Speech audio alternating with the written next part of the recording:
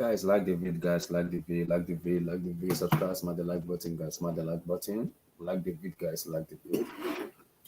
Smash the like button, guys, like the video, subscribe to the channel, guys, like the video, guys, like the video. Guys, we're gonna be talking about the post-match reaction of today's matches. We're also gonna be touching about some of the transfers that we're gonna be doing possibly tomorrow's big match between Manchester United and Arsenal. We're going to do a preview about it in terms of previews about the matches and talk about what we discuss and everything. So like the video, like the video, subscribe, smash the like button, like the video, guys. Subscribe to the channel, guys. We need to have a serious conversation about a lot of stuff. A lot of stuff. We need to have a serious conversation about it. We can't keep decorating a lot of stuff. We have to have a conversation about it. But smash the like button, guys. Let's go. Let's go.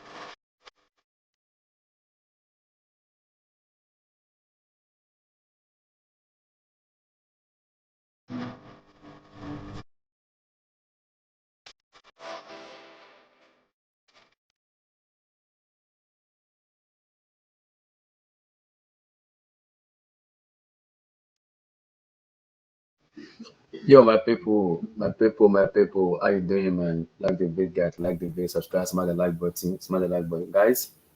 I saw the report today with some of the fans having a go at Thiago Silva, and it's come out and said that we can slice and dice it that we do play with the back four. That made me question Pochettino. It made me serious question Pochettino a lot because if we are playing a back four, Chilwell is not supposed to be in this team. He was supposed to be on the bench. If you're gonna play him as the captain, you have to start him as a left back. Then one of the defenders, either Badiashile or Disasi, has to be on the bench because we were scapegoating so many players today. Even we're also scapegoating Thiago Silva. Silva has come out and said he will play with the back four today. And if you have to take the blame, you also have to take the blame too. I'm gonna bring up the report about Silva. What Silva said. And it's kind of surprising to me because yes, we might blame players, but for me, today's match is on Poch. Today's match is on Poch. Whether I would like it or not, it is on Poch. It is on Poch.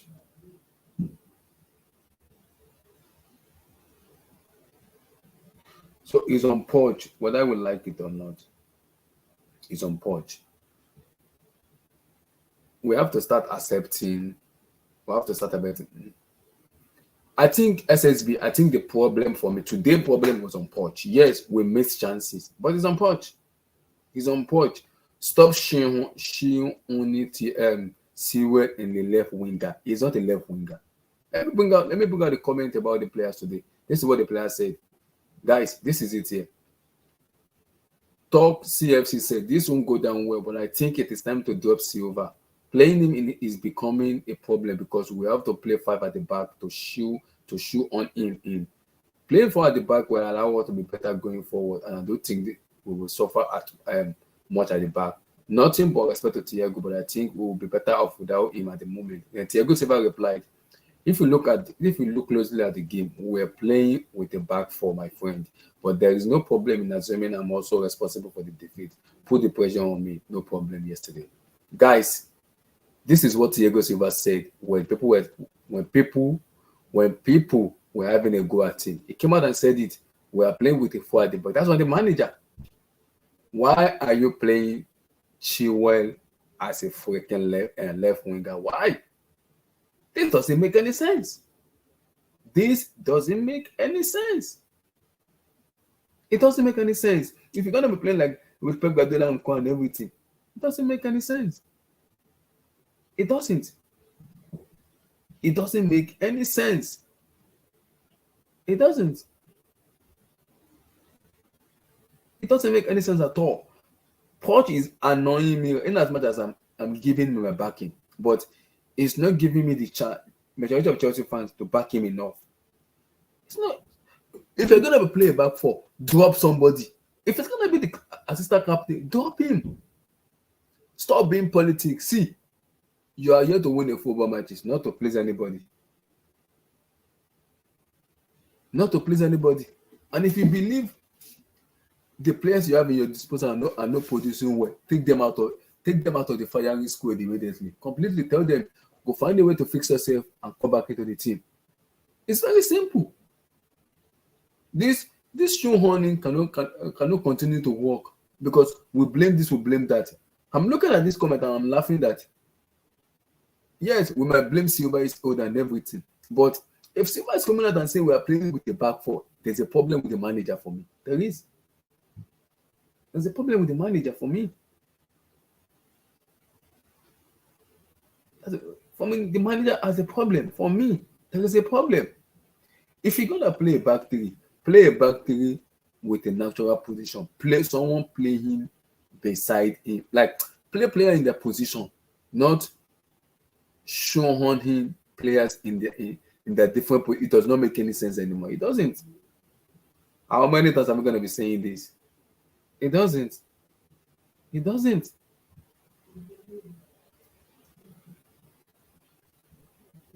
It doesn't. Tayo, I am right now. I don't know because this is the report here now. We're blaming, we're having I was even having a go at Thiago Silva, but Silva has come out and said that we play with a back four. Then if they're playing with a back four, I'm having a problem with Pochettino. Then I'm having a huge problem with Poch. I am not joking right now. We can slice and dice this bullshit. I understand people, but this is an official Chelsea account who have a go at Silva, and Silva responded back. We were playing at the back four, my friend. If we look closer at the game, we are playing with a line of four, my friend. But there is no problem in assuming that I'm also part of the. I'm also responsible for the defeat. Put the pressure on me, no problem. So if Silva is telling us that this team is a back four team, I have a problem with Poch. Why are you being political? I said it on the issue channel today. Pochettino is being politics with the lineup and his decision making. It's annoying me and it's costing us a lot of games. If you believe Chilwell cannot play in the left back, drop that fucking bastard. Drop him. I do not care if he's assistant captain. Put him on the bench. I will say it again. Chilwell is one game away from being out of the season. One game away. One game away. So if you're gonna blame Silva, we have to look closely. Who the fuck is making the dumb decision? The manager, yes. Jackson misses chances. Yes, I agree. But you are playing player in the wrong position. It does not make any sense. It doesn't. It doesn't. We're lackluster. We're so many stuff was wrong in today's matches and completely. And even your substitution. Instead of you switching from the back, instead of you switching from the same formation, you stick with the same formation. I don't know what to say, man, because Poch is getting on my nerves. If you see, there is a limitation to for the patience at the Chelsea fan base we can have. There's a limitation. If this bullshit keep going on after the international break, I can see Poch, you're gonna be in serious trouble. If this bullshit keep going on, you have to fix this bullshit. You are the manager. You're being paid to fix this bullshit. You are being paid to fix this. If Poch, If you believe Thiago Silva and Cowell is the best center back player, play them. Play them. Stop shoehorning players into the wrong formation. This is abnormal. Poch, you are not Pep Guardiola. This is beyond joke. Stop doing it. Even if you're gonna play Chilwell as a left, that bastard is not clinical. We do not have Marcus Mugabe in the club who can score goals. Liverpool, he missed a one-on-one. West Ham United, he missed a sitter. Luton Town, he missed. Today, he was nowhere to be found. Why are you being politics? Because he's assistant captain, you keep playing him. Why? See, why?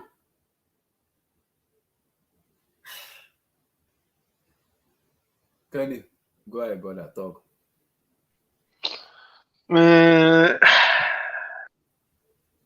This is a communication between Silva and the Chelsea fan base. We're having a go at him, but Silva's come out and said he will play back four. That's what the manager. No, but that's the thing. We're playing back four, but the thing is that you're playing Colwell as a left back and you're playing Chilwell as a left, which is because even like it's not back three. Obviously, yeah, it's back four. But the thing is that why are you playing this? Why are you playing Chilwell left wing? Why are you playing Colwell left back? Like the whole preseason, you played four at the back with Colwell and Thiago Silva in the midfield, in as two centre back, and a left back and a proper right back. Why all of a sudden now the season start, you want to be playing Colwell as a left back and then Chilwell as a left mid? Because for the past 2 games now, basically the left side is non-existent. All we do is we have to go through the right side. We have to go through Malo Gusto and Sterling. This left side is dead. It's unusable. And Chilwell has been bad and all that stuff. But the thing is that why are you putting him in the position? Why are you playing him left wing, left mid / left winger? There's no one there to help. There's no combination play. Like on the right side, there's at least combination. You have Gusto, you have Sterling, you have Gallagher and even Enzo. On the left side, there's none of that. The left side is just dead. And then just playing you're just playing 3 centre backs here, and during the game every time there's no one. Even when you go past a certain point, there's no one in the box. Jackson has to come so deep to trying to create space and get others involved. And then who's in the box now? You basically have Chilwell, the left back / left wing in the box, and that's it. And Enzo sometimes. There's not enough presence in the box. And today you're playing a 3 at the back. It's only Awani that's there. They have 1 shot. Why are you playing 3 centre backs? Why? It doesn't make sense, man. And how come? I don't know how these 3 as well they end the game. I don't know what is with Colwell, Silva, and Disasi. Like you have to drop one of them. I don't know if it's because I don't know if you're scared of drop one of them. It does not have to be Silva. Or drop one of them. Because I'm tired of seeing these 3, man. I'm sorry, I'm tired. And the midfield as well. Well, Kenny, we have got a lot of players, but we have to have a conversation about Poch. Because this is a Chelsea fan who is having a go at Silva. And Silva responded back to him. It's a back 4. And if it's a back 4, somebody has to get it. Somebody head has to roll. Yes, one of them. I'm tired of you're putting Colwell left back. But the thing is that like he's a good defender, and he can pass the ball, but he's not going to be making overlapping runs and stuff like that. He's a defender. Like I said, the left side is dead. There's no attack that comes to the left side. Everything is through the right side. And the thing as always, you're playing this combination in the midfield where you're playing Gallagher and Caicedo as double pivot, and you're putting like Enzo a bit further forward. This midfield is not working. It's not working, and I don't know what's going on. Why is Gallagher coming deep to check for the ball instead of Caicedo being there? I'm not getting. I don't know why he's putting Gallagher as the deepest midfield. It doesn't make sense. And the attack has been. I don't even know if I can blame the attackers because Jackson has to finish that chance. But the thing is that we're not creating enough. Honestly, today they said we have 20 shots. I don't remember us having 20 shots. I don't know where those 20 shots come from. We might have 20 shots, but like barely creating any like serious chances. Too much of the time is just passing centre back passing the next centre back and the next centre back, and then trying to look for Gusto and then the mid. Honestly, I don't know why he's doing with this back three. Like some of the players were poor underwhelming today, but Pochettino is not helping himself. And then he did the same thing he did against West Ham as well at the end. He just put on all the attacking players he had on the bench and just inshallah, hopefully one of you guys do something.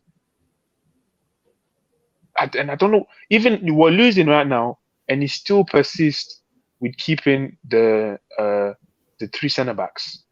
Just go back to a back 4 and put actual fullbacks as fullbacks. Wait, maybe I'm saying something different. If you're gonna play this fucking bullshit formation, after 60 minutes, you took out Ben Chilwell. Ben Chilwell is always the first player to get booted out after 6 when it becomes clock 60. Why not put him on the bench? If that's the case, if it's gonna be the first person to be the sacrificial lamb, then put him on the bench. Let's see. If you put him on the bench and you play natural wingers on the left wing, then we'll actually know who exactly is wrong. Because yes, we can say it's the problem, but let's see if Tuchel is the problem if it's being benched. No, the thing is that I don't even think Chilwell is I don't think Chilwell is the problem per se, because has he been on the one, but he's playing him as a left foot. Like Chilwell is not that. He's never played this further forward. Like he's a left wing, and even when he played there, especially when we played wing backs, he always had someone there to combine on his side. Right now, it's only basically the left side is just Chilwell. There's no one there to combine with. Like I said, Gusto has Sterling on that side. Chilwell has no one. But the problem so it's tough. If these players were abusing, all of them listening to us and they check about it a lot. All of them are social media. They're listening to us. They feel of course. Feeling. For a fans to come out and say this to Silva, it shows Silva is listening and he knows exactly what is going on. Because this person literally called out Silva. He called him out. This person called out Silva, and Silva responded back. This response shows me that is on the manager, not on the players. No. Some of the players as well, like for the goal, for example, the Casido and this should never happen.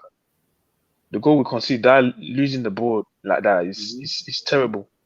But you see, for example, when we lose the ball, other team, the way they make us pay for our mistakes. That's the thing. Like when Chelsea make mistakes, with Poch is the midfield combination is wrong. It needs to find a way to find the right balance. Yeah, the balance. I said it on the church and if you are there, Poch is being politics. This is political, and if you are being politics, you're gonna lose your job. You will lose your job. Some certain players in that team needs to be paid. Some of them needs to be. See, if Mikhail Modric is not giving you what you want to give, put him on the bench, or don't even bring him at all. If they have to just tell the fan base, it's not doing what we want him to do. That's why we take him out of the squad. But Modric has been on the bench. For me, like most of the players, they've been on the. Like he said the wingers are not in form. We haven't played with them. That's what they said in the post match. The reason is because the wingers are not in form. Okay, but if that's the case, the wingers are not in form, then play something that you know will accommodate you. If you're gonna play back three, play natural back three, play with Joel as a wing back, then we know you are playing the 3-4-3. That's fine. That's the thing. We're not. We're not. The difference between playing a wing back and a winger. If Joel is playing as a wing back, he will go forward, but not going to be too much because we know he's going to be playing as a wing back. We know. For me, but if you are playing Chilwell as a left wing, for me, Alonso is the perfect player because if you're gonna play Alonso further forward, Alonso will go 5 goals. Defensively, it's us, but you can guarantee something with Alonso going forward. Is good.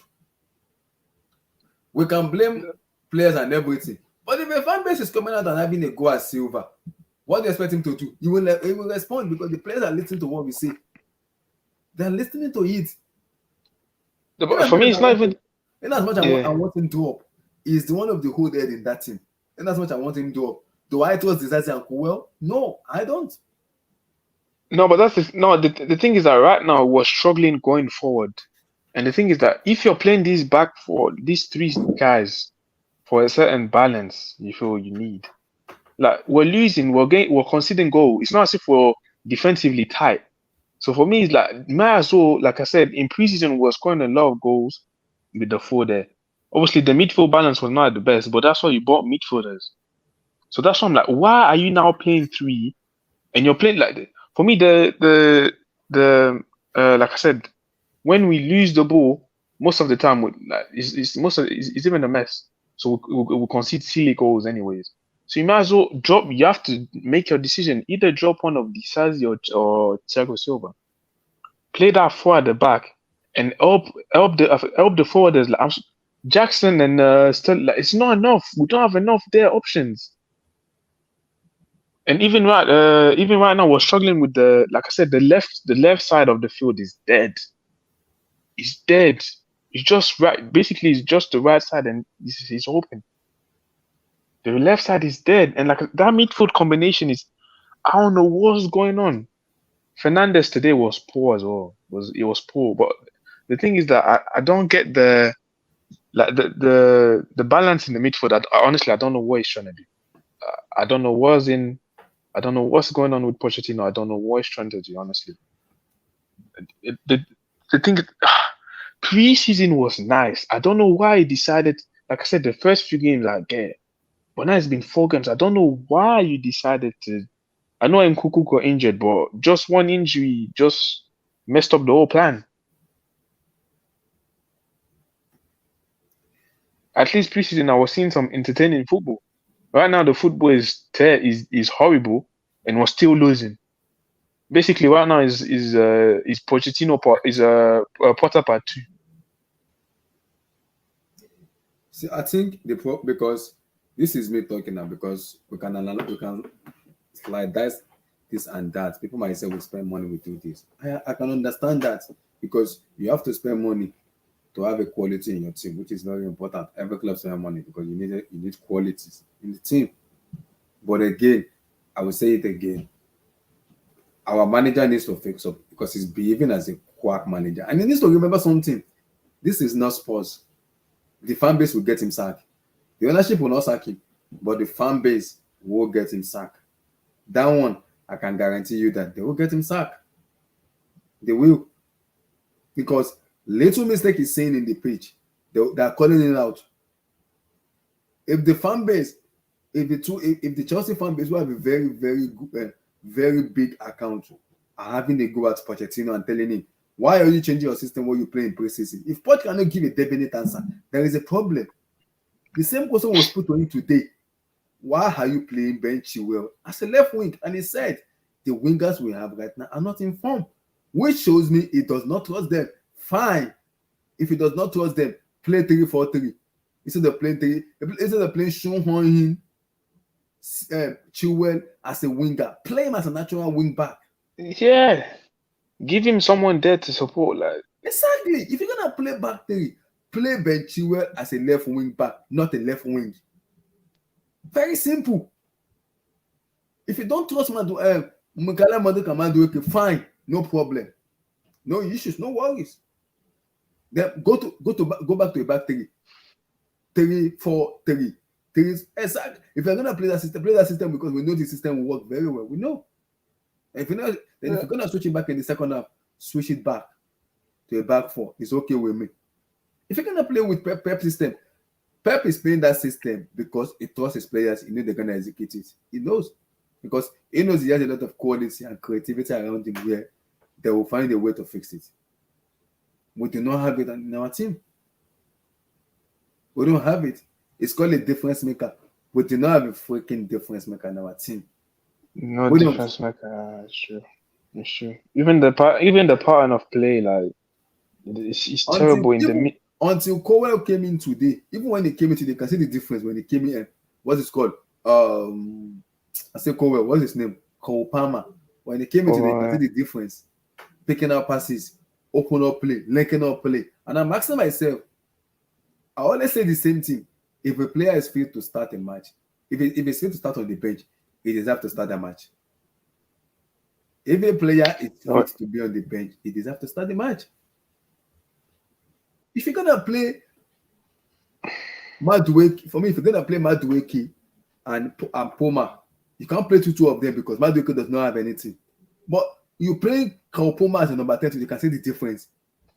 Picking out passes, linking up play, shooting, creating.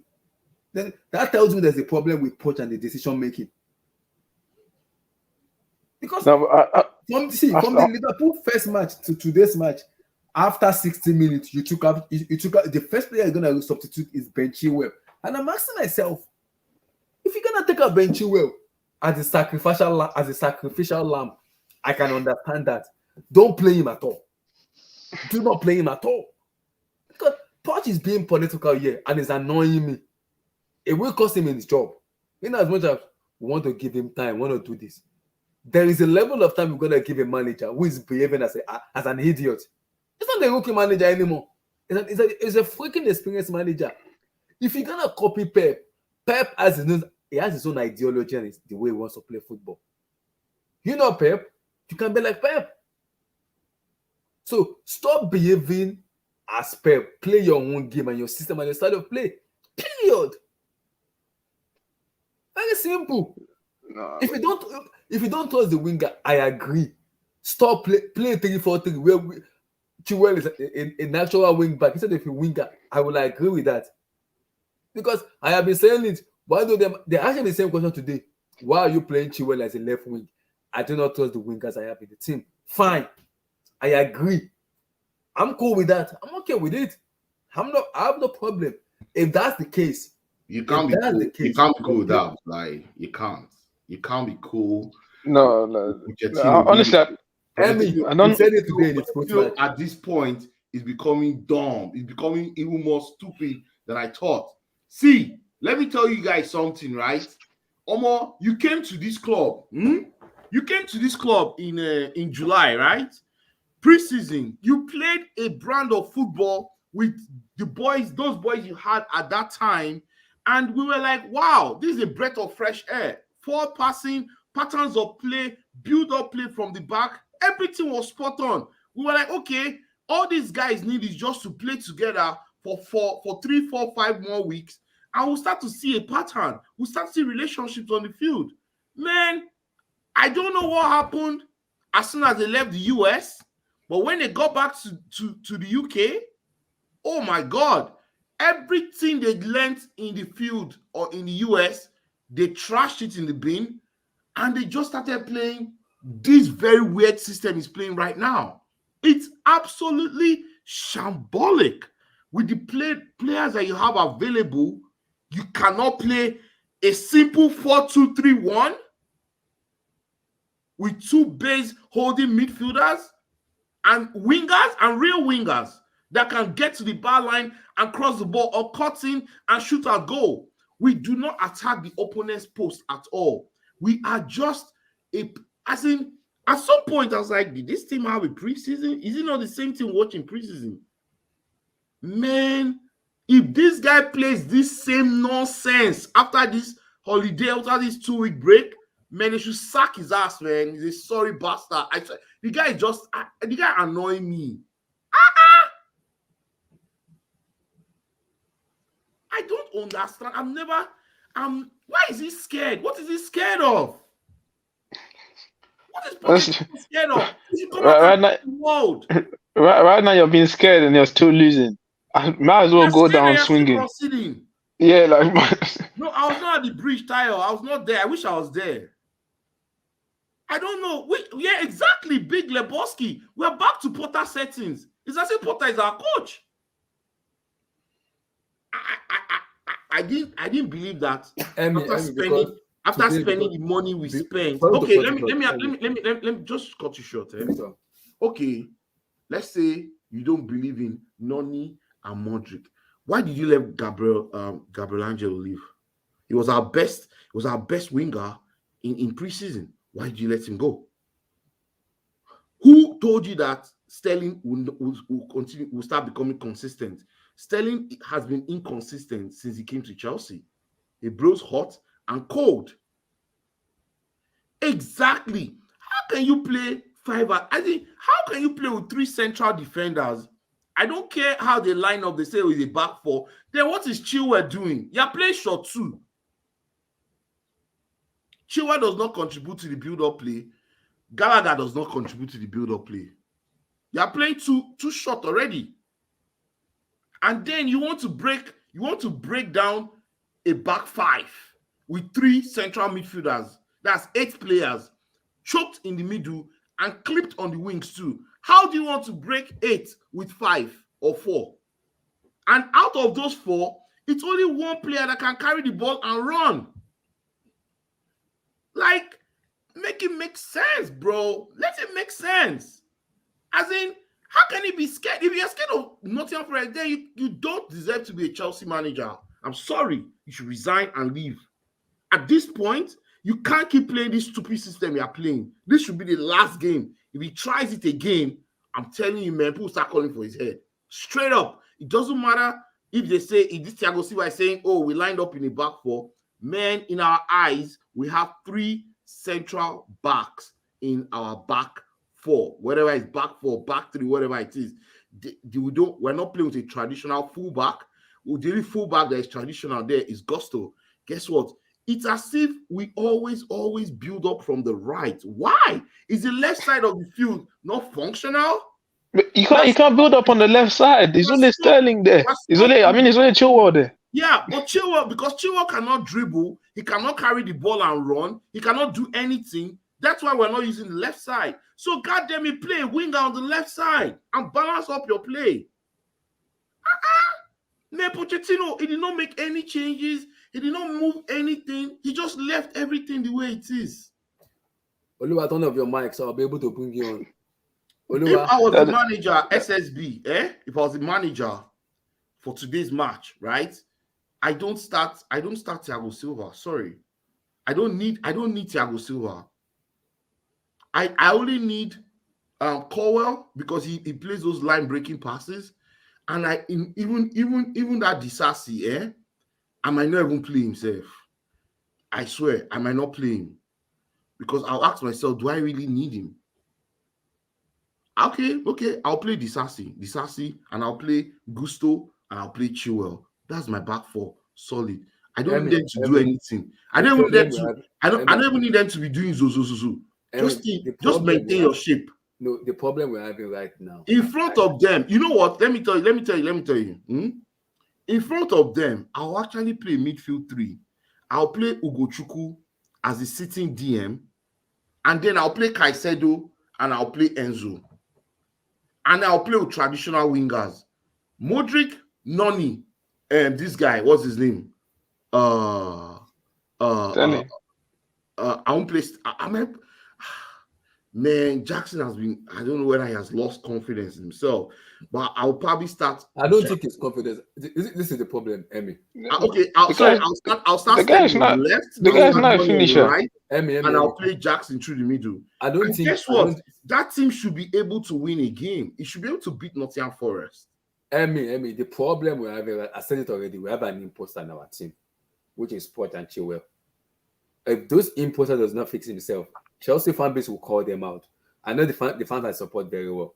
This is not the first time we're doing it. No. We can have patience if you're building something, but at least give us a pattern of play or something everybody can bank on. Abdullahi, can you blame Chilwell? He's playing left wing. The guy's never been a left wing. Why is he playing left winger? As an imposter. Poch is an imposter. I can't blame the guy. Let me tell you something, right? Okay. You know that lineup I gave, right? I'll even bring in that Palmer. That Palmer, I didn't even know he could play ball like that. That boy is good. I love that he got his education from Man City because his positive forward passes, was able to unlock some kind of things during the game. I didn't even know he could carry the ball and run. That is a skill. Look, you see when he took the ball from the left and ran with it to the right? Mm-hmm. By himself. He dribbled through the entire base of the field and cost Nottingham Forest. They were like, oh, why? But the thing is that we always still go to the right. we have Modric, who was playing on the left, who keeps coming to the right to go and get the ball. It's as if, man. And then Pochettino is not coaching from the sideline. He just folded his arms, like he's not saying anything. Your team is in trouble. Your team needs leadership. And today we found out something. Caicedo is not a DM. Chelsea fan. He's not. Wow. He's not someone that can stand in front of the defense by himself. And there's something that Graham Lasso said today. And I'll put up my hand, right? Billy Gilmore. Yeah, that was the player, man. We had that player and let him go. The guy said Billy Gilmore. Is it not unfortunate that Billy Gilmore is now one of the best central midfielders in the Premier League with Brighton? He's not one of the. And Chelsea. Let me stop, man. He is. Have you watched him? I mean, I'm putting up my hand in shame. I actually underrated this kid. I did. I was one of the people said he might not be good enough. He might not reach that place anybody, but that guy is good. I watched that game against Newcastle. He bossed that midfield, bro. Exactly. This is not the first time. This is not the second time. This is not the third time. If you watch him through last season up to this season, the guy has been consistent, bro. He has been consistent. If you put Gilmore in the same position as Caicedo, there will be the same issues. No, he's not technical than Caicedo. That's not true. His ball retention is better than Caicedo. No, all of a sudden is a better. But last season, Caicedo that was the master at ball retention. Now I can't retain the ball. He's a better, but he has better ball retention than Caicedo. Oh my gosh, man!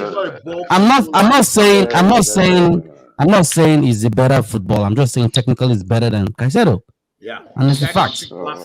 He can dribble. He can break the lines. Yeah. No, but the thing is, honestly, I can't even tell you. Caicedo was not even in the game. We barely seen him. It was Gallagher that was coming. It was Gallagher that was coming. And to be honest, let's be real. Gilmore's got that pass on him, and Caicedo doesn't have that pass to unlock defense. Yeah. That's the truth. Gilmore can unlock passes. Can unlock defense with his passes. But that's a story for another day. Let's talk about today's game. Give me your Gilmore stuff, man. Don't worry, I will read the chat. Because everything that happened today, Pochettino carries the blame 150% because there was no need for him to set up the way he set up today. Yeah, the shape was wrong. Chelsea has lost 2 matches out of 4 games. Makes no sense. 4 games, we've lost 2. It's pathetic. It's just telling you that we are actually a mid-table club as of right now because we have not even played the top 10 teams yet. We have already lost 2. And I'm not sure. I was a little bit surprised with his attitude as well. Why are you playing 3-man defense? The problem you're losing. Oliver, the problem is if you're gonna our wingers has been not informed. You came out in the first match together and said, I've been waiting to ask that question, and somebody already said it in my mind, said exactly what I wanted to say. Why were you playing Chilwell as 11? And he said it. And I do not trust my wingers. Fine. Did he say that? Oh, but you can trust. He doesn't trust his winger, but you can trust Chilwell in that position. Does that make sense? Why is Chilwell playing as a winger? That's my point. That makes sense. Chilwell cannot dribble. Let me just say this: Chilwell cannot dribble. He barely can carry the ball 5 yards. He cannot pass. He cannot break. He cannot break the. So why is he playing on the right side? Why? On the left side, right? Why? Sorry, on the left side. Why is he playing by himself? Chilwell is a player that depends on his midfielders to play 1-2 passes so that he can run behind. Exactly an overlap. Yeah. Right now, you're putting him isolated by himself on the left side to do what exactly? He can't do shit. He doesn't have the skill. That's one less man that you have when you're building up or when you're trying to beat a back 5. I don't know what Pochettino can't he do maths? It was obvious to see there. Like it was very clear that we're playing 2-man down. Gallagher by himself is not good when you have the ball. When you're playing a counter-attacking match, Gallagher is fantastic because guess what? He knows how to win that ball and actually do something somewhere, somehow, and then run into the box when we break. We are playing a possession-based match and we're playing against a low block. Gallagher has no reason to be in that match because he cannot do anything. He cannot dribble. He cannot run with the ball. He tries to run with the ball. He will lose the ball. He cannot also make passes in tight areas. Why is he playing? These are technical things that a coach should know when he's picking his team. Exactly. All you needed in that match is players that can actually dribble and force the opposition to come out of their defensive shell. Yeah. And when you have multiple of those players, guess what? Nottingham Forest, it will be hard for them to defend. And then you'll be able to now create multiple chances because guess what? You don't even have clinical strikers to score goals. So you need to make at least 5-7 chances, clear chances for them to score one. We had 26 touches in the Nottingham Forest box today, and we only had 2 shots on goal. And one of the shots was by Thiago Silva. Let it make sense. Give me your take on today's match, man. Like Emmy said, well disappointed. Emmy pretty much said all I wanted to say, but I'll just head up to it as well, which you got my take. First, I was very disappointed with the starting lineup. Pochettino is just being stubborn, and it's obvious, what he's trying to do. No one understands on the left side. I still don't understand why we're playing 3-man defense at the bridge against the Nottingham Forest team. Like you said, we had ball possession, but we couldn't break. We couldn't break Nottingham Forest. Couldn't break the goalkeeper as well. Very disappointing. That goalkeeper is worse. That guy is trash. Yeah, the system we're playing, it was a big problem for our players as well. They didn't know how to unlock the defense, progressing the ball. No one was making those runs. It was very tough, to be honest. Like Nottingham Forest was very physical as well. We just lacked that player, that can take his head up and make that, awesome pass. Ryan Sterling was out of the game as well. I think they really took him out of the game as well. I won't say it was because of out of form. I think it was just based on what Nottingham Forest did to him. They notified him as well. Because they knew he was the only one that could. Yeah, exactly. So I won't want to say, he didn't play well because Nottingham Forest doubled up on him as well. In the midfield, I don't know. Prior to this game, man, prior to this game, a lot of Chelsea fans spoke a lot about solid midfield. I don't know what's really solid about the midfield. We talk a lot about Caicedo, Enzo, the best pairing. I'm not sure. I know with time they might get better, but we've seen it. Caicedo is really struggling. I don't know what the issue is, but I hope it gets back to usual form and justify him coming to Chelsea. But he's really struggled. The midfield for me is still rigid. I don't know. I look at Arsenal Football Club. I love their midfield. They have the combination of what's his name? Odegaard was very attack-minded, and Partey defensive-minded as well, and he can also make a pass as well. Look at Chelsea; we don't have that combination. Our midfield is too rigid. Then Gallagher was meant to be the player that can help unlock the midfield, but he doesn't have the skill set. I'm not sure Gallagher should start the next game as well. No, I'd rather have Palmer there. I understand people say he's lightweight, but he's got the vision to make those passes as well. Very disappointed. And the main man at the top as well. He had the chance. I don't know what I was thinking there. Jackson. I still believe he can score 15 goals. But those are the moments there. Jackson takes that chance, end up playing a draw, come back to fight another day. But yeah, I was very disappointed. He should be doing much better. He had similar chance against Liverpool as well. He didn't take it. I won't say because he's young. Alan is young and doing. Yeah, he needs to work on that. Absolutely. Yeah, Alan is young. Yeah. What's his young man playing for Brighton? He's way younger. For Ferguson. Yeah, that's his name, right? So being young is not an excuse these days in football. It's all about if you're good, you're good. So Jackson needs to start doing better. He needs to start doing better. I didn't understand what he was trying to do there. Like, it was very disappointing for me overall. Like, all I'll just say, it was a very terrible match, and going forward, at least we have enough time to review the game and I think Poch and his team and his team and his team as well can look into the game and prepare well for the next game against Bournemouth. So the wingers, Modric. Wow, I don't understand. I'm surprised we have those players there and we let Angelo go. Yeah. That makes sense to me. Gabriel Angelo should be a Chelsea player, right? Yeah. If you tell me the guys you have, they're not you don't have confidence in them, then why did you let go of the one that you had confidence in? That's and that played the best in preseason. That was exactly true passes. That was actually causing the opposition. And we played Brighton during the preseason. Yeah. Don't forget, we also played Newcastle. And guess what? And we did very well. We showed that, guess what? We could actually go toe-to-toe with these guys that qualified for Europe this season in the Premier League. But guess what? In the new season, the guy tears up everything he did in the US. I don't know whether it's an evil spirit that got into Pochettino, but that evil spirit, man, you guys need to cast that evil spirit into water, man. You need to cast that inside water. Yeah, it was a very bad game. Yeah, it wasn't good. Yeah. But that's football. These things happen. It just gives me the vibe of last season as well. Last season's vibe wasn't give me the same vibe, I'm not gonna lie. But like I said, I'm not gonna let it affect my day. So I'm disappointed. I was very optimistic about this game. We getting 3 points, but hey, the worst has happened. We only can look to to the next game. And Poch needs to change the system. You can't keep playing like this. The problem with Poch is what if he tells you, Lua, that it's not the system? It's obvious the system, because on the left side we don't do anything there.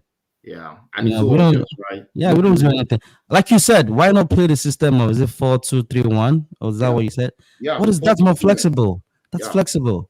And he has the players to play that. But that's what but that's what he's playing, Olua.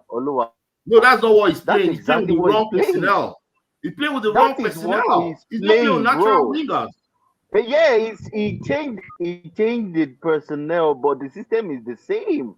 Yeah, but there's the personnel that is killing us. So then why did he have to change? Why is not his natural wingers? So you're playing 4-2-3-1. You're not using natural wingers. I don't know. Why did he change all of a sudden?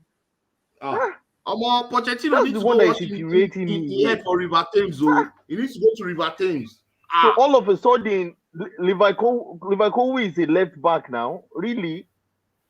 Someone that should be anchoring your central defense and making those intricate passes to open play up. You are playing him on the left side extreme. He barely uses his ball playing attributes. Honestly, I don't even know why what function Disasi performs on the pitch. Because this Poch is making Disasi look redundant. As if he's not. He is.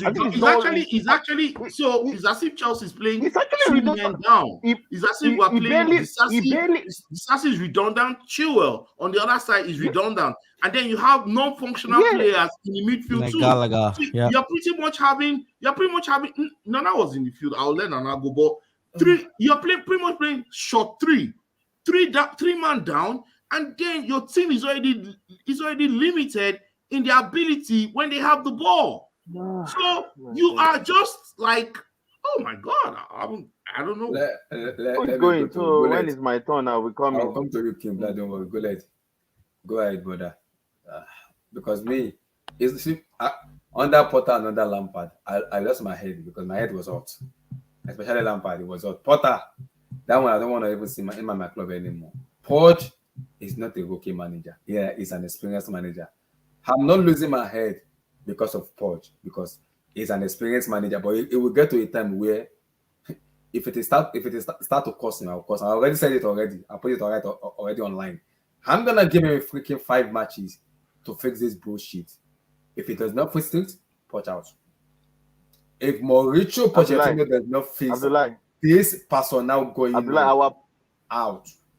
Abdullah, if you have our pictures in October. I know the fan base which I support. If Mauricio Pochettino does not fit this personnel that is going on, is out. I do not care we spend this amount of money. If you cannot guarantee wins, playing Chilwell, Gallagher, and Co. in a different position, You're gonna get putted out. But my question, another question I want the guys to answer. I'm just going to say this and shut up. Let me go to Google. Why did he let players like Kaside leave? Kaside plays positive forward passes. He's also a goal threat. Why did he let Angelo leave? Angelo can carry the ball. Because He can also have a goal threat. Why did he let these two players go when your team already lacks this quality? This profile? Go ahead. I'm trying to see how I can. Okay, but continue. Can you guys hear me? We can hear you. Go ahead. Good evening, guys, man. Big up to everybody. Good. Big up. Man, you know what? I think we are the game. No. I told you this season I'm not seeing anywhere called Stamford Bridge. I'm taking a break this season. I told you last season. Oh yeah, you said so. Nana was okay. Thank God I made that decision. I'm not gonna waste £1,000 for nothing. Yeah, I feel you. Go ahead. Yeah. I think he was there. Was it 2 weeks ago? Oluwa was there, King Black was there, Abdullah was there, and I think Kenny was there. And I said I had an epiphany. And I said that we won't finish top 5. Do you guys remember? Yeah, you did. The reason why I'm saying that, Abdullah, is plain and simple. It's not because I hate my club or I have issues against them or anything like that. You can only know the caliber of coach we have from one simple thing that he does, which is if this guy keeps playing the same formation when he just lost 2 weeks ago, right? He still used the same formation from the beginning of the season until today, all the way through. This shows you that this guy is not world class. I'm sorry. Against the team that played the same style as the last as West Ham. As West Ham. The same style, yeah. Yes. This shows you, King Black, the caliber of coach we are dealing with. And I thought to myself today, after I watched the game, I said to myself, the reason why we were hating on Potter and Lampard and so on last season was because we were calling them yes men. You remember? Mm-hmm. If we guys look back to Tottenham's history, all the coaches that Tottenham had, knowing what kind of personality Mr. Daniel Levy has, who is the coach that lasted the longest? Wasn't it Pochettino? Mm-hmm. This shows you that this guy is the quintessential yes man. He is only there to take orders, see that everybody's smiling, everybody's in a positive mood. This guy, he doesn't have the cojones, quote unquote, to make serious changes, even if it means benching players like your captain or your veteran, which is Thiago Silva and so on. This is the difference between elite coaches and mediocre coaches, like with all due respect. Klopp will never hesitate to bench Salah if Salah acts out of place. Pep wouldn't hesitate to bench Haaland if Haaland acts out of shape or out of place and starts doing things from his own or not listening to certain directions or doing what the coach wants. But Pochettino did not change one single thing from the beginning of the season. Okay, let's try and analyze this game. Even though Thiago Silva is saying, yeah, we played a back line of 4, fair enough. But when we look at the formation before the beginning of the game, it says clearly 3-5-2, correct? Mm-hmm. If it is 3-5-2, that means we're playing with 2 wing backs and 2 attackers. Wait, was it written 3-5-2? Yes, at the beginning of the, when you check the lineup before the game, you can even check it now. You can Google it and check it in black. It's still 3-5-2. So Raheem Sterling and Nico Jackson are supposed to be 2 strikers. But we have a serious issue here, which is Raheem Sterling tends to have this tendency to drift to the wing, to the right wing. Because I think he sees himself much more as a winger rather than just an out-and-out striker, right? For your striker to be positionally disciplined, that is not down to the player, because this Raheem guy was playing as a winger for so many years. This is his bread and butter. It is down to Pochettino to tell him to be positionally disciplined, right? But if we are playing with two wing backs, right, how come there was always an overload on the right hand side? This is what I don't understand. Which means Malo Gusto, even though he was the right wing back, was doing more activity than Chilwell, even though Chilwell is a left wing back. So not only Chilwell. No, they claim Chilwell is a left winger. No, but the Chilwell cannot overload. There's no one to overload. I think the 3-5-2 thing was totally wrong. It was probably a mistake from them. Maybe they assumed we played the 3-5-2. Guess what? We never played the 3-5-2. Guess we what? never The funny played wing back football at all. Guess what? The funny thing is, Game Black. The game against West Ham, when I checked the confirmed lineup before the game, it said 3-5-2. The game against Luton, it said 3-5-2. This game, it said 3-5-2. So the confusion that's confusing me, as if I learned football yesterday or something, or I'm going crazy, is that, as Kenny said, Chilwell is playing as a left winger, right? If Chilwell is playing as a left winger, why is it saying 3-5-2?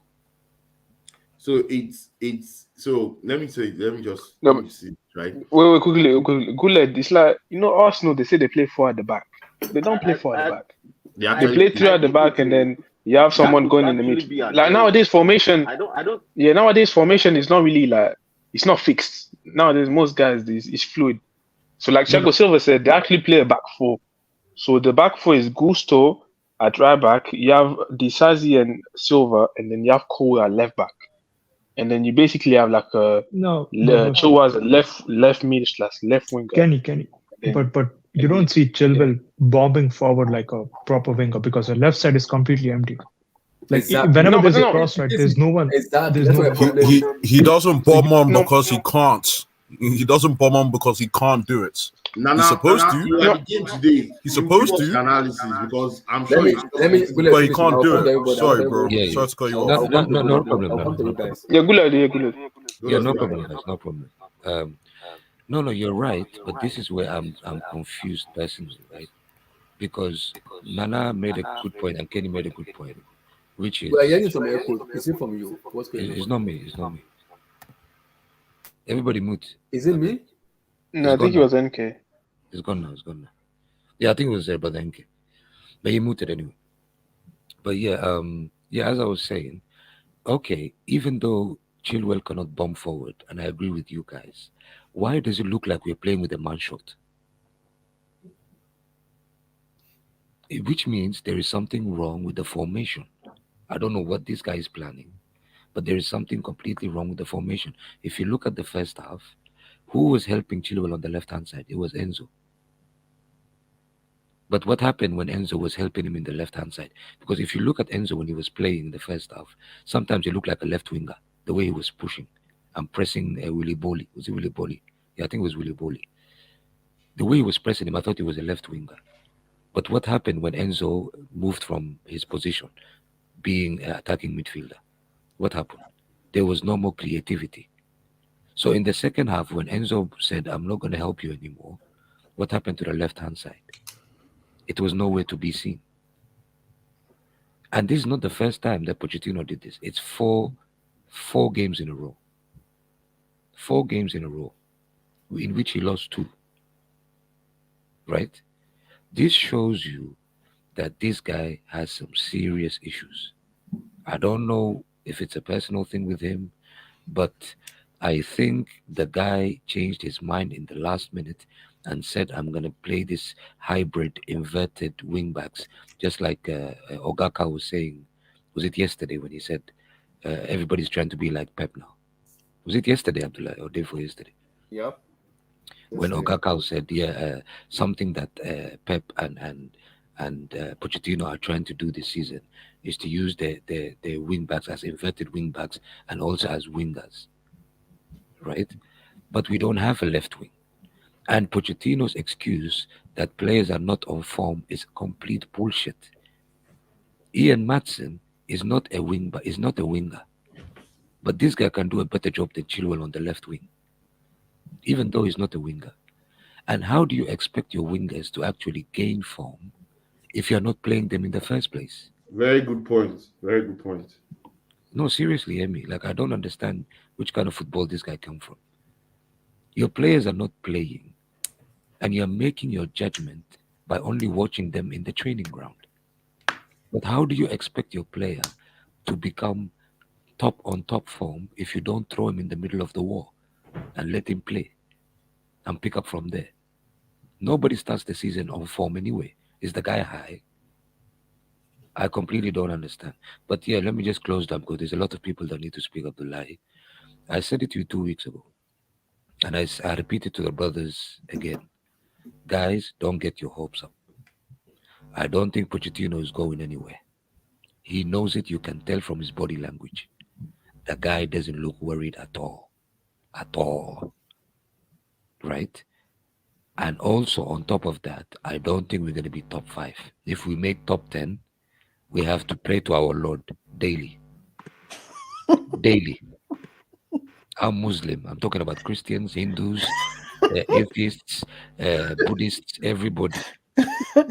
Pray to whatever spiritual superiority you believe in and be happy that we finish top 10, with all due respect. But don't expect this guy to come and fight in the middle of a battlefield with Klopp, Pep, and even Arteta, even Eddie Howe.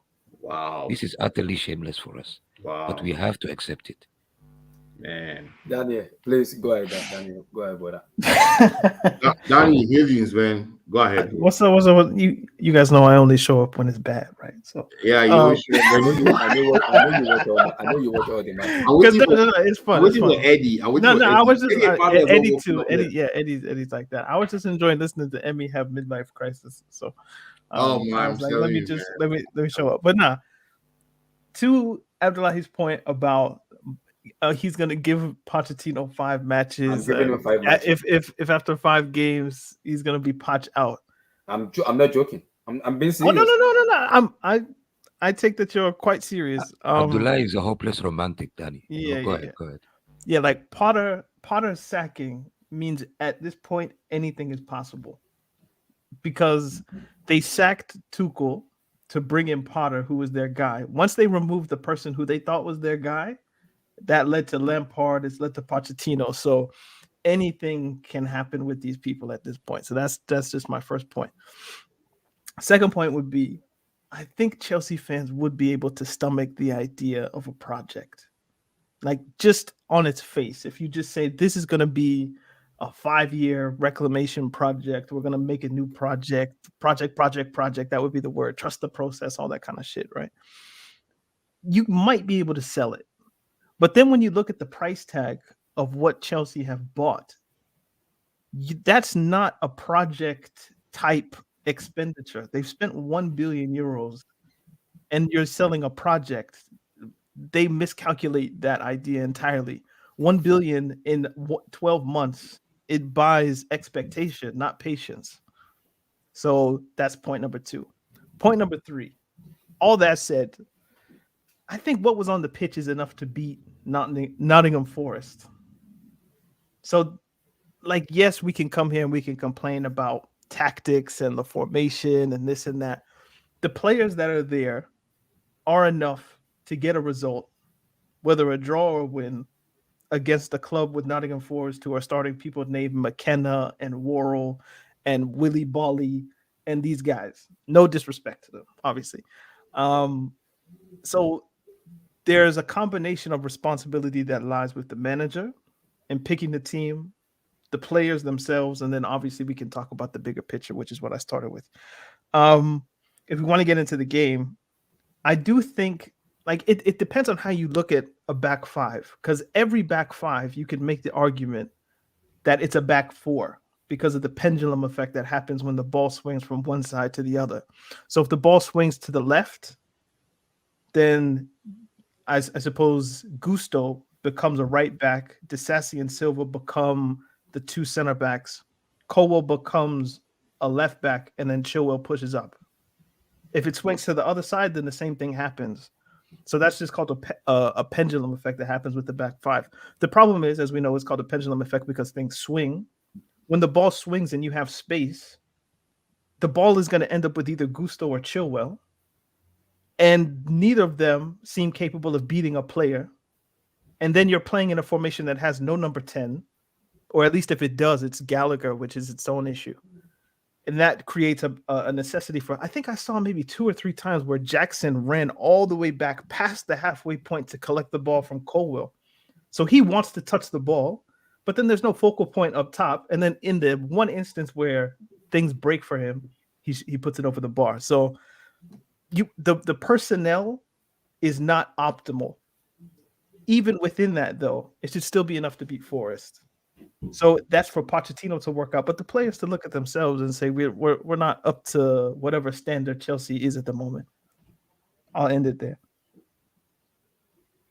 Because, like I said earlier, I will say it again. I'm giving him 5 matches, and if there's nothing, is 5 matches enough, Abdullahi? No, after the international break, I'm gonna give him 5 more matches to complete 10. Should I also say I'm quite pleased Chelsea are in Champions League? Yes, because they would get destroyed, demolished, bullied.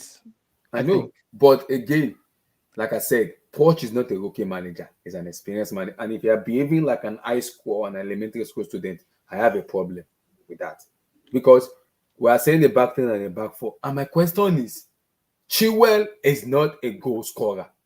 You are playing him forward to do what? If you don't trust Mikhail Modric, Noni Madueke, I can take that as a fan base. Play back 3, natural back 3-3-4-3. Let Chilwell be the left wing back. I'm okay with that. Not putting him forward as a winger because nobody's gonna support him or accommodate him in the first half. In the last 2 games, Chilwell has had chances on his right foot and he hasn't been able to finish them. That's my problem. That's the problem with the manager. And what you want, at least in modern football, that this isn't the 1970s or the 1980s anymore, is a player on the left to be right-footed and a player on the right to be left-footed. That way, when they cut into the space, they can actually do something with the football. Chilwell cuts in, or he receives a pass, and it breaks down because that's what it's obviously going to happen because he's been schooled as a fullback his whole life. He's not a winger or even a wing back. He's a fullback. That's what he was at Leicester. Mm-hmm. So trying to retool him when you have options on the bench, it just seems silly. But at the same time, he's the vice captain of the football club. So he kind of has to play in it. This is where it bothers to me now. Like I said, I said in it, my bad. Poch is a political man, and it's annoying the heck out of me because in being politics now, it doesn't want to make a decision as a fan I want. I've been saying it for a very long time. Ben Chilwell and Reece James does not fit to become the club captain and assistant captain. That's politics. And putting Chilwell as an assistant captain, you don't want to bench him. I have a problem with that because whenever the substitution we made first, Ben Chilwell is always a sacrificial lamb coming out first. If that's the case, and it's not giving you everything you want, put him on the bench. You are a manager, you get paid. Put the damn man on the bench. This is not rocket science. Put him on the bench. Is that assistant captain? If people are asking why is it? Because it's not giving me the level I want as an assistant captain. You're calling him out, which I want for managers. Now is his own time now for him to perform on the pitch. He's an assistant captain for God's sake. If you cannot lead as an example, as a club captain and assistant captain, get the hell out of the club. Can I? Was it Kenny or Emmy who brought up the preseason point? Because I feel like that's a really good one when we're talking. Both of us. Pochettino. Okay, cool. Mm-hmm. Like, what is the point of preseason if not to, especially as a first, like, what am I trying to say? Especially as a manager who it's your first season with the club, you would think that that first preseason would be instructive, important, just. Holding your ideas. Exactly. Just a time, a period of months where there's no risk. Like you don't have to worry about getting sacked or anything like that. You can basically do whatever you want, especially with this Chelsea setup, who seem to be buying whoever you want. Like, what is the point of betting in particular principles of play and tactics and they played 4-2-3-1 against every team, Wrexham, Brighton, Newcastle, Dortmund. I forget the other team that they played. Was it Newcastle? Either way, like they played Fulham. Sorry, Fulham. Thank you. Like they play 4-2-3-1 against all of those teams. Mm-hmm.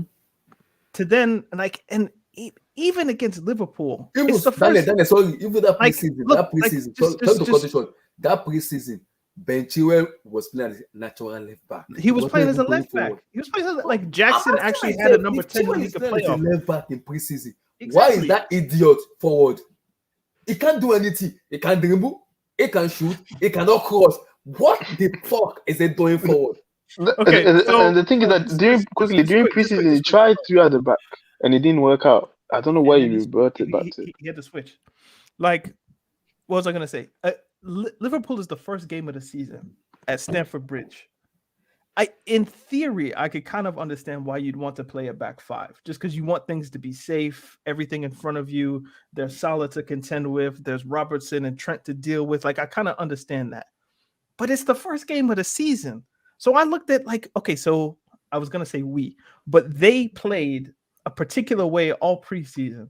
Then the first game of the season against Liverpool, you basically betray all of that time for and for the word that comes to mind, shout out P. Diddy, is bitch assness.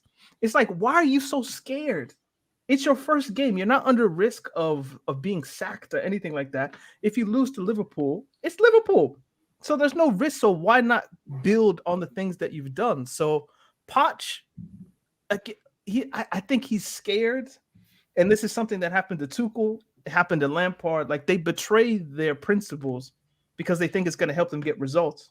But if you look at the composition of the team, it's more primed, I would say, to play a 4-2-3-1 than this back 3 or back 5. I suppose. Yeah, but Daniel, it's actually good, the point that you brought up, because that shows you the characteristics of the person that we're dealing with here. Mm-hmm. And it's good that we can see this in the first 4 games. Usually, when people are under pressure, it usually tends to come out after Christmas, like February time, March time. Mm-hmm. But in the first 4 games, you coming back, trying to prove your point after what happened to you in Tottenham and going to PSG and shitting bricks, even though you won, a League Cup or whatever you want to call it in France, in Uber Eats, right? Yeah. But he actually lost the weight in his first season. Yeah, but Casey, this guy, I thought he's gonna come back with a vengeance. He's gonna come back to prove a point, right? And within the first game, you change your formation. We gave you the benefit of the doubt. We said it's Liverpool. Mm-hmm. Fair enough. You know the war is going to be in the midfield. You're trying to accommodate that. Fair enough. The next game after that, straight away, you lose. Straight away, you keep playing the same formation against Luton. But we know Luton is Luton. Not Luton. West Ham was the second game. No. I mean, the third game. After he lost, he played Luton, right? Yep. But Luton is Luton. Luton's not going to test you anyway. You can play anything. You can play anything against Luton. Your quality should take you through against Luton. Yes, and that was his moment to actually experiment. Yes. But he didn't choose to do that. Instead, he stuck to the same formation that made him look embarrassed against West Ham. Wimbledon, the same thing, bro. Against Wimbledon, he pulled out the same thing. And then in Wimbledon, I was like, is it surprising that we considered the first goal? No. Because it was, to be fair. No, it was, to be fair. It was. How did you watch the game? I was there. I you were in the last 2. Yeah, I was there, unfortunately. Damn, bro. And then I give us your stupid team. Daniel, finish up, Gary. Basically, you took Goulet's place. No, I was like Goulet's place. I was just thinking, like, not for long. Should I say this? Last year, Nana was the optimistic one with Potter. I was so optimistic. And then this year, Goulet is the optimistic one with Poch. And Goulet doesn't go anymore. Now Nana is going to the game. It's disgusting. It's disgusting, man. Yo, okay, no, but how I would ask, how is the Stamford Bridge, like those proper Chelsea fans in air quotes, how are they responding to the football? Are they patient or is it like you know what it is? Yeah, here we go again. It was probably the most refreshing thing, actually. Me attending the game today was the fact that the fans were united in the sense that and I think that was due to the summer transfer window, right? Yeah. And like you said, expectations. People weren't having it from anybody. Like for real? For real. Like there was no protection. No one was protected in that sense. Like I was shocked. I was hearing Chilwell get pelters, you know. Gallagher, you know, when the touch is a bit, you know, his technicality starts. No, he can't roll the ball. He loses the ball when he takes steps with it. Yeah. There was a lot of slack, but you know, but it's just interesting, right? You didn't hear any racist abuse, did you? No. Okay, luckily, okay. Luckily. Jackson, No, I'm worried for after Jackson. Jackson missed. I'm worried. No, you know what it is? Because of the section that I was standing at. Where were you? North side or? Are you on the west? I was at the Matthew Harding, so it was the north side, right? Jackson wasn't shooting towards us, so I don't think a lot of people realized what happened. If you know what I mean. Like they thought it was a block. They thought it was a block. I sort of implied that that guy missed, but most people thought it was a block. You understand? Yeah. Cool. In terms of just that general, we gotta protect our African brothers, man. We gotta protect our African brothers. Yeah, man. You know, just in terms of the general atmosphere there, man, it wasn't. They tried. I think at the start of the game. Yeah, they were shouting Chelsea. Yeah, we all tried. And then you know when there's sort of realizations coming, like it's gonna be one of those games. I think they got subdued from the 70th minute. It was subdued. Like it sort of settled down. I think you know when Chilwell I think Enzo played a pass into Chilwell, and I don't think he could collect the ball and take on. That was in the first like 60 seconds of the game. I don't know if anyone remembers. Yeah. From you see, and then all of a sudden, all of a sudden, you know, and let me not lie, I'm not one of those guys to always point fingers at the ref. I refuse to do that. But today, man, that ref, I'm just gonna that Yates guy. How you go away with some of these fouls, man? Nah, it's just disappointing. I think it didn't settle in, so no one was really looking at Poch as of. Enke, let me ask you a question. The immediacy. Enke, let me ask you a question, bro, because he was there. When you looked at Poch, did he look like a coach that was worried? No, not at all. Exactly. So let me ask you this question. Since you're in the ground, Nana. So, what were most people saying was a problem with the team? Were they talking about the formation, or were they talking about the personnel on the field? They were talking about the personnel because I was hearing. I was talking to a few guys at halftime because I went with my friend, right? Yeah, you went to get a drink, right? Yeah, and they were a lot of people were. I don't blame you. Of course, Danny. After that first time, I'll get 2 drinks. Yeah, a lot. It was hot as well. You guys don't even understand how hot it was, but it was hot today. But people were advocating for Noni because the issue is right. The ball kept on like Daniel was saying, the pendulum, but the pendulum was only swinging to Gusto, and Gusto wasn't being his man. Gusto and Sterling refused to go by their guy today, and people were getting frustrated. So they were saying Noni should come on. Is that why Noni was the first sub? I don't know what Poch is doing because as soon as he took off Caicedo, everything was lost. But the problem is, why do you take up Caicedo? Why? Everything got lost in the sauce. No, but he did the same thing against West Ham. As soon as he saw Tony, he took off Caicedo, I think, because he was trying to like prove that I'm going for it. No, basically, he did the same thing against West Ham. You just put all your attacking players on the pitch, and then inshallah.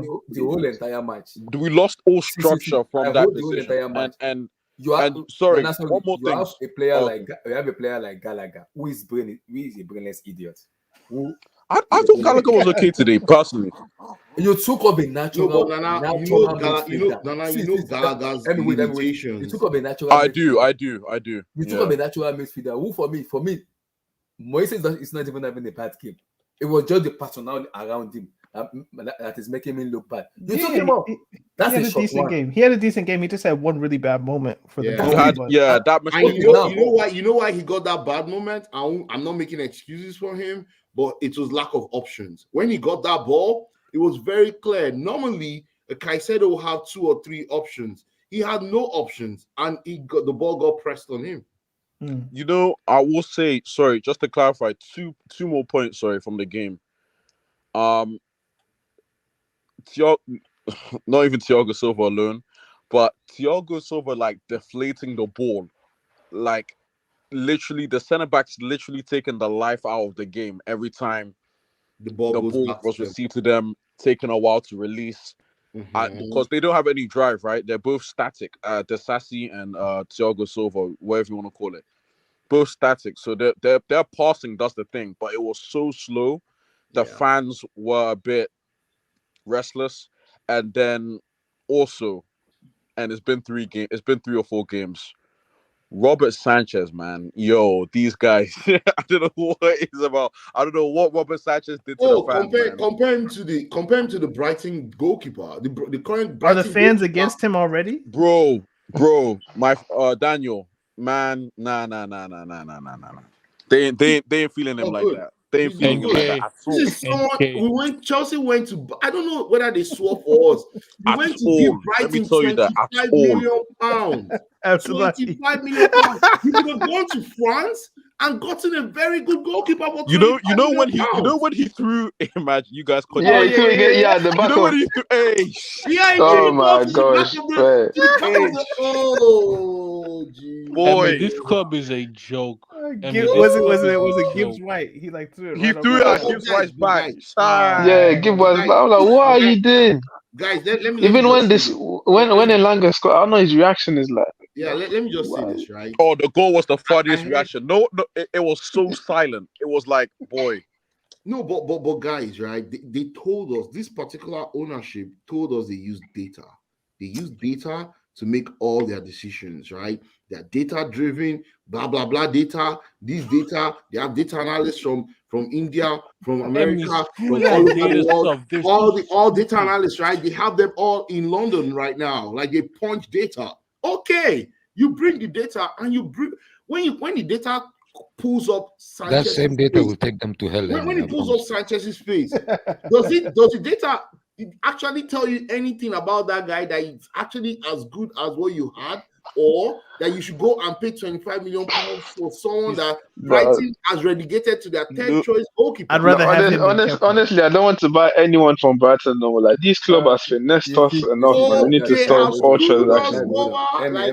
All over. I hope you guys. Kenny, you guys are going to go for Ferguson. I want to say something. See, Ferguson. In as much as I call him Alot, I'm still gonna switch Sanchez ahead of Alot. And yes, I'll give my reason for that.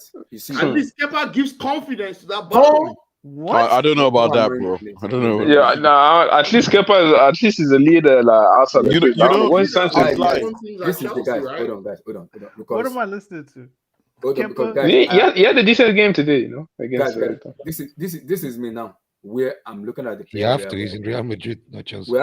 I'm looking at the team we have right now, and I'm looking at the manager, and I say it again. He needs to fix up. He needs to realize he's not coaching Tottenham Hotspur. This is Chelsea fan base. There's a limitation to the patience we can have. Where are we on? Emirates. Everybody looked at the table. Emirates. We're ahead of Newcastle. That's what I know. Emirates. There is a limitation. There is a limitation to how many patience we can have as a fan base. And I say it again. Poch, if you want to play back 4, you have to get your personnel right. We don't have Marcus Mugabe in the team where you can guarantee going forward he will score goals. You don't have him. So if you do not trust your left winger, whatever wingers you have, and because they are not in form, switch back to back 3. Play him as a wing back instead of playing him forward. Then if you are playing wing back, then you know your front 3-4-3, the front 3 will be natural wingers instead of an actual wing. That I don't get. Actually, so, and if you're gonna do that, you're not gonna trust Mikhail Modric. Abdullah, can I speak on that? Hold on, Casey. If you're not gonna trust Modric, well, how is it that he doesn't? Abdullah, can you wait? What did you say? Abdullah, can you put SSB's comment, please? I will. Let me quickly read the chat. Don't worry, Abdullah. Swag and co-permanent.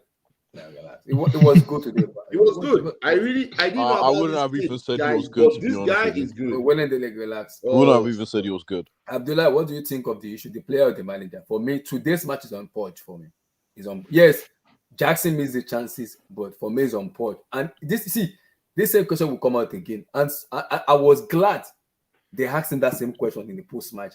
Why are you playing Ben Chilwell as a left wing? Poch said, and I quote him. He said it, and I quote him.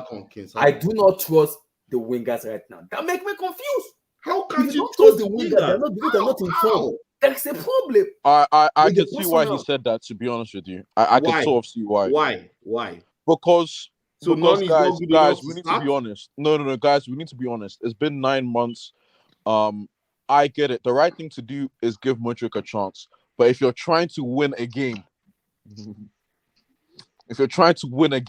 I don't see how you could play that guy. But the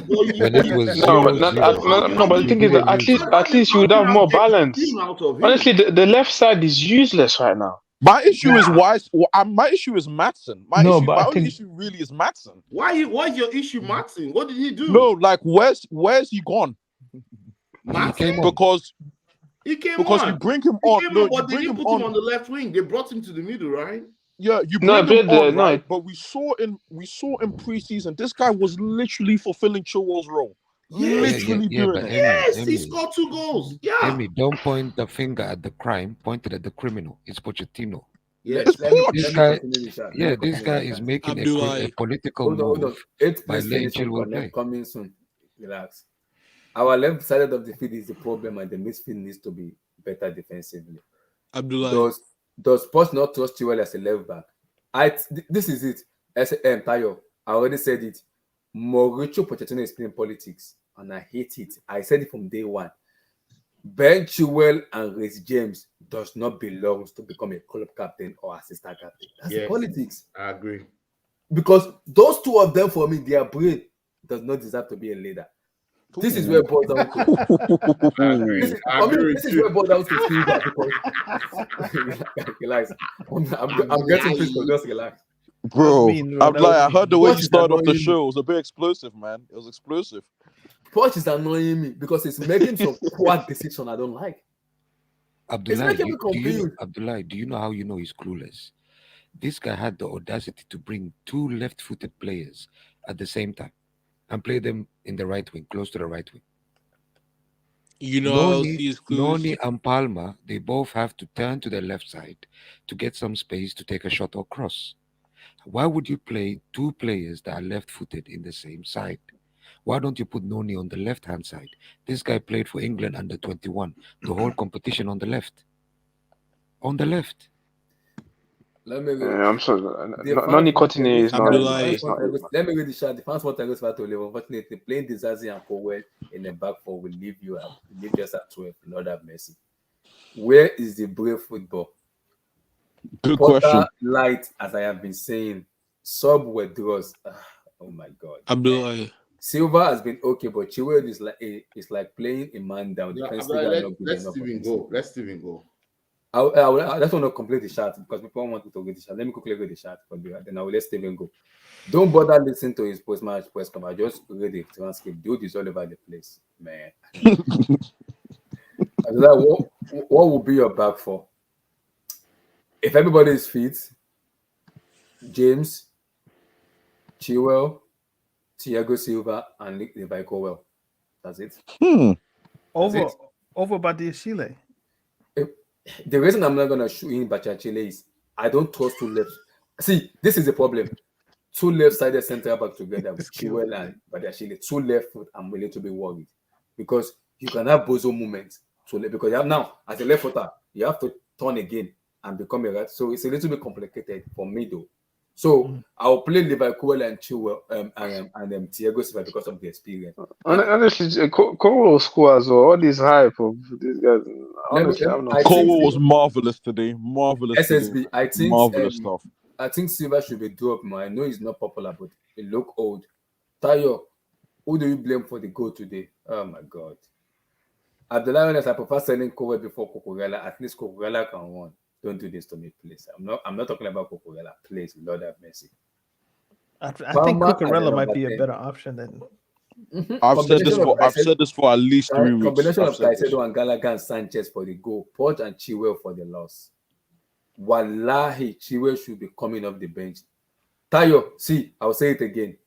Mauricio Pochettino is a politics. He's playing a political game, and it will cost him his job with Ben Chilwell. See, if Ben Chilwell being assistant captain is for me is a no. I don't like it, but it is what it is. We chose Palmer over Kudus. Just take that in. I hope we made the right choice. We need Gorman that scores, and we pass on Kudus. Lord have mercy. So, what is up and Kabunga? I see a lot of people are waking up outside of pinging passes. What is the overall game? Is set piece as well as draws. Lord have mercy. He had a shot from right out of the box that is kind. That would have been an easy goal for Lampard. His overall game is basic. I don't think putting in another attacker is going to change anything. Chelsea are going to leak even more goals. The manager is scared, Kenny. He's afraid to bet on this attack. Abdullah Matlow is saying Boli didn't want to sign anybody over 25 years of age. Madison is 26 and get rejected. I wanted to talk about that. I saw that on Instagram. I have nothing to say. After the game. I prefer not to respond. I started no. Abdullah, I started laughing. Back to Potter settings. Goes to you guys are going to respect my coach soon, man. You're going to respect my coach. NK, no. You don't have good defender. You're going to respect my coach soon, man. We'll talk about him. Don't worry. How can you play Forest and play back at the back, 5 at the back? Great question, please. Emmy is right. Poch played scared against Nottingham Forest. Emmy, what should be the starting 11 if you are the manager? That's a big question. We'll come back to that later. Everything he executed at the preseason has been scrapped. Then we don't need the preseason anymore. Why is he experimenting now? That I don't know the answer for that. Those wingers aren't doing anything. Should have at least dropped Chilwell at halftime. He played those 3 defenders for their area powers to notify long balls against Forest. Maybe yes. Wait, no, who's long balls? Like, it's only our guys. What's going on? I'm confused. Kenny, Jackson is a 1 in 4 striker. Simple. All I have been saying is a AFCON level striker. Relax on Nicola Jackson. Please. Wow. Relax on it. SSB has been good so far, but being played as a second striker instead of midfielder. Okay. Also responding to Casey, do you think that what Real Madrid are doing is sustainable? I feel Jude is getting a mid over hype right now. Relax. No, he's getting. Guess what? Romeo Lavas is not a DM neither. Lord have mercy. Today, I don't even felt Caicedo was in the match today. Emmy sound like Chelsea's playing like Atletico, but it was version You're of reading it. the whole chat. I have to respect my people. My people want me to read the chat. Guillermo overall game is better than Enzo. I wouldn't go too far, but I understand. I won't go too far, but I understand. It is because Brighton is a balanced team. If Caicedo go back to Brighton, he will flourish again. Our team and formation is crap. Exactly, man. Meanwhile, Kova is looking like an MVP so far. Relax. Oh boy. Coaches has been good, like he has been Danny, good. What are we gonna do to solve this issue? Now you know better than asking me that. Our problem now is the coach. He's not getting positioning and formation right, so he's not even getting the best from the team. Don't worry, if Poch get the boot, we will still be coming to save the day. And a Billy with no balance. Chineke, we are finished. Poch must be aware because Chelsea is not at Tottenham or PSG. We will sack you before mid-season. You better fix up your game. Yeah, Olaino was a better left back than Chilwell. We were lucky Cho didn't play. Don't bring that Louis Vuitton guy into my. Oh no! Hold on. Abdullah, assume Pochettino flops. So what? Assume you're like 15-16 by end of November because that is a real possibility looking at the fixtures. Okay, Casey, thank you for saying that because I said it again. If you keep doing this bullshit coming to December, it will get sacked. I swear to God Almighty. Yeah, but who are you gonna get? Abdullah. Nagelsmann probably. See, you know the funny part. He rejected you. See, Casey, the ownership will not sack him. the fan base will sack him. Ownership will not sack him. Lampard. Can I defend Pochettino a bit here though? I think KC. No, bro, you guys have like under 25 man, like no experience. Like you can't blame the manager for everything. Come on. Yeah, but Casey, we're not Leonardo DiCaprio. But Casey. You are DiCaprio. Go ahead, Steven. Go ahead. But no, because a few minutes ago, Emmy touched on a good topic about the goalkeeper thing. Fam, I saw that goal by Elanga, and the fact that Sanchez didn't even try to save that, nah. Like, and I said this a couple weeks back. I said, what business do we have getting Brighton's backup goalkeeper when we can go for a proper goalkeeper? No, but bro, this is not Poch's fault. Like this is like, if you're spending like $1 billion, of like King Charles money, at least get a good goalkeeper. Because I'm pretty sure Pochettino didn't want Robert Sanchez. I'm pretty sure he didn't want him. I'm pretty sure he did not want him. To be honest with you, Steven, I think the reason why we bought him is to sweeten the deal for Caicedo. That's the reality. But Guled, I think people underestimate like how important the goalkeeper position is. There were so many better goalkeepers out there. Brighton has finesse, swindled us. Whatever you want to call it, like Brighton has done it to us. Kenny, you guys better not go for Evan Ferguson, bro. Like if you guys go for Ferguson, hell no. Oh my! I swear, if I see us link with a Brighton player again, I might. No, I'll lose it. Do you know? I was looking at this yesterday that Chelsea have 8 goalkeepers on their books for like the first team. So there are 5 goalkeepers in the squad, and there are 3 on that loan. is absolutely effed up. 8. 5 in the current team, and then there's 3 on loan. There's Kepa and 2 others. But I'm like, why are there so many? And all of them are trash. And none of them are good. Daniel, you know the other signing I don't understand? The Cole Palmer signing. But I don't even care about the performance. That signing is still a mystery to me. 2 days after. I think Chelsea needed like a number 10 type player, so he was the best one that they could buy. You cannot, Daniel. You cannot tell me. I'm not saying it's a good signing. I'm just saying that's probably their logic. You cannot tell me you couldn't find any other better wingers that could play the number 10 role. Is he better than Kudus? Is he better than absolutely not. And no, this is the thing. Right. So can I cook? If that's Why are you okay? here? Why are you here? Can I? Oh my god! This is called the Blue Studio. This is called the Blue Studio. Relax. I'm trying to finish my point. You are at the wrong studio, bro. Need to cook. It is Red not Red Devil Studio. So, Red Devil. I'm trying to finish my point. Yeah. Okay. You finish your point. I'll cook after you. Go on, Stephen. Go on. You cook after me. The thing that I don't understand is why would you buy freaking Cole Palmer from Man City when you could have gone for someone like a Mohamed Kudus? Why? Passport tax. I think the thing is Kudus we had already agreed personal terms with Ajax. All we had to do was freaking find like a payment structure and all that.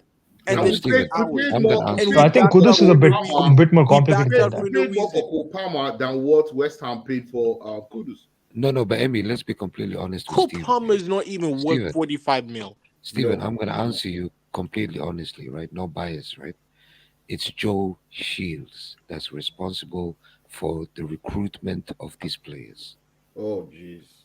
This is why. No, you know what? Yes, I'm blaming Joe Shields. I'm blaming Romeo Shields. Lavia. Yeah, it's Joe Shields, 100%. He's the one that greenlights these transfers. Even all these premature kids from Brazil. It's Joe Shields. No, Guled, I think Shields is on fraud watch. Kudus is on fraud watch. Let me come to Abdullah. Abdul, I was going to cook Abdullah, man. You're going to allow me to cook? Abdullah, let Red Devil. I just need to make See, if you lose in Emirates tomorrow, you're gonna be in deep trouble. You know that. You're cooking now.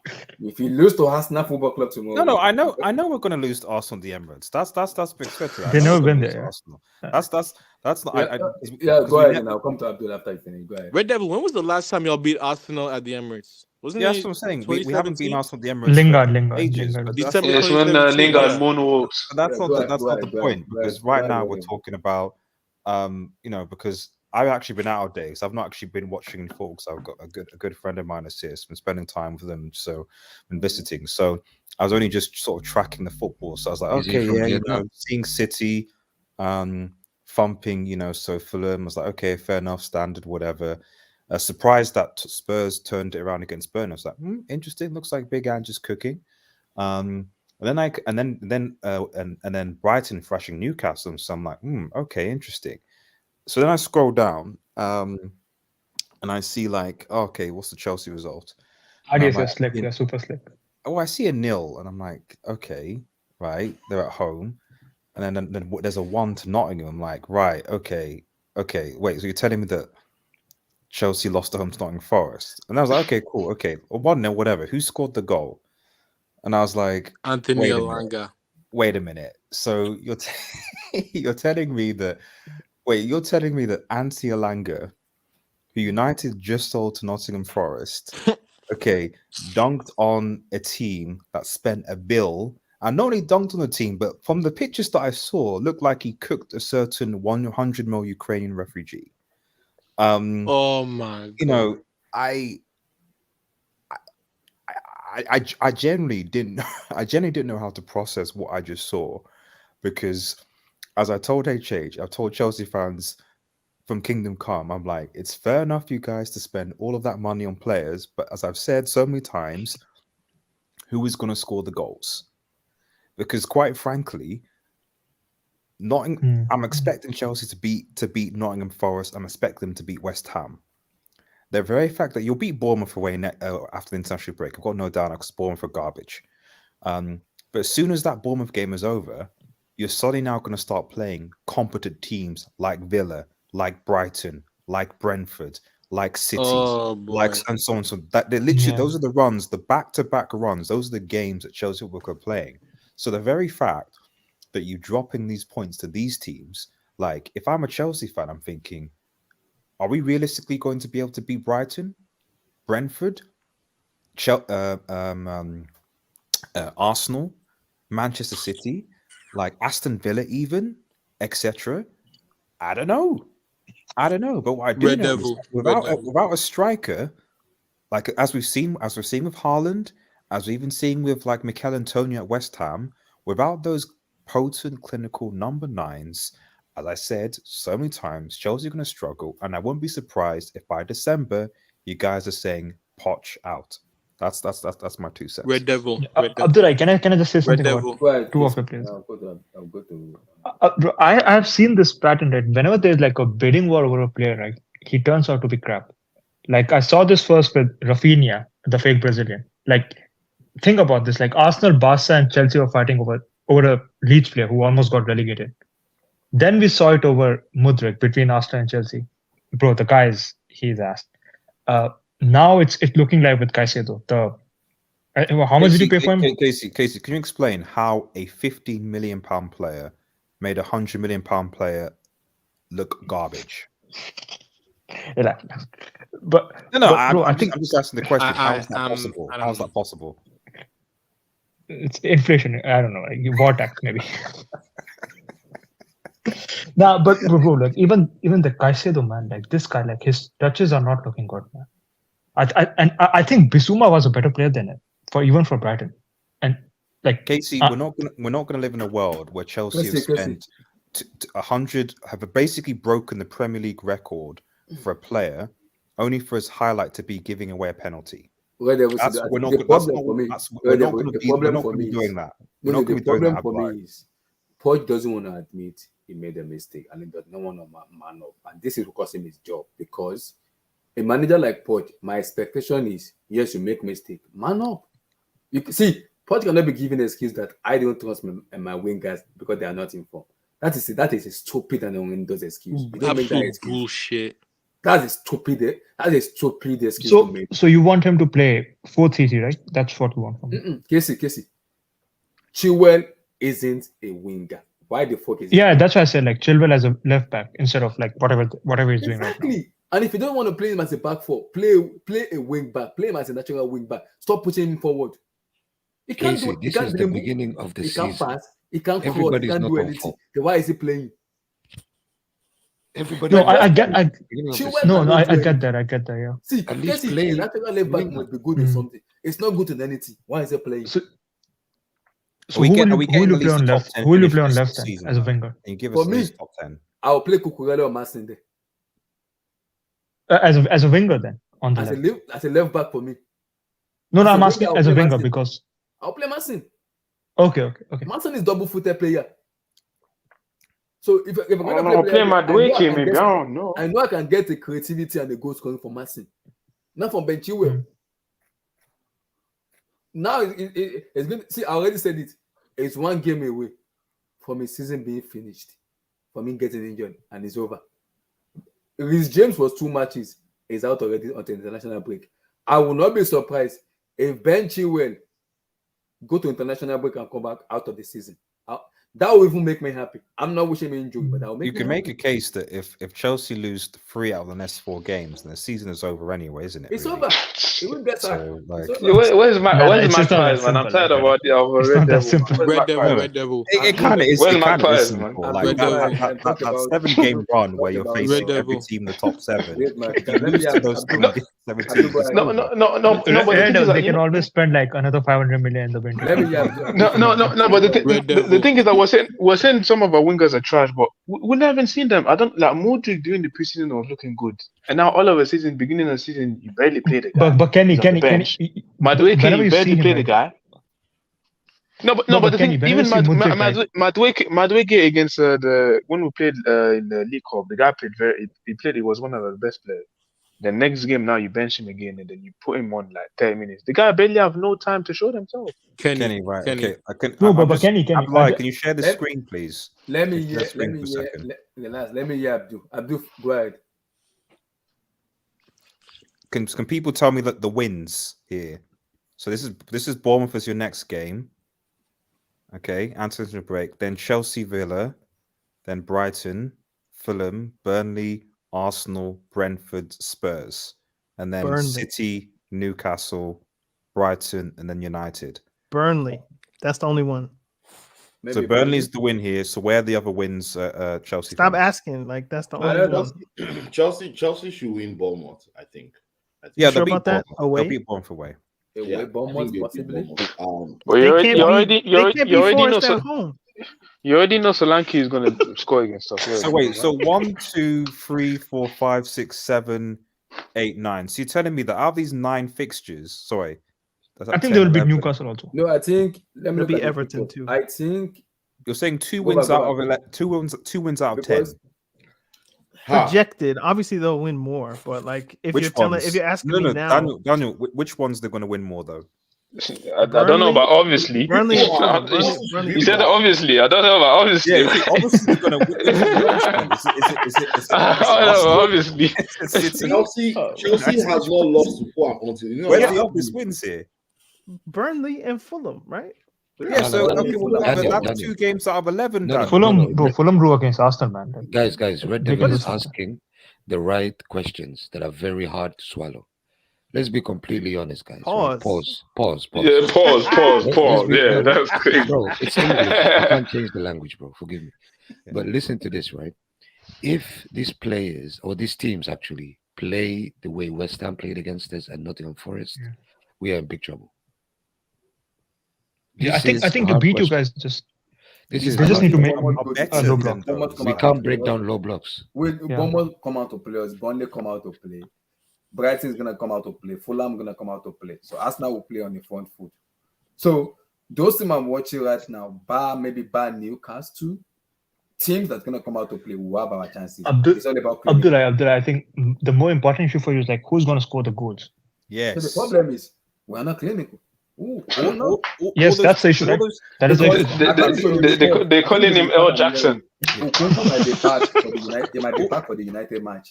All the teams that I've showed you have players in their team that can score goals. Whatever you say.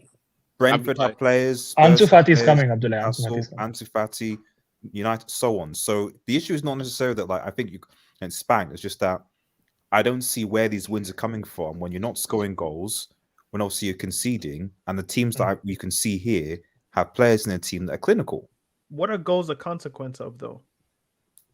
Volume of chances. Yeah, chances. Yeah. And if Chelsea aren't creating enough chances, they're never going to score enough goals. How can you? Daniel, you spent 500 mil on a new midfield. How can you not create chances? It wasn't me who spent it. Don't accuse me. I would bank the money and just go to Cuba or something. Like I wouldn't spend the money, but Cuba? Yeah, like I don't know what they're up to. And this is what I'm saying. They've spent it all on people who apparently the age limit was 25. For me, it seems to be 23.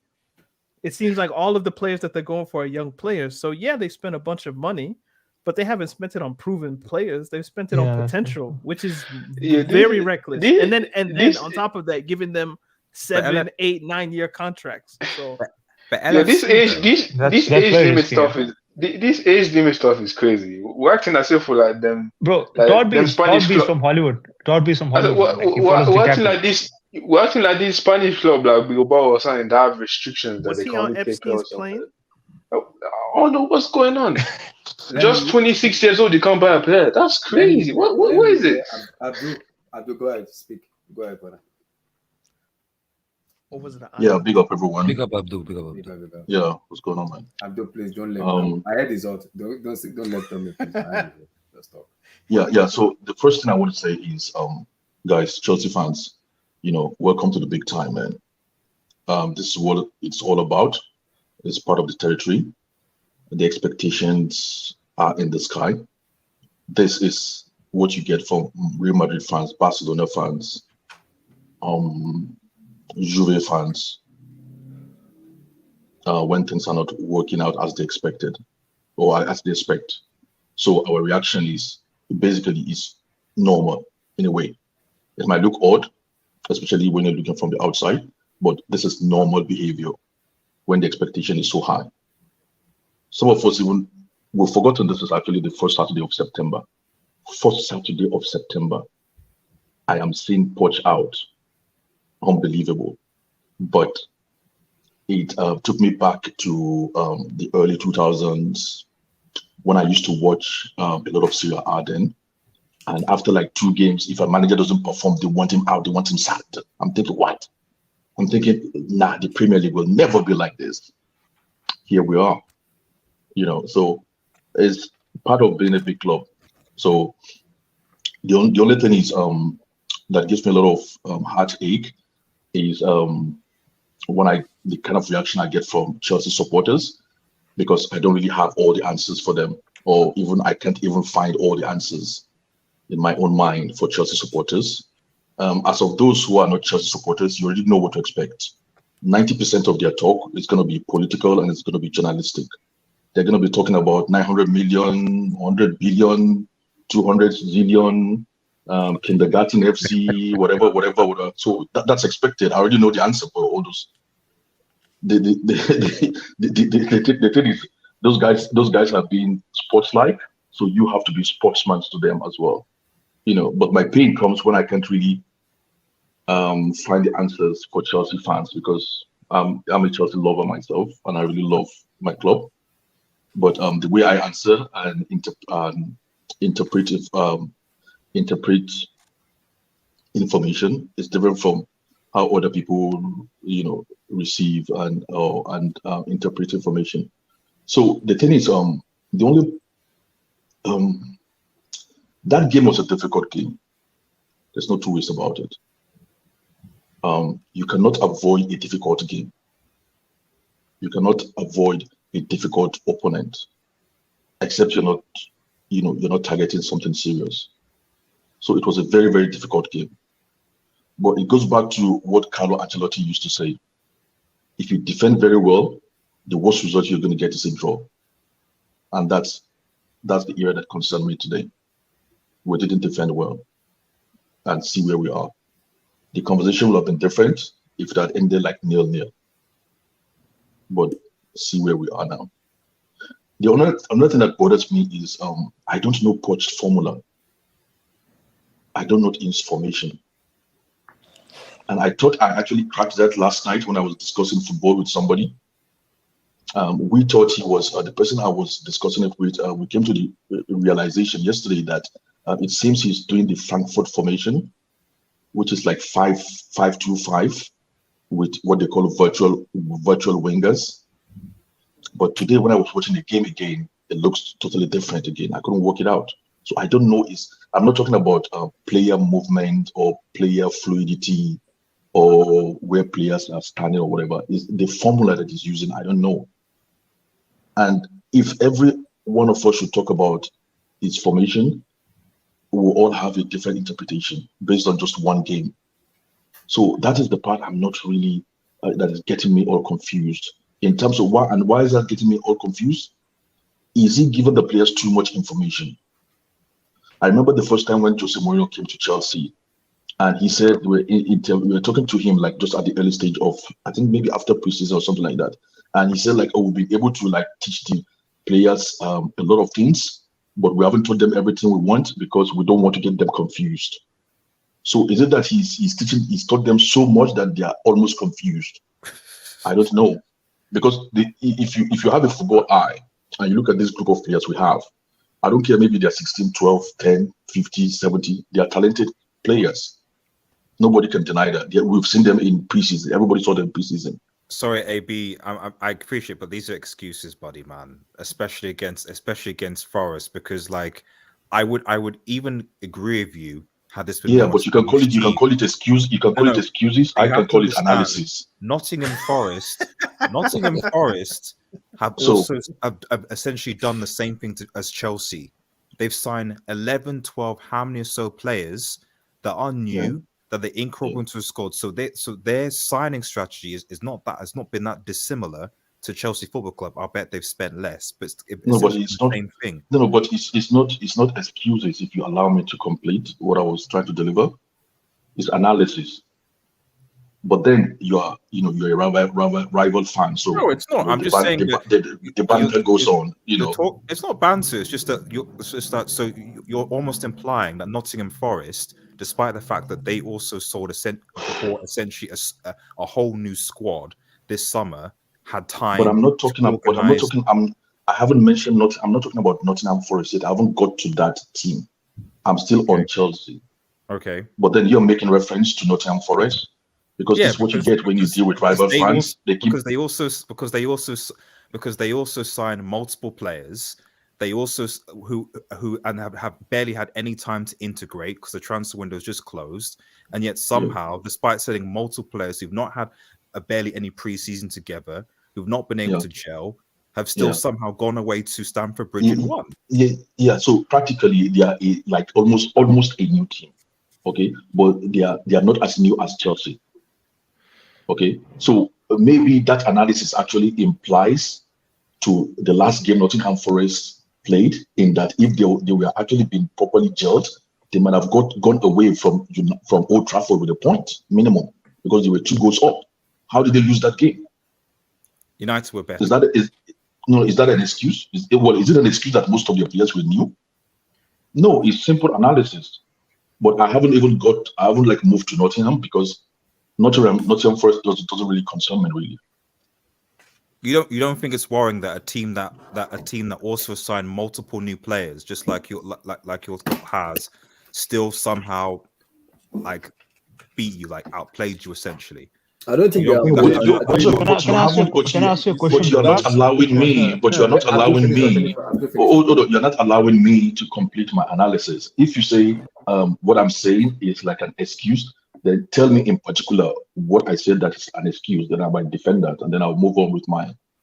My understanding, maybe I misinterpreted you, but my understanding seems to be that like your reasoning was that because of the amount of players that Chelsea have signed in different areas, that they haven't had necessarily the time to basically gel. They've not gelled in pre-season up until now. But I haven't said that. Then you stopped in mid-sentence, Red Devil. Did I say that? Did I say that? I don't think. Finish. Okay. No, because don't mind Red Devil. He's trying to cause a mutiny in the camp. Don't mind him. Continue. No. It's not. Don't mind him. I know what Red Devil does, man. Don't mind him. Go on. No. NK is banker. So he's welcome. I don't really mind. Yeah, exactly. So the thing is,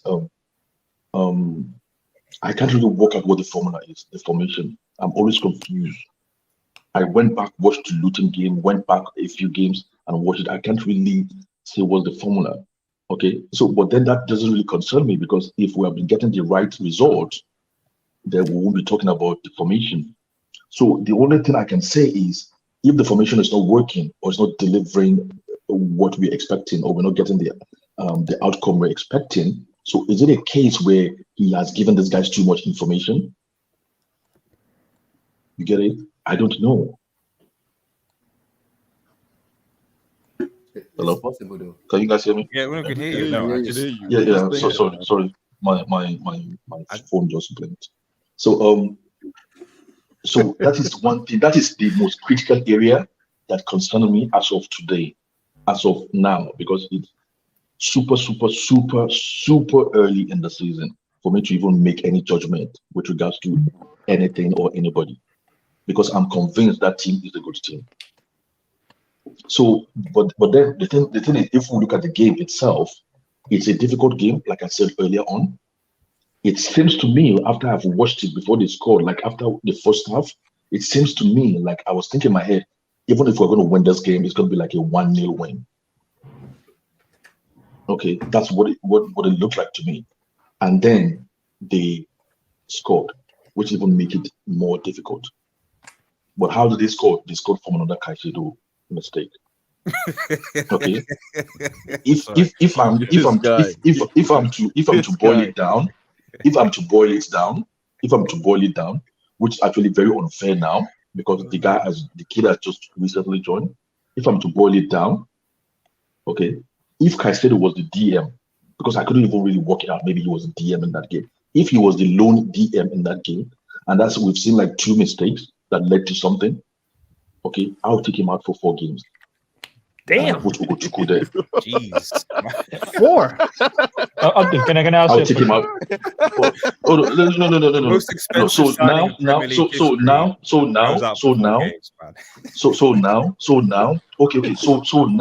now, I'm wearing my coaching hat. I'm just saying, that's why I said if I'm to boil it down, which is unnecessary and very unfair. But obviously we are discussing football, so everything is open for discussion.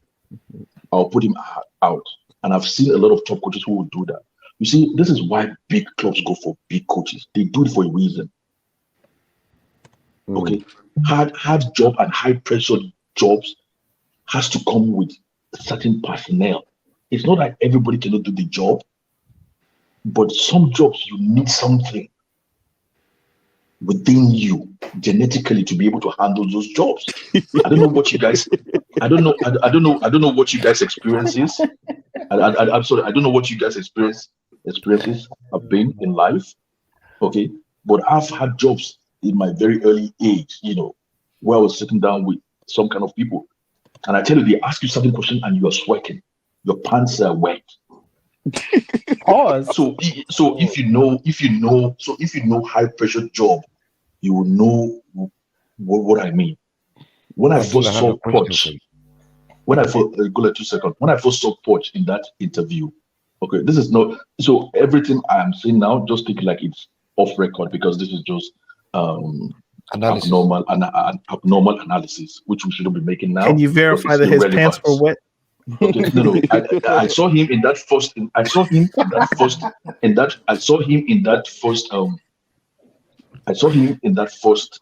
you call it? In that first press conference, and he wasn't clean shaved. I'm thinking, this is your first presentation to Chelsea Football Club. Yo, this is getting weird, bro. The analysis has come. He didn't shave. So, and I'm totally to me like, how casual this guy? How casual can you? I don't expect an Alex Ferguson to sit down and look like this. I don't expect a Mourinho to sit down. First press conference to look like this. All these things might not count, but when you're working with people in a high pressure environment, every detail matters. Remember, in one of his press conference, like I think maybe 2 weeks ago, a reporter asked him and said, we've spoken to some of your players, and some of your players said they see you as a friend, more or less like a coach. Something rang a bell in my mind that, hang on a minute, are you getting too party with these kids? Yeah, but that's always been Pochettino's the style. Like that is what I'm saying. This is high pressure job. That's what I'm trying to point out. This high pressure job. There's no chance for jokes. I mean, you can joke for the optics, but when it comes to the environment and you delivering, I don't want to go into. AB, you're aware of the fact that Pochettino lost the league lost the French league, correct? It doesn't matter, man. The way I can tell you, RDS.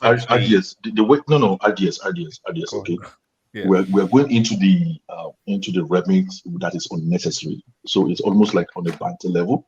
It's just the same way you can say he lost League On. I can say Claudio Ranieri won the Premier League. Okay. What? So you can still be a good coach. No, you can still be a good coach. You can still be a good coach and win a title or lose the title.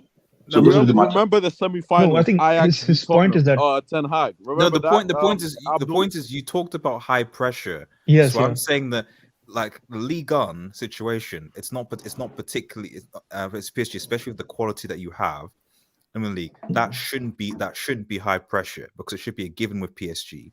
The very fact that he bottled one of the few instances that PSG bottled the league, and then you're saying that he's going to come to the Premier League, like Chelsea, and which is at a higher level in terms of its pressure. But the way Claudio Ranieri never won anything in his life and then came to the Premier League and won the title with the Leicester, so that's no excuse. That's the past. It's no excuse. Okay. First of all, like that was the Claudio Leicester sort of thing. Was just like that was just a freak of nature. That's something that wasn't free. No, there's no freakishness there anymore because it happened. It's an event of history. So it has happened. I think but like Claudio Ranieri was not under any pressure, right? So at least for Leicester, but Poch was under pressure for PSG. Exactly. I think that's what RDS is trying to say. And the point is that so he's under pressure with PSG in the league, but the thing is, at a minimum, he should be winning that anyway. The fact of the matter is that the fundamental thing is high pressure, low pressure. Higher. No, the fundamental thing is high pressure, low pressure. The most important thing is you learn from it. So if you've gone through the pressure in PSG, show me that you've learned from it. Even if you didn't win anything there. You've been saying that he hasn't because he's not been shaving. Can we move on? Let's not talk about shaving. Well, I don't know your own experience, but we're talking about ethics. We're talking about ethics now, so that's what I'm trying to emphasize. Guardiola it's a serious environment. Shave. So what are we talking about? Okay, I'm just saying. I just think that the Premier League is a much more higher pressure environment than Ligue 1, and Chelsea football, I think Chelsea Football Club is a bigger football club than PSG. I said it. It is. So culture is. So he's going to have higher. So if he's struggled at PSG and Ligue 1 with that pressure, especially managing those personalities there. Like at Chelsea Football Club, which in my opinion is a bigger football club than PSG, which has bigger expectation, and now you've signed all those players with trying to manage different sort of things. He has to, if he's strong with that, he has to wake up sooner or later, because the expectation at Chelsea Football Club and obviously the pressure of the fans. Thank you very much. Thank you very much. That's essentially my point. You're highlighting what I have said. That's why I'm picking details from here and there. That did he learn from his experience in PSG? You know what I mean? That as he learned, that's why I'm checking. That's why I'm like, looking at some of the signs and say that this guy really learned, or is he just going through his own journey in life? I don't know. But then the thing is, I don't want to go into that because that would be just distracting ourselves. AB. The thing is, we had a very difficult game today. We made a mistake. That's what led to the goal. Going forward, I think that's when the real season starts. Because you're going to have accumulation of games. That's when the real season starts. And if people start judging him then, I wouldn't really blame them. Is it fair to start? Because things will start really impacting their season from post international break. So I wouldn't really blame people what they start coming out with then. So up until now, I can sort of forgive him and just ignore whatever has happened. But from then, people will start being more critical. People will start being very micro how they look at the whole thing. We won't forgive him if he gets circumcised by one of the top 6-7 teams. Then it'll start to become problematic. If City, because I think Chelsea go away to City. And if Chelsea go away to City and you guys get baptized, then how much time is he really gonna Red Devil? Ten Hag got baptized, and he was fine. Don't worry. But the thing is, he's finished first. That's the thing. Good for him. That's great for him. That's good. AB. Yeah, go ahead, Steve. No. I wanted to read out this tweet, and this tweet just sums up the stupidity of our board. So I think it was Matt Law who oh gosh. And he said Chelsea refused to sign anybody over the age of 25 this summer, which means James Maddison, who's 26 years old currently, was not considered. That sums up our board. That clearly just sums up our board. You see what did you say? A creative player. We needed somebody creative this summer. We needed that kind of player. And Chelsea didn't sign a single player above 25, over 25. See, Steve. What I can tell you is, all I can say to you is, that's just policy. That's organizational policy. There's nothing we can do about it. If they decide to go and sign players, but if you look at the whole the world of under 25 football players, I'm sure we can gather enough quality that are under 25 and still get what we want to get. So I'm not really worried about that. That's their policy. That's what they want to go with. I don't know maybe why they want to go with that. If it works, fine. We're all happy. If it doesn't work, we hope they learn from it. There's nothing you can do about that. You don't impact the policy. Todd Bowley already said it from the first main interview he gave. He said, "These are my target audience." So from there, you should know everything he does is going to be tailored by that. He said, "These are my target audience. This is the people, the fans I'm focused on. These are the fans I want to mainly attract."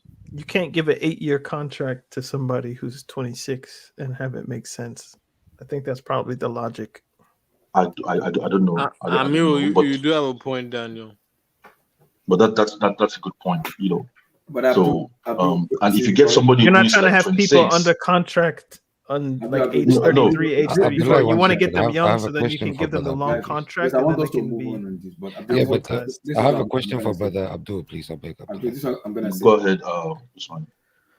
Yeah, Brother Abdul. I wanted to ask you because you said that maybe Poch is giving them too much information, right? Yeah, maybe. Yeah, I don't know. It seems they're confused. I don't know because I can't really work out the formula. So anyway, go ahead. Yeah. No, that's a fair question. But if we break it down even further and observe what he has been doing since his first loss against West Ham, the quote-unquote elite professional coaches that he was talking about, right? Like the likes of Pep, Mourinho, we could say Conte used to be in the past. Carlo. But yeah, Carlo and so on, and Klopp.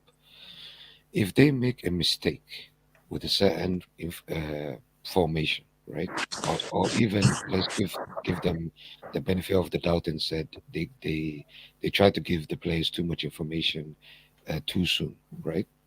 If you realize that it's not working as a top coach, you wouldn't do the same mistake 3 games after that, right? But Pochettino, after the West Ham game, he still used the same formation against Wimbledon, against Luton, and today against Nottingham Forest. Which might show me, because I'm not trying to judge the guy, but I'm only trying to analyze from what he's doing. It shows me that maybe this guy is not as big as we think he is. Or we might be giving him credit that he didn't actually earn, because from his actions he's showing us that when the going gets tough, this is the perfect time for you to change things. Because from change, you can bring forth development. But if you want to be insane, you're going to keep doing the same thing over and over again and expecting different results. Not only didn't he change the formation, but he didn't change the personnel either. So what do you think about that?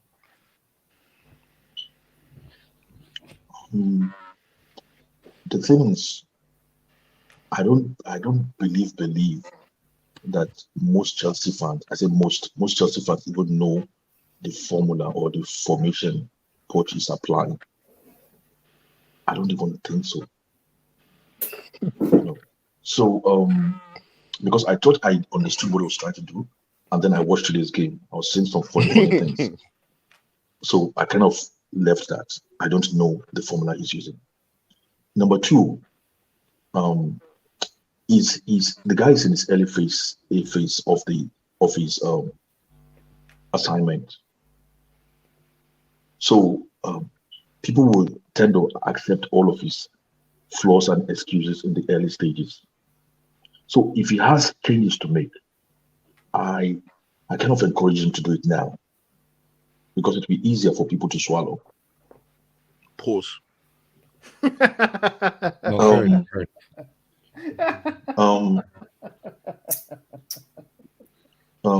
I were him, I will use the international as an excuse to drop some players. Name and shame. Name and shame. Who'd you drop? Who'd you drop, baby? Who'd you drop? Basically, make the tough decisions. You mean? Name and shame. Tough decision. I said basically what I'm saying is I'll try to change the team, but I'll do it in a strategic way. I will not imply that. But you have to name and shame, though, Abdul. No, I don't have to. I don't have to, because I'm answering to. Okay, sorry. I'll ask you a question later. Sorry, go ahead. So the thing is, I expect him to do radical, but that is what I'm saying. Is Poch too casual to be radical? Poch is not a radical man at a coach. He's not a radical. See, coach. that's the problem. You know what, Abdul? We spoke about this before you came on, and I said to myself, because I've thought about it logically, and I put my emotion to one side, and I said to myself, what is the most difficult owner in the top 5 teams of the Premier League in the last 10 to 15 years? We all know it's Daniel Levy, right? If we look at Daniel Levy's record of hiring and firing coaches, which was the coach that lasted the longest? It was Poch. Yeah. So this only proves to me that this guy is casual. He doesn't seem like someone that's going to make a tough decision to me. He got along so easily with him. Yeah. If you even follow what happened at PSG, at the end of the day, because he couldn't obviously cope with the big sort of personalities, he ended up essentially taking quite a back-seated approach and just letting the players just basically sort of crack on. Like when you just sort of read around it, and even PSG fans, they said Pochettino was a weak manager that didn't really know how to stamp his authority. And yes, I know PSG is a clown circus club. It is at times, but the reality is that it was much easier for him to go down that sense. And I just think that the thing with Pochettino is that okay, he'll have time, and if things are going well, it's fine, it's okay, he'll coach, etc. The issue is when things go badly, i.e., you have a run of games where you've got poor results, where you're losing. Is he able to galvanize, motivate, change the sort of work of the team? I don't think he is, and that's why I bring those fixtures as for a reason, because I'm these are 7 or 8, 9 games where Chelsea playing difficult mid to top table teams, where potentially if they keep on playing this way, they're going to drop points. Is Pochettino still going to be able to motivate these players, especially when they begin to think about downing tools like they did last season? So a lot of players down tools last season, and that memory for a lot of these players is still in their minds. They're still thinking, "Ooh, are we really is he the type of manager that's going to be able to galvanize his team to be like, right, we're Chelsea Football Club, we're going to fight back, we're going to get better." I'm not 100% sure he is that type of coach. Can I ask Abdul a question? Yeah, go ahead, man. Can you name and shame the players that Poch needs to make a decision on, please, if that's okay? Okay. So the thing is, for the sake of our discussion, okay, this is not a judgment, and this is not necessary for us to do now, because we've just started the season. Mm-hmm. We've all seen enough football to know that this might be irrelevant in like even just 2 months. Okay, but just for the exercise, for me, I'll first take out Caicedo. This is not no. This is not a judgment. This is not a judgment. Okay. This is not a judgment on him being a failure. Okay. This is just to shake him up, wake him up, and make him realize that you're in a different environment. This is a big club now. This is not independent. Exactly. Remember what Mikel Obi said. He said when I first came to Chelsea, I think Jose Mourinho asked him to do something, or maybe he got a red card in a game. He said he didn't wear the jersey to start for like how many months? Like 4 months or so. Yeah. That's just to wake you up to say, come on, guy, this is big time football now. Everything counts. No, but to be fair, he didn't start. That's what Mikel said. No, to be fair to your point, Abdul, look at what happened to Rodri when he came. His first season under Pep. The guy wasn't sniffing the pitch. Exactly. Was he 150 million? No, because there was a serious team there. Right now, the team we have is trash.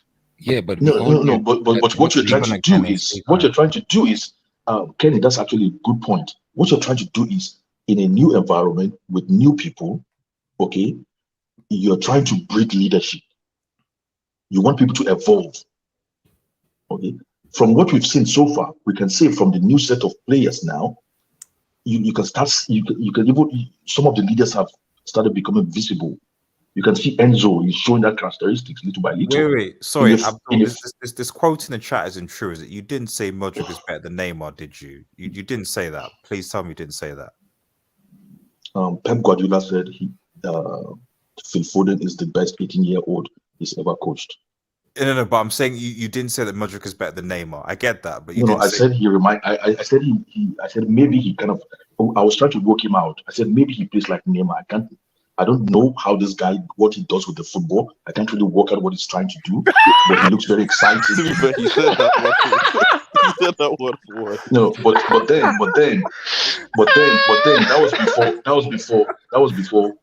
was before he played for Chelsea. Okay, but I do understand. I do understand football. I do understand football banter.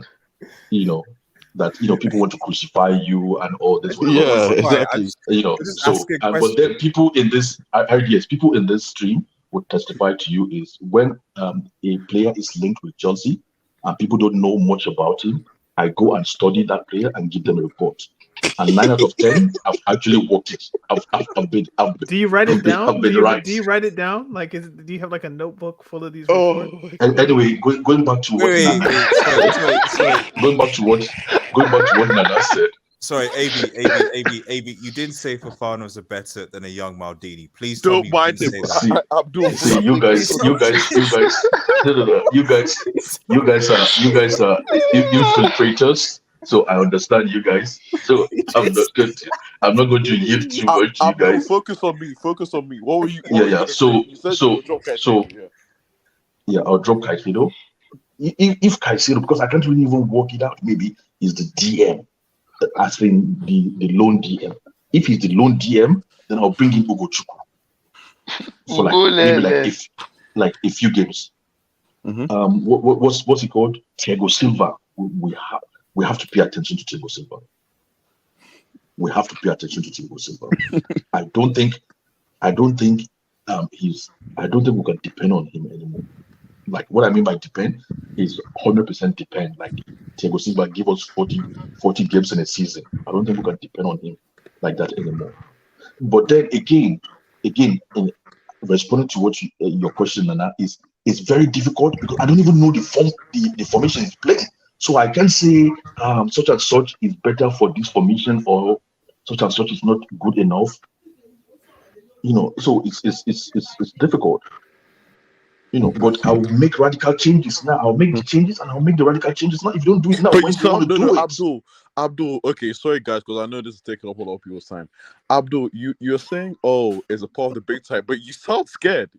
I hear fear in your voice when you say you need to make radical changes. So I'm confused because we all saw today's game. There's a reason why we've all stopped what we're doing and we've come on the stream to discuss, because it's concerning, right? We're seeing a coach that, to me, doesn't look like he knows what he's doing, or at least this is why before you go, Abdul. Before you go, Abdul, because I remember we had this discussion late, and you said me and Cruz were just we had an agenda and we had things. I was sold a dream in preseason, and now all of a sudden, when the game starts and is actually going towards a league campaign, he's lied to me. That's the issue that I have. All of a sudden, this progressive stuff that we're doing, we're actually, not everyone is spending 10 seconds making a decision on the ball. Cole Palmer isn't going from the right flank, dribbling to the left flank, looking for options. No one's there. Modric isn't blasting the ball from 40 yards into, you know what I mean, Abdul? And now all of a sudden, it's game week 4, and we're having the same problems. We're having the same problems with this team. It's frustrating, man. It's frustrating. So I wouldn't. Abdul, do you think this Chelsea team will make top 5 at least? I think this Chelsea team can go as far as they want to go. I'm not a politician, man. Let me finish. No. Kenny, you have to realize that 90% of rival fans are very political and journalistic when they interact to you. Yeah. They carry everything. They drop football and starting, bringing up all kinds of stuff. This team can go as far as they want to go, but that's if they want to. That's what I'm trying to say. What does that mean? Abdul, do you see the difference between the way the team is playing between the preseason, what we're doing, and right now? You're clearly seeing the difference, right? That's why I'm saying what they were doing in preseason was clear to all of us, but what they're doing now is not so clear to me. Abdul, and you've seen me mention whose fault is that? No, but you've seen me mention it severally on this stream, where I said it's the coach being strategic and playing mind games. We've said it here because we don't know what he's doing. Yeah, but Abdul. But then the thing is, I think it's too early. I don't want to, jump on the coach and the players and this and this and this at this stage of the season. I don't feel comfortable doing it. But what I know is, number one, we have a very good team. I'm damn sure about that. We have a very good team. And then number 2 is, I hope Poch realizes he has come to the realization that this is a very big job that requires, a lot of substance. You've got to be a man of steel to be able to handle a job like this successfully. I hope he's come to that realization, because it's not going to be easy. I'm reading Poch out today and hearing people saying Poch out. I can't believe it. No, but Abdul, you know what's the scary part for us Chelsea fans, to be completely honest with you? It's the fact that, first of all, as you said, we cannot make out what kind of a formation he's using, right? Number 1. Number 2, even if you use a formation that nobody can figure out, you're supposed to win every game. How the fuck are they figuring this out on the pitch? Exactly. So that's why I'm saying, is he giving? Because if you look at the second half, when we were just all, just particular about the right side of the pitch, okay, I realized that when we are in possession, Colwill was moving almost to the midfield, to the center of the pitch. I don't know why he was doing that. I don't know what they tried to do. and then you bring in 2 left-footed players, and they just went to the right side of the pitch, and they were just there. So it's difficult for me. I hope somebody can come out and explain to me that this is what he's trying to do. And put it like on paper, say, this is the formation. Then I'm sure if people know that or are truly aware of that, then they can start make more, deriving more meaning from things. Because now it just seems like things are just there. It's so frustrating because I've been watching football for a very long time. And every time I watch us play under this formation, it feels like we're a man down. I don't know if I'm going crazy, but I feel like we're playing with 10 men, bro. Seriously. No matter how what was that saying? No matter which side you cut the cake, it's the same thing. It feels like we're one man down. Sorry, I hear you guys. Abdul, I have a question for you. Wait, no, allow the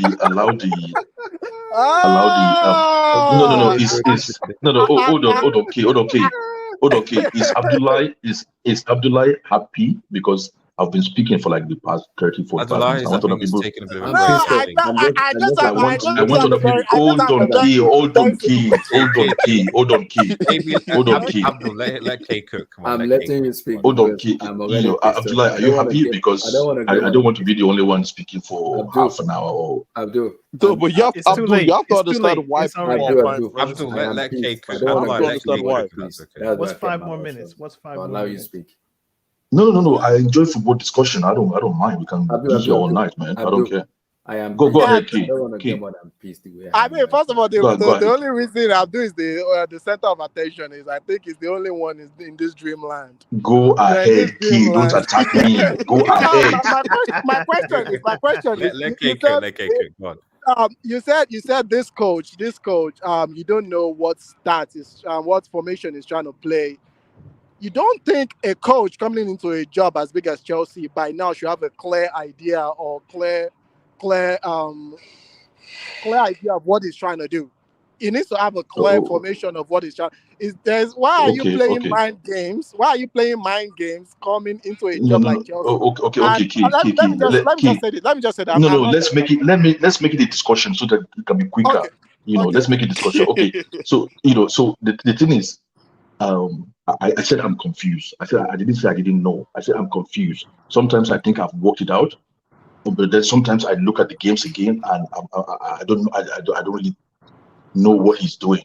So that's the thing. So it's not that I'm saying he doesn't know what he's doing, or he's in the job he doesn't know the formation he's using. I said when I look at his games, I don't know the kind of formula they're using. Basically that's what I'm saying. Wait, can I just ask Abdul a question? I know everyone's asking Abdul questions. Wait, one second. No. It's okay. I'm actually loving it. I've got a question for Abdul. I need to ask him this question. Go ahead. I wasn't done, but go ahead. Sorry. Just quickly, please. Don't go anywhere. Don't go anywhere. Call Abdul. I don't want Abdul to go anywhere. So, like Abdul's in the middle today.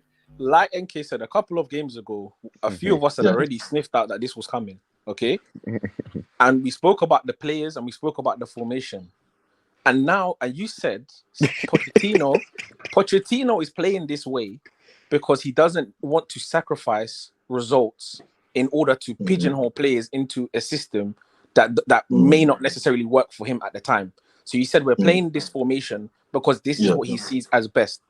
So now I need to understand. How come now you don't see it anymore? What's happening? No. But remember, no. Let me give you no. You can't just. Oh, no. There are receipts, Abdul. There are receipts. No. Let me go. Let me give you the context now. No. Key. 2 seconds. Let me answer his question. Like I've always said. Okay, like I've always said, I normally tell you guys that this is where I stand. This is what I see. And I believe what I see than what I hear. Okay, I said from my understanding, I'm sure I was standing on it that from what I saw, from what I've seen so far, this is my explanation. So I was just practically telling you what's on my mind, that this is what I can interpret. But the same way, yesterday I was having another discussion with somebody because I was confused again. And then it seems that the thing has become clear. And I was telling that person, we think what he's doing is the Frankfurt formation last season. Okay, that's practically 5-2-5 with virtual wingers. Okay, that's why, because we couldn't work out why he was always using Chilwell. But then when I watched the game today again, it seems like what I thought was happening is not what is happening again. So it's what I'm trying to say is it's been a puzzle to me this season.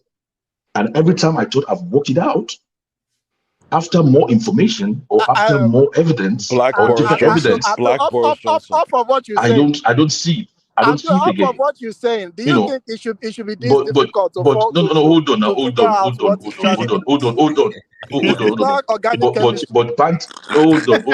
on, kid.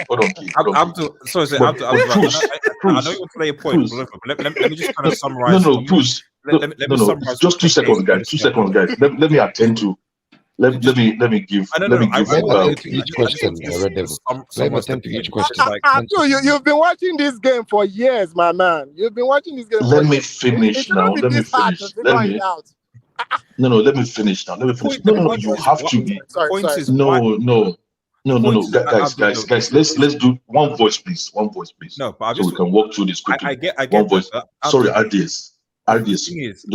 Let me just 1 second. I'm not going to speak long. I'm just saying the point is to summarize. Is what they're saying is that why is it like you're saying? I don't know. I don't quite understand what Poch is trying to say. The point that K is trying to make is that Steve Cooper, okay, who has signed multiple different players, has somehow got it to work, even though most of the players that he signed, he's just got them just now. So why is it Steve Cooper, who is clearly an inferior coach, is able to make it work? Because they actually played quite well against Manchester United. I bet they went 2-0 down. They played well, and they played well in their first game. How is it that he's able to at least get it to work better than Pochettino, who's supposedly the superior manager? That's what they're trying to say. But Abdul, no, you are taking it. The thing is, that's not what we're trying to say at all. No, that's not what they're trying to say. Red Devil ad-libbing. Do listen to him. No. What you're doing, Red Devil.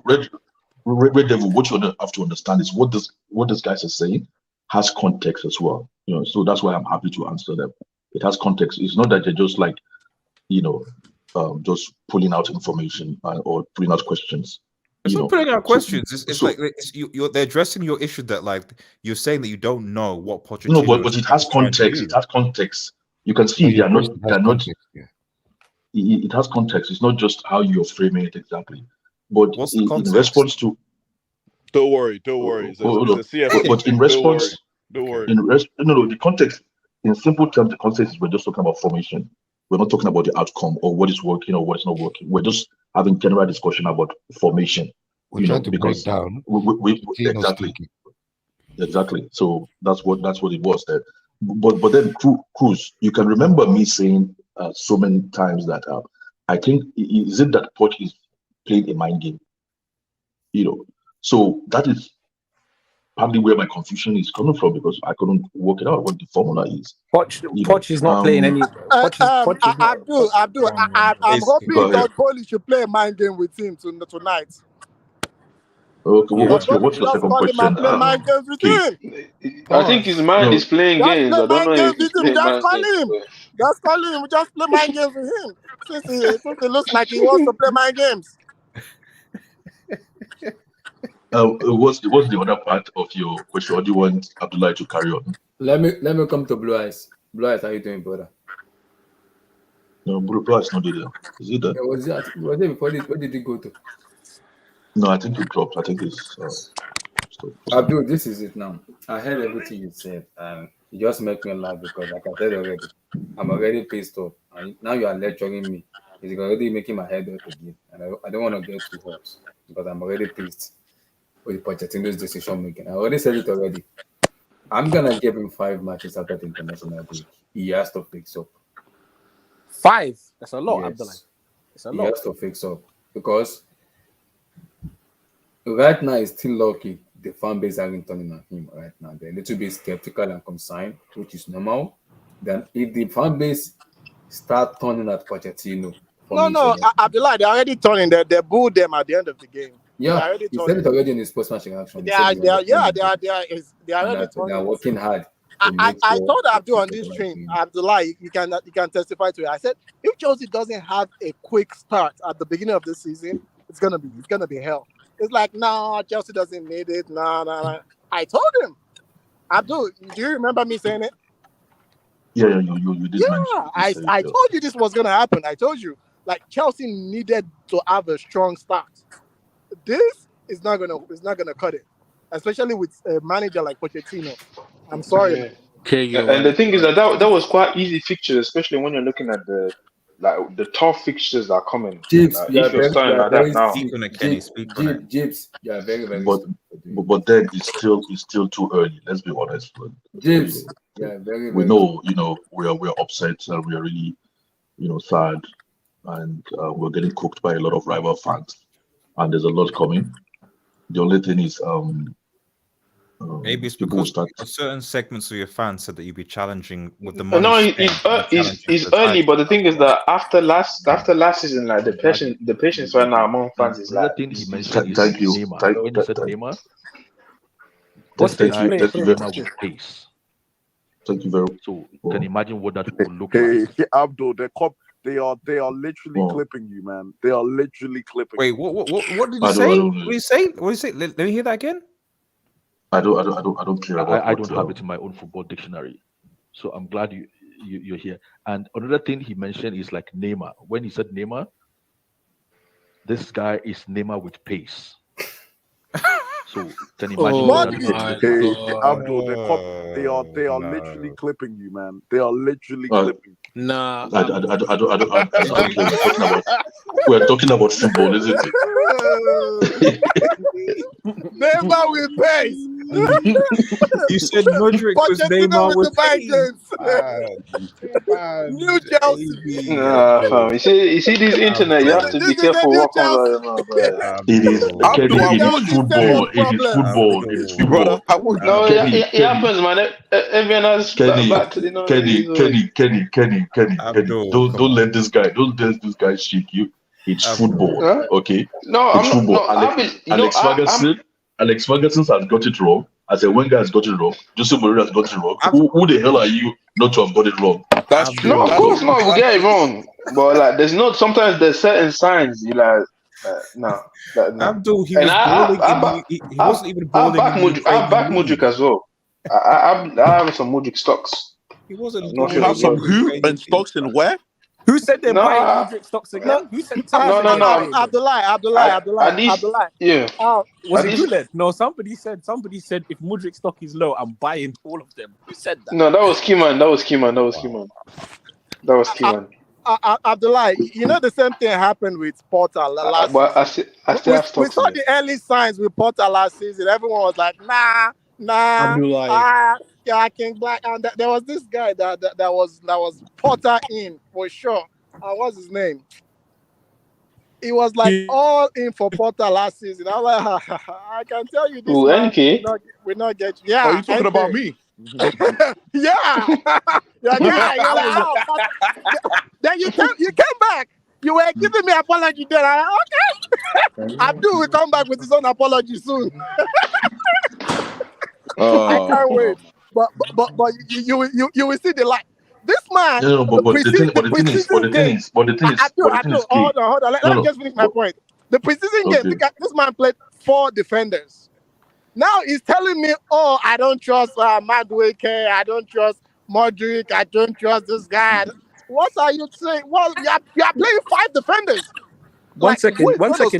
Did he actually say he don't trust those players? Did he say that? Enzo score? Who's actually scoring? Abdullah, you bring that quote up because this Abdul, I never knew this. 8 defenders playing.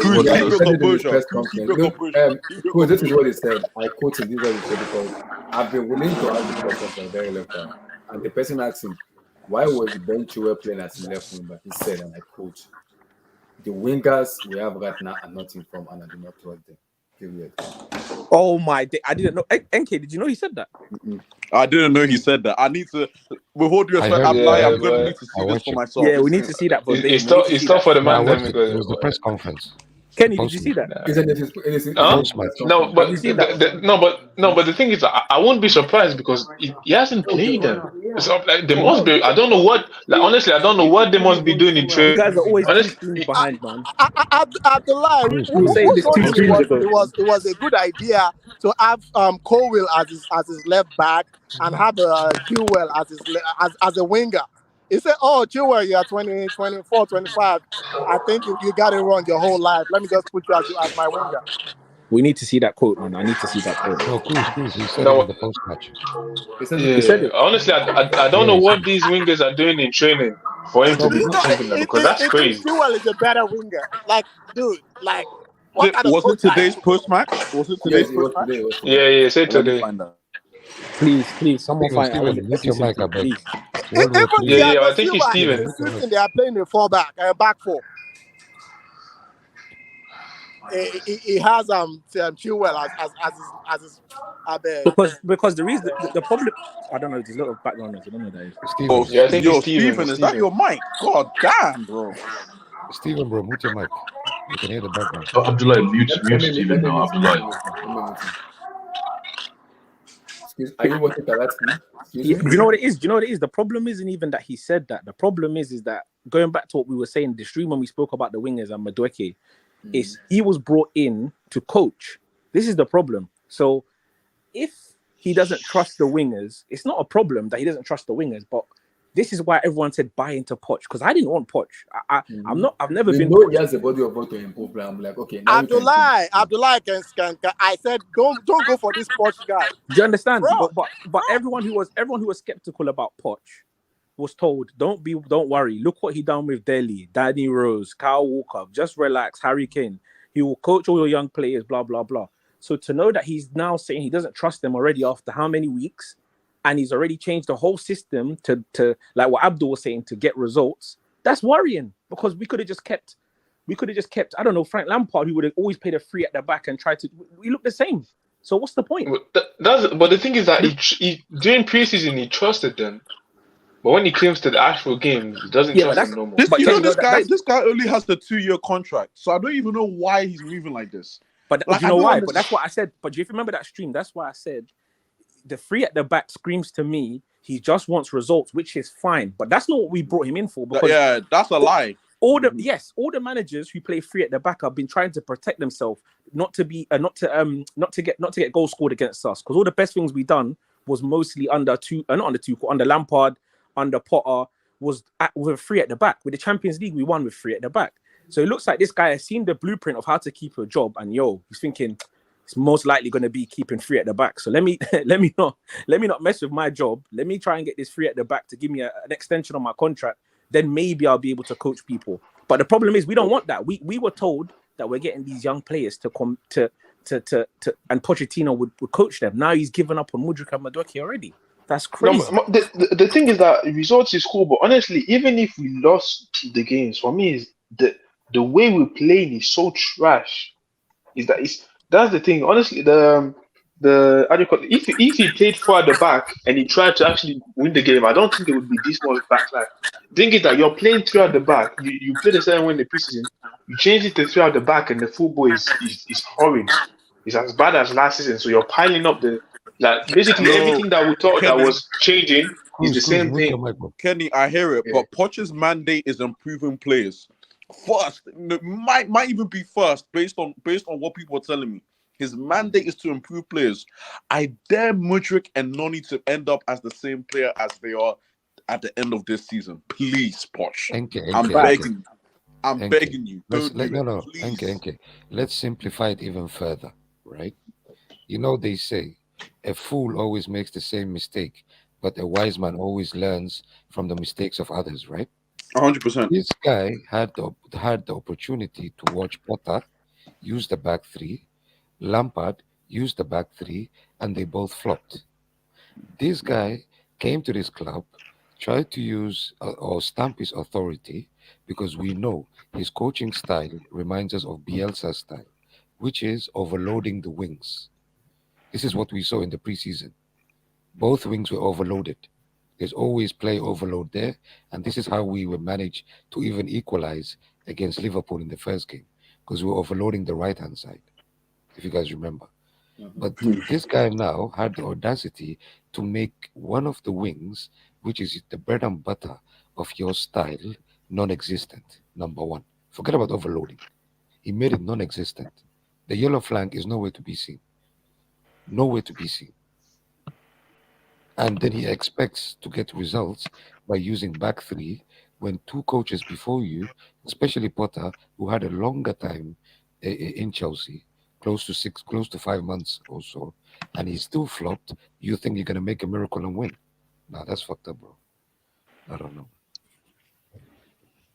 I don't know, man. I'll let Blue Eyes go. It's moving like these girls that are trying to change a man. You already see what the man is. What are you trying to change him?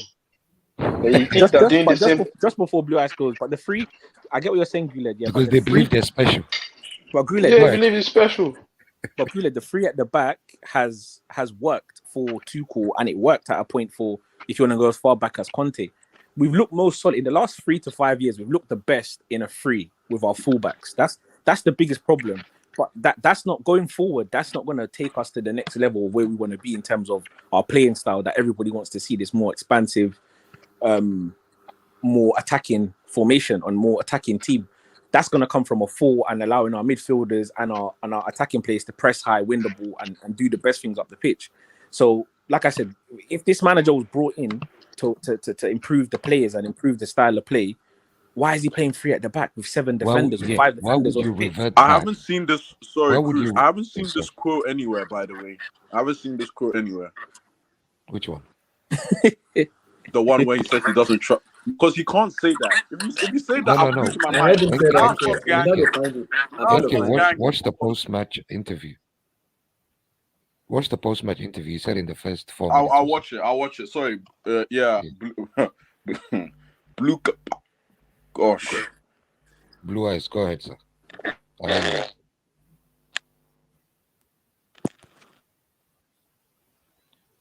Oga Blue Eyes.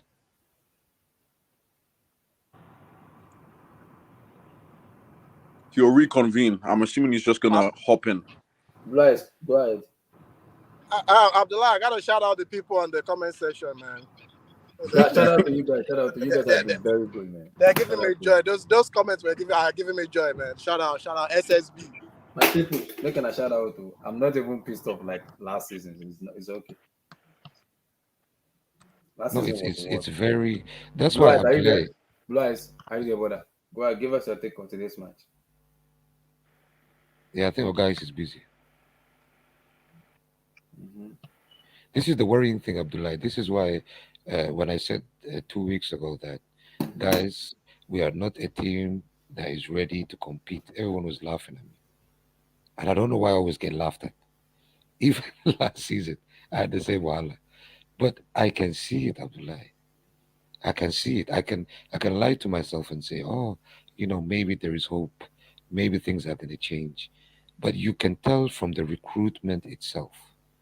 From the recruitment itself, Abdullah, this is one of the, if not the toughest league in the world, the Premier League. We know that categorically, if you have 11 players that average the age of 25 and under, it's very hard for you to compete unless those players have been playing in the Premier League for a season or two. But if you bring completely new players from foreign lands and you combine them together and you expect to create Voltron, this is not going to happen. This is not going to happen in this league. Hello. Can you hear me? Gullet. Your point. The reason they are bringing these young players is just to give them the jail sentence, the 7 years jail sentence. You can't bring in a 23, 24-year-old guy and give him 7 years. He's not even going to agree to that because that's probably all their career.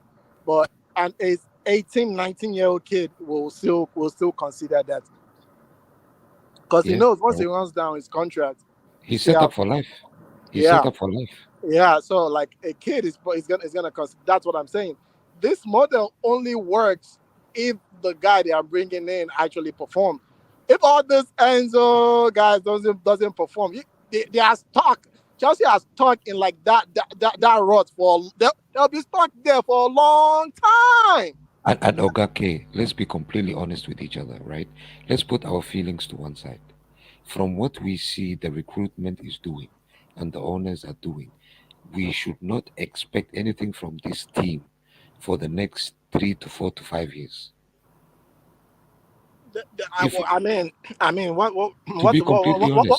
Were there any expectations anyway? There's not any expectations, you know. Oh no! Ask Abdul. No. I was saying we should win the league. Like we should challenge for the league. Abdul and Emi are the only one that had expectations. I agree with that. I said it. I said Chelsea should be worried about Nottingham Forest. Don't worry about Arsenal. Start getting worried about Nottingham Forest picking points. You know. Okay, because if we are not honest with each other, we will only get disappointed. And to be completely honest with you, can I go? Sorry, guys. Yeah, no problem. Listen, Chelsea fans form my hand today. Chai. This guy's laughing. No, I am laughing. There's nothing else to do. Nana, my brother. I'm glad you observed that, Nana. It's criminal. It's criminal. We're facing the wrong direction when we know where the GPS is headed to. We understand the GPS, but we're driving in the opposite direction of the GPS. And some people want to tell me, listen.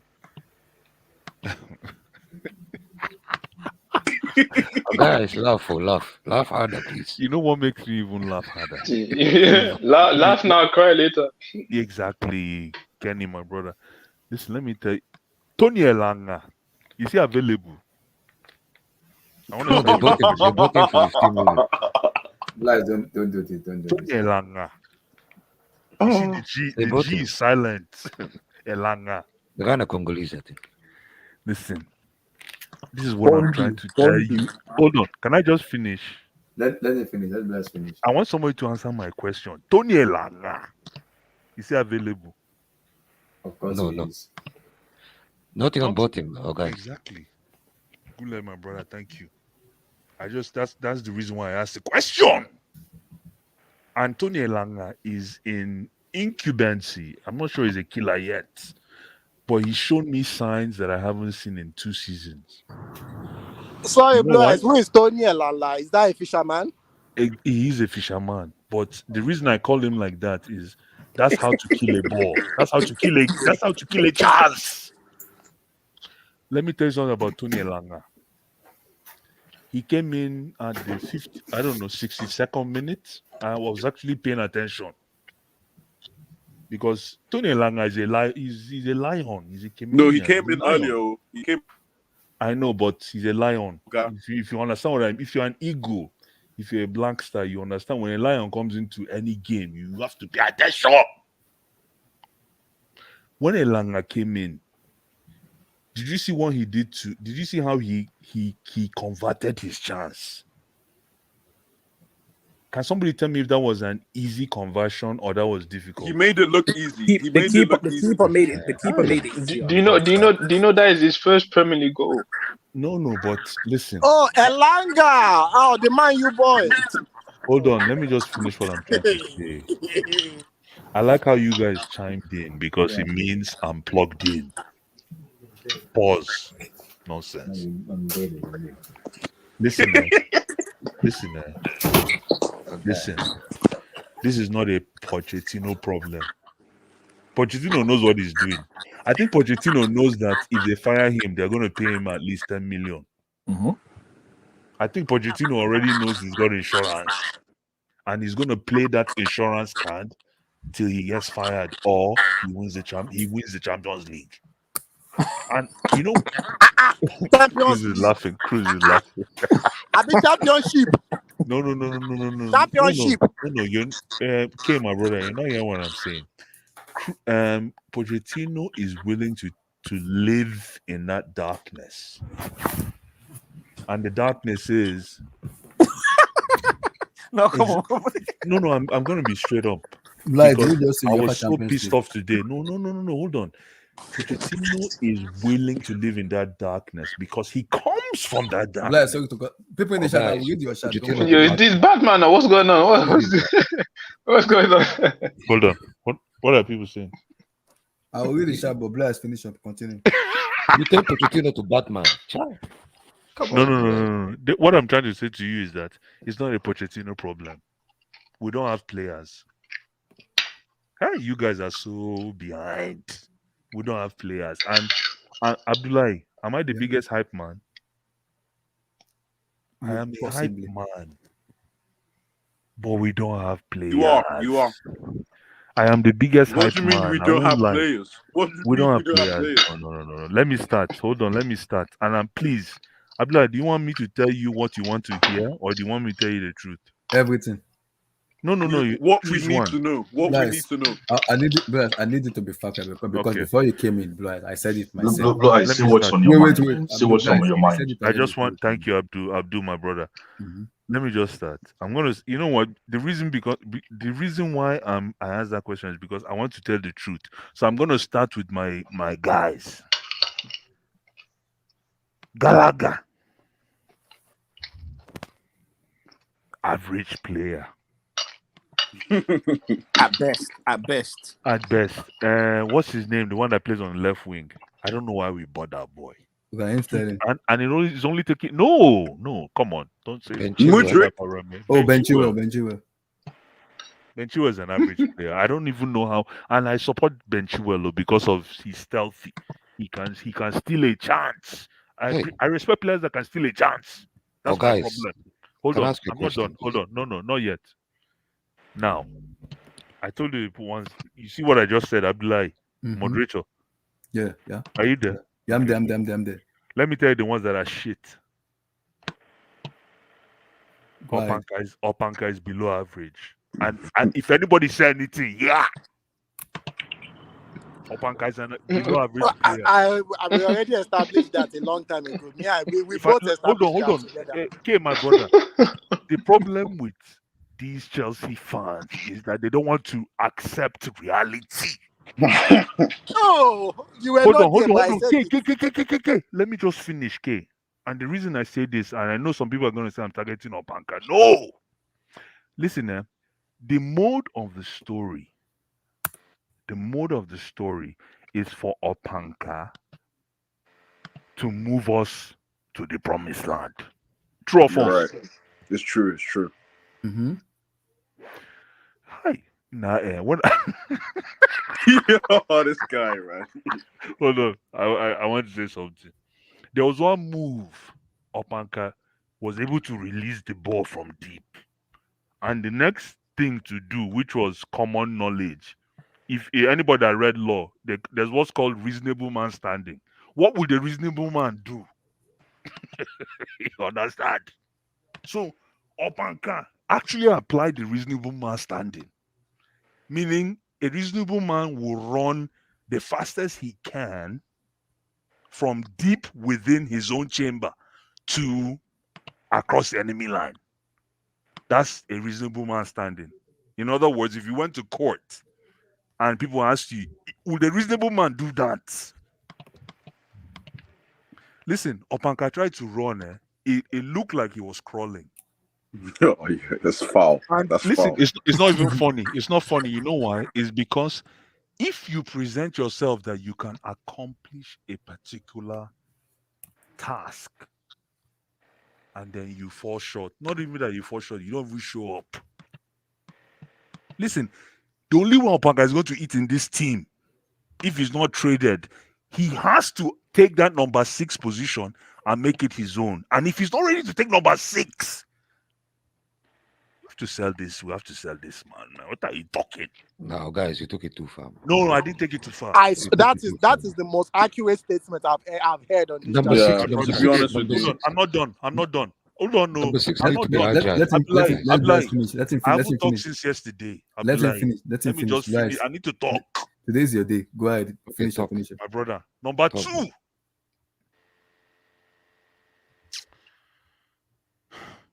Nah, Donche. I don't know if anybody knows who Donche is. We know we are talking about. I do. Moses Caicedo. Ooh. Nah. You've named Caicedo too. Wow. No. I'm not trying to be sensational here. That's the problem. I want to talk football. The problem is I've been talking about this for the past 4 weeks and I was cursed. That's why I feel good today. And it's sad that I feel good today. I can't believe I feel good today. The day we lost. I was saying this. Anyways, listen. Hold on. Donche is a Brighton player. Caicedo is a Brighton player. He's an excellent Brighton player. But you can't transpose that functionality onto what we're trying to do. And I don't even know what we're trying to do. So Caicedo, right now, ladies and gentlemen, the only way we move forward with Caicedo is if we embrace the fact that he's an average player. And how do you know an average player in that position? Don't do that. No, please, don't do that. Don't do that. No, guys, no, guys, stop. Nana, stop. Don't because do that. you know this history. You know this history. No, Nana, stop. Nana, come on, man. Nana, why are you doing this to me? Don't do that to him. Don't do it. No, I'm not doing that to anybody. Nana, you know this history. I'm being soft. That's what's pissing me off. I'm being soft, man. Guys, come on, man. You know what's pissing me off is because I'm a hype man. I put my hands up. I'm a hype man, and Chelsea till I die, like everyone says. But you don't need 20 games. You don't need 5 games. You don't need 30. You don't need 3 games to know that there's fire in the mountain. You don't need. Come on, guys. Come on. Nice. Are you serious? And Poch, I said this to your moderator, Abdullah can vouch. Yeah. I already confirmed that Poch is going to sell to me for me to buy his hype. And I bought his hype. I'll be honest with you. I still see him as the Tottenham guy. But I bought his hype. However, for what's happened today, is a symptom of what's affecting the entire team. And let me tell you right now, I think Pop is 3 steps ahead of what Todd Bowley is thinking. You know what I'm thinking is that Pop, what's his name? Poch. Sorry. Poch. Shit. Poch. You see all these players we're buying. I don't think Poch has any equity in any of these players we bought. Let's talk football. Thank you. Let's talk it. Go on. Oh, really? I'm not alone? No, you know me already. Okay. You know me. No, but we know that. That's clear. You're not alone, no, guys. Oh, is it clear? Okay. I No, but wouldn't the say reason it's I'm saying clear. this, I wouldn't say hold it's on. clear. The reason I'm saying this is because I'm a fan. NK, you serious? Yes, man. No, I'm a fan and I'm a blind fan. When I see that lion, I don't care anything. So I'm a blind fan. So it now is setting in. And listen, Poch is average, but Poch, what's saving Poch right now is he has experience. He's been beaten by the EPL Scorpion. So he's not stupid. So what it says to me is even Kopama, my guy, Kopapa, Ugochukwu, Ugolel, all these guys are not his men. Kenny, you're laughing. All these men are not his men. And Poch has sworn to himself that you guys gave me a 2-year lease on life. I'm going to make sure I milk it. So Poch is protecting himself. Poch knows what he's doing. Poch is trying to say to Todd Bowley and his guys that you guys are buying all these people and dumping on me. I did really good. I hope you're feeling it. So now it's up to Todd Bowley and crew to yo, are these guys really good? And here I am as a fan. Let me educate you guys because come on, guys. Guys, come on. Are you serious? Can you hear me? You can hear you, I can Bless. hear No, I can nobody hear can you, hear but- me. You can hear you, Bless. You can hear No, you. no, come on. No, I it's can a hear different type of pair. No, guys. Can you hear me? Blue Eyes, we can hear you loud and clear. We don't have players, man. No, let me just say something. We don't have players, and this is including Kopama. Everybody, like, I'm tired. And the reason I'm saying this is because I know what the standard is. I understand what the threshold. Nobody has threshold on anybody. Let's make that clear. Nobody can own threshold on anybody. But for a game like today, for somebody to come out and say because the coach played a Chilwell in a left wing as opposed to a left back position, come on, that's half-ass now.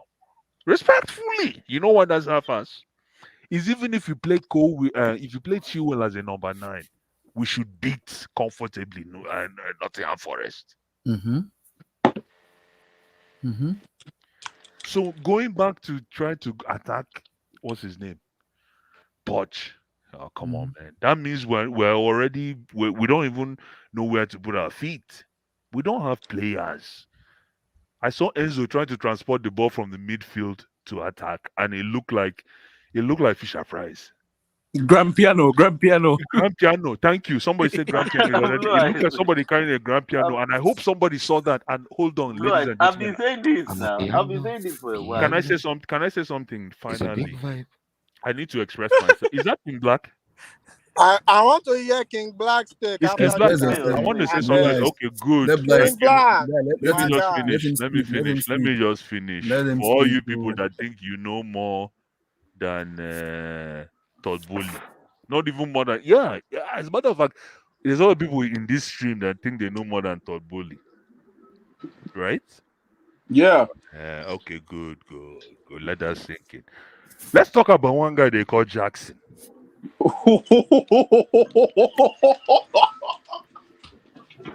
Let's talk about one guy they call Jackson. Remember 4 weeks ago I said Jackson is next job back. Hold on, guys. I want to make sure that I want to wash my hands. You know when wash the feet of 12? I want to wash my hands. Remember when I said that somebody is the best number 10 in the league? Yeah. Did I ever say that? You did. You said Jackson should play 8. That's what you actually said, Okay. word for word. Okay. And it's not because of the goal he missed today. It's because at the 53rd minute, I thought we were playing 2 center backs. I saw 3 center backs, but the 3rd center back was Nicolas Jackson. You see, and but it's in his nature. But it's in his nature, which is a great thing. The problem is, how do we cultivate that innate trait? How do we cultivate that innate trait to turn it into what? Productivity. It's true. Guess what? But just quickly, bro. Just quickly on that one. Go Yeah. ahead, my brother. In preseason, when we had the 10, he wasn't dropping that deep. I think genuinely, I know people, again, this is the problem. We praise players like Gallagher, and I hear people saying like, oh, he's good enough, he's a good squad player. The guy is Hold on. Yo, that nonsense was what? Let me say something. Cruz brings up a fantastic point. Good enough for Chelsea. Exactly. Hold on, Cruz. Let's say, Cruz. Hold on. This is what I love about this club. Yo, Bryce is moving like a villain. You know what happened? You know everything that happened today. As much as Gallagher is shit, right? And I can't believe I'm saying this, had nothing to do with Gallagher. What, today's performance? Oh, come on, man. No, it's true. Hold on. Let me just say something. Yeah, today's performance tells somebody needs to mute. Today's performance, right, is symptomatic of a bigger problem. Yes, 100%. Today's performance is symptomatic of a bigger problem, and nobody wants to talk about what that problem is. And can I? Is it fair if I jump in? Go ahead. Jump in. No Corbin Blue. Jump in. The problem is. Oh, I love it. Banker. No, hold on. Yes. That's the problem. I want it. Who said that? When you are done cooking, I'm coming. Is that King Black? Oh, I can't wait for. Oh, it's King going to Black be a to start fantastic cooking. day. Now, King Black be that. I can't wait. Now, King Black talk that in. Nah, me. Oh, boy, King Black, identify yourself. What did they worry? Correct. Like King Black said. And I know King Black is coming from the other side, which is what I want. However, I am going to attack Opanka. And the reason I'm attacking Opanka is not because I'm attacking him individually. I'm going to attack the sect. You see that midfield? Opanka, Caicedo. Opanka and Caicedo are average players. Caicedo,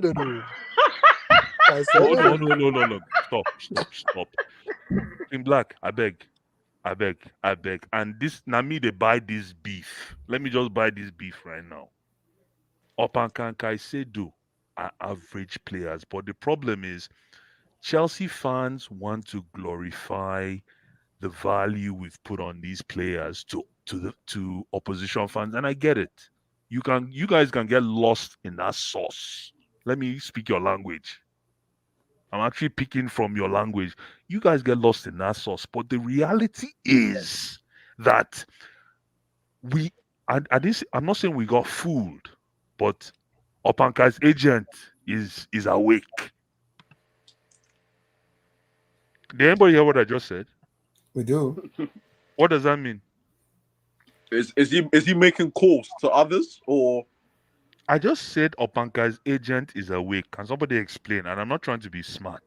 I think what you mean is maybe we need to start looking into the market and replace him. No, we were fleeced. No, he's awake. Is he seeking? No, Blue Eyes. Are you saying his agent is He's eating seeking? rice and Indomie. Listen, I'm not trying to be funny. I'm not trying to be smart. I'm sad. It's what pisses me off is I woke up only today because I'm a hype man by nature. We don't have a squad. We don't have anybody. Wait, what do you mean? What's this guy talking about? We don't have anybody. No. So Blue Eyes, you're telling me we'll spend 1 billion on trash on average players? Yes. On average. On average. Yes. You want me to repeat that? Yes. We have no plan. So Blue Eyes. No, sorry, Blue Eyes. Let me ask you a question. Shit, Sorry. sorry. No. Blue Eyes, let me ask you a question. You don't think we So signed one good player? You don't think we signed one good player? Is that what you're saying? No. Listen, guys. No, yeah, I get what you're saying. Guys, I'm not trying to be funny because I'm the biggest hype man. And you guys know what's his name? Cole Papa is my guy. All these guys are my guys. But unfortunately, this game against Nottingham Forest, the problem with me is I only need one game as a litmus test because I'm an EPL. You guys don't know what an EPL merchant is, eh? You guys don't know what an EPL. I've been watching EPL for more. So when I saw all these performances, preseason, postseason, all these things, I got excited and I'm like, let me see EPL first. And Nottingham Forest couldn't have been the best challenge. True or false? True. Low block, mid block, name it, call it what you want. Call it what you want, ladies and gentlemen. Low block, mid block, high block, mid range, top range, underground, anything. Nottingham Forest, as a matter of fact, Nottingham Forest just burnt probably about 50 million, 100 million. How much did they spend?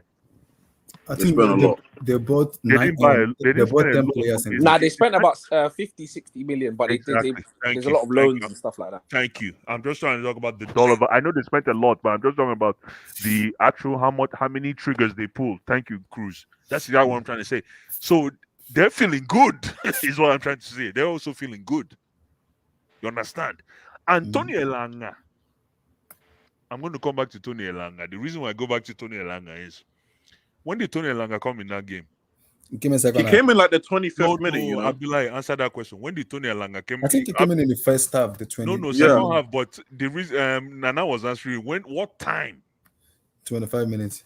No, in the second half. No, in the first half. No, he came in the first half. Someone got injured and he came on. Around 44 minutes. He came alive in the second half, but he came on. Thank you. Did he do anything in the first half? Nothing at all. 44 minutes. Thank you. You see that goal? It's not about how he scored the goal. It's about how he latched. I don't even know how to spell and pronounce latched. Latched. Is that the? Is that perfect? Perfect. Okay, good. I don't know if I'm right, but you see how he latched onto that chance. Mm-hmm. That's a kid that's hungry. That's a lion. That's why I say Tony Elanga is a lion. The way he got that chance, the way he dropped his shoulder, his right shoulder. I watched that goal to the end. He's not a killer yet, but he's learning. That was a nice pass as well. My brother, let's talk about Jackson. He's not doing that. Jackson is not a killer, man. Listen, on the faster Pochettino is able to shoehorn Jackson into a 10, if he wants to save his career, because I think Jackson is the best midfielder in the EPL. I was thinking that he could play on the left. No, winger. Yeah, left, inside forward. Whatever you want to call it. Guys, you can actually take on the man. So exactly. I think literally. That's what I'm trying to say is that that's why Pochettino should be excited. As fans, I'm pissed, but Pochettino should look at this as an experiment. Is how do you, because I said this like 5, 6, 7 weeks ago. You guys attacked me. You said Jackson is a striker, he's a number 9. He's not a number 9. He's not a killer. And it's not because of what he did today. It is because of the fact that even if everybody's sleeping and you have 2 posts and you leave Jackson and no goalkeeper and you leave Jackson to score, he will miss that goal. No, No, I'm trying to tell you what is happening. See what happened.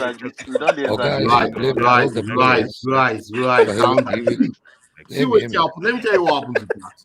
Yeah, Blue. Don't exaggerate. Let me tell you what happened. This guy, Blue Eyes, I beg. I want to hear. At some point, there was nobody creating for Jackson, right?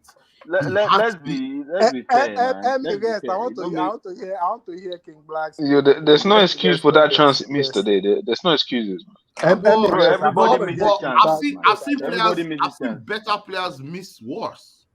Yes, everybody misses chances. Every striker misses chances. Chelsea we win the Premier League. I can't take you seriously. You know what? I've seen better players miss worse, but for the reason why he missed that is the annoying reason, because he was doing everything else other than being where he should be. If he was in the box and he misses that after causing havoc, missing a few chances, being where he needs to be, then it's fine. But the problem is he missed that chance because he was running everywhere. By the time he got there, he was probably tired. He was stretching, getting his foot out, and he missed it. There was no need for him to stretch for that ball. Tired, it's late. But you're tired. You're not thinking. Tired. You're just throwing your leg out there. And it's I know, man. With his wear shorts, like just wear your shorts normally. The rest of these guys, man. Kenny, this guy just my brother's shots, please. No, but it's true. Why is he trying to be different? Just wear your shorts normally. That's why he likes it. He likes to roll off his shot. He's a wide player, man. He's a winger, man. I'm not gonna lie. He's a 10 or winger, man. He's not strong. No, but Cruz. Let me ask you. Do you think he what's his name? Jackson and Isaac, do they have the same profile? You could say. I get why you would say that. You're gonna say they're similar, right? Okay. Yeah, he's the better finisher, though. They're similar profile. But he's the better finisher. Hold on. I'm not done. Traditional strikers that stay in the box. Amy, hold on. Amy, I need to finish, please, because I missed. You guys had a show yesterday or the day before? Yeah, we had yesterday. Yeah, I know. I was watching you guys from work, man. I was listening to you. That was a fantastic show, ladies and gentlemen. For those that didn't watch it, make sure you watch it. I was laughing. I was dying. Listen, Jackson. King Black, take it. We have two King Black here. Which one should they take off like this? King Black, you stop using your phone, Joe. Use your computer. King Black, no. Even King Black. Which one is working? Which one is not working? Listen, let me tell you something. The sooner Poch knows what to do with Jackson, the better for him. The quicker he knows he might get an extra year. And I'm hoping Todd Bowley is bringing. Listen, I'm hoping Todd Bowley right now is in Dubai, doing what? Drinking with Roman, like bros. Nah, man, wow. What you sell me so? I'm hoping they. No, because some people are saying it's the cost of Roman. Actually, no. It's not even the cost of Roman. No. Listen, I can tell you what it is, Amy. It's funny you mentioned that. We are our recruiting is terrible. No, but Blue Eyes. Hold on. And I'm contradicting myself. But I've heard you say many different things now. So let me get this right. So we spent £1 billion, right? Yeah. On we pretty much changed our entire squad. There is almost maybe 2 or 3 players that won the Champions League that's still in the squad. Yeah. Everybody else is brand new. Now, this brand new squad, right? What is wrong? Why is it? Let me tell you what's wrong. Let me tell you what's wrong. No. Listen, well, let me answer this question now. No. You don't need to finish, Jimmy. Let me tell you why. Okay, why? You know what we're trying to do? We're trying to recruit role players. And we're forgetting about the quintessential most important thing about recruiting people. It's not about recruiting role players. It's not because you're good at playing left that we're going to hire you. It should be because of your character. You think we're not hiring character? No, come on. I mean, we don't have any character. No. That's the reason why we're trying to get the captain's band off from these guys, man. So do you think Chilwell is a captain? Listen, Amy. I can't believe you asked that question. Amy, how long have you been a Chelsea fan? No. Since 97. Good. So why are you asking me a question about that and Chilwell? Because Chilwell is not a Chelsea captain. Sorry. You, but he has no character. He has no. Yeah, come on. If you've seen 97, you've seen Dennis Wise. Let me ask you a question. It's not Dennis Wise. Fine. Let me ask you a question. Let me ask you a question. Let me ask: is Reece James a captain? No. Thank you. Okay, not good. yet. Then we understand. Okay, then hold on. Let me ask you a question, Amy. No. Is Orpanka a Chelsea starter? Yes. Nonsense. No, I'm done. Is he Chelsea starter? No. Like, go ahead, man. I want to. Blue Eyes, seriously. Wait, guys. Wait. You're saying Enzo Fernandez. Amy, wait. Not a Chelsea starter. Amy, So, wait. Wait, Abdullahi, wait. I want to know. So, Abdullahi, I'm sorry, Blue Eyes. Who is a Chelsea starter then? Let me tell you who's a Chelsea starter. From this team today. From the team that played today that we lost. Gallagher, please. No. Gallagher for my hand because I was trying to use Gallagher to hold chess today. No chess today. Your chess. No, there's no chess. No. Gallagher no even show. Let me tell you who is a Chelsea starter from this team. Are you listening? Nobody. Oh my God. Nobody. No. And listen, it doesn't look like you heard what I said earlier before you came on. I've been listening to you. But what I said is, Amy, if you did listen to me, I said to you that I'm the biggest hype man. Yes, you are. I am the biggest hype man because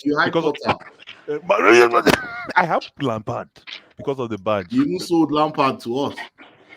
And you bought it. Players on I didn't buy. No, I'm number one that said nope. I won't buy your hype. No. It's not even about that. Should I drop a quick start? No, don't drop that start yet. Hold on. Hold on, guys. I need to say Chelsea something. has not won 15 matches. Forget about that, Amy. Forget about that. I need to say something. Hold on now. Let me just say something. Let him finish. Thank you. I'm like, we get moderator. I need to ask a question. What do you, and I need you to be direct with your answer. It's an open question, but I need you to be direct to your answer. Don't tell me blah blah black sheep. I don't need the Price is Right Bob Barker answer. I just need for you to tell me the direct answer. And this is the question.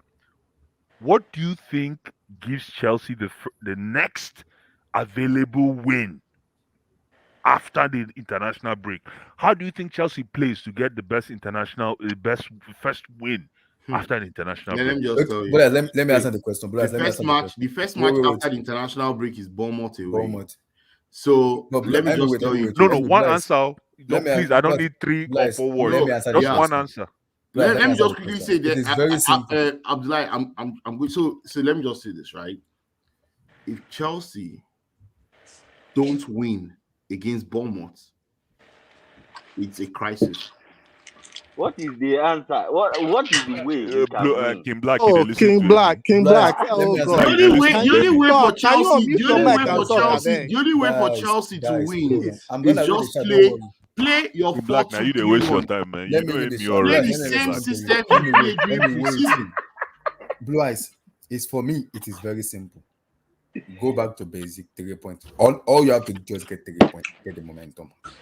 But you can't get 3 points. My problem is let me explain my reason. Mauricio Pochettino, guys, we've been here before, and I said yes, guys, Pochettino is playing politics in Chelsea, and it's annoying me. And as long as it doesn't stop that bullshit, we will keep losing. We will get sacked. What do you mean by politics? Yes, let's talk football. Let me because explain. Abdullah is right. God bless you. Right, no, you're God right. bless you for answering the question. Blue Eyes, I will say it again. Pochettino needs to take off his coaching arm badge and his hat off. Make a bold decision as a manager. Stop being a rookie and an high school student. It does not make any sense. Ben Chilwell needs to be benched for the next 5 or 6 matches. That's not good. Diego Silva, before you go further, listen, I never challenged the moderator. But before you go further, the only reason you are attacking Pochettino is because of what you saw in the player. True or false? No.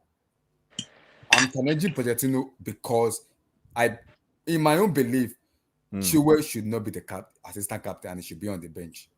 Okay, that's different. Guys, the reason I said that is also Dimba. The reason I said that I don't think the decision of it. I just want to say this. Do you know what also Dimba means? Hold on. Blue Eyes, again, I'll say it again. Pochettino needs to decide between Disasi, Thiago Silva, and Levi Colwell. Somebody needs to add someone. You see, the problem with that argument is that it says to me that you waited for our loss. No. I've been saying it from even from Liverpool because you play 3 at the back. Somebody needs to be on the bench because if you want to show him Silva, show him Silva. If you want to put in Disasi, put in. See, if you want to go to traditional back, listen. Go Abdullah, hold on. Abdullah, I'm gonna say something, and people are gonna hate me. And okay. King Black say, Go ahead. Okay, we are speaking football here, good. but Good. Okay, good. How many chances did Jackson have tonight? And I want to hear the truth. And just tell me how many chances. He has 4 chances. Huh? 4. How many? 4. Today? Yes. Nah, I said like 2. There was a chance. Let me explain. One there was chance. a chance. There was one clear cut. Welcome, King Black. Like I said, welcome. Clear cut. But there was 4 chances. What match did you watch? The same match that all of us watched, King Black. No. Blue Eyes. We had 2 shots on target. Abdullah, Yes, wow. Before you go, no wonder we're not going to get to top 4. No wonder. Abdullah, yeah, I'm here. Abdullah, before you go, I'll say the question should have been how many chances did Nicholas Jackson have to pull the trigger? That's the better question because this guy lost to tiptoe in the box. He lost to tiptoe in the box. But when it comes to actually shooting that ball, he doesn't want to do it. There was that chance when Enzo passed the ball to him. Hold on, Nana. Nana asked a fantastic question. Nana, how did you answer that question again, please? I said, how many chances did Nicholas Jackson have to pull the trigger? Not to score. Okay, how many opportunities does Nicholas Jackson think that he has to pull the trigger? Yes. Hold on. Let me ask Nana. I want Nana to answer that question.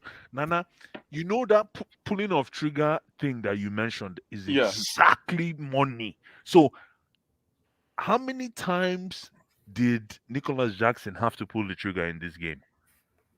He had to pull the trigger about 5 or 6 times for me. So, the reason you pull the trigger is because the goal's there. The goal's there. We need to score. The goal's there. No. The ball is. Oh, sorry. Pause. Fuck that. Pause. The assist is there. Thank you. Yeah. Bless, because how many of those assists were there today? Blood. No, Enzo give him. There was about 5. No, there was that. There was that pass from Enzo. That's all I wanted to point out, my brother. Let me say something. There was about 5 or 6 today. I can't want to deny say something. Okay, Kim good. Black, before you I go, thought I was alone. Sorry. You're okay. Nana, you're okay, my brother. Kim Black, before you go, because the reason I say 4 is, yes, I get what Nana say, which as a striker, when you have that chances, pull your trigger. No more tiptoeing, dribbling. No, you are a striker and you are giving the ball, shoot that ball. And I have a problem with this team where this ball down to manager, not even players, because now. Oh no! Wait, Nana. I'm not backing this player. I'm scapegoating them when as much I'm scapegoating Pochettino.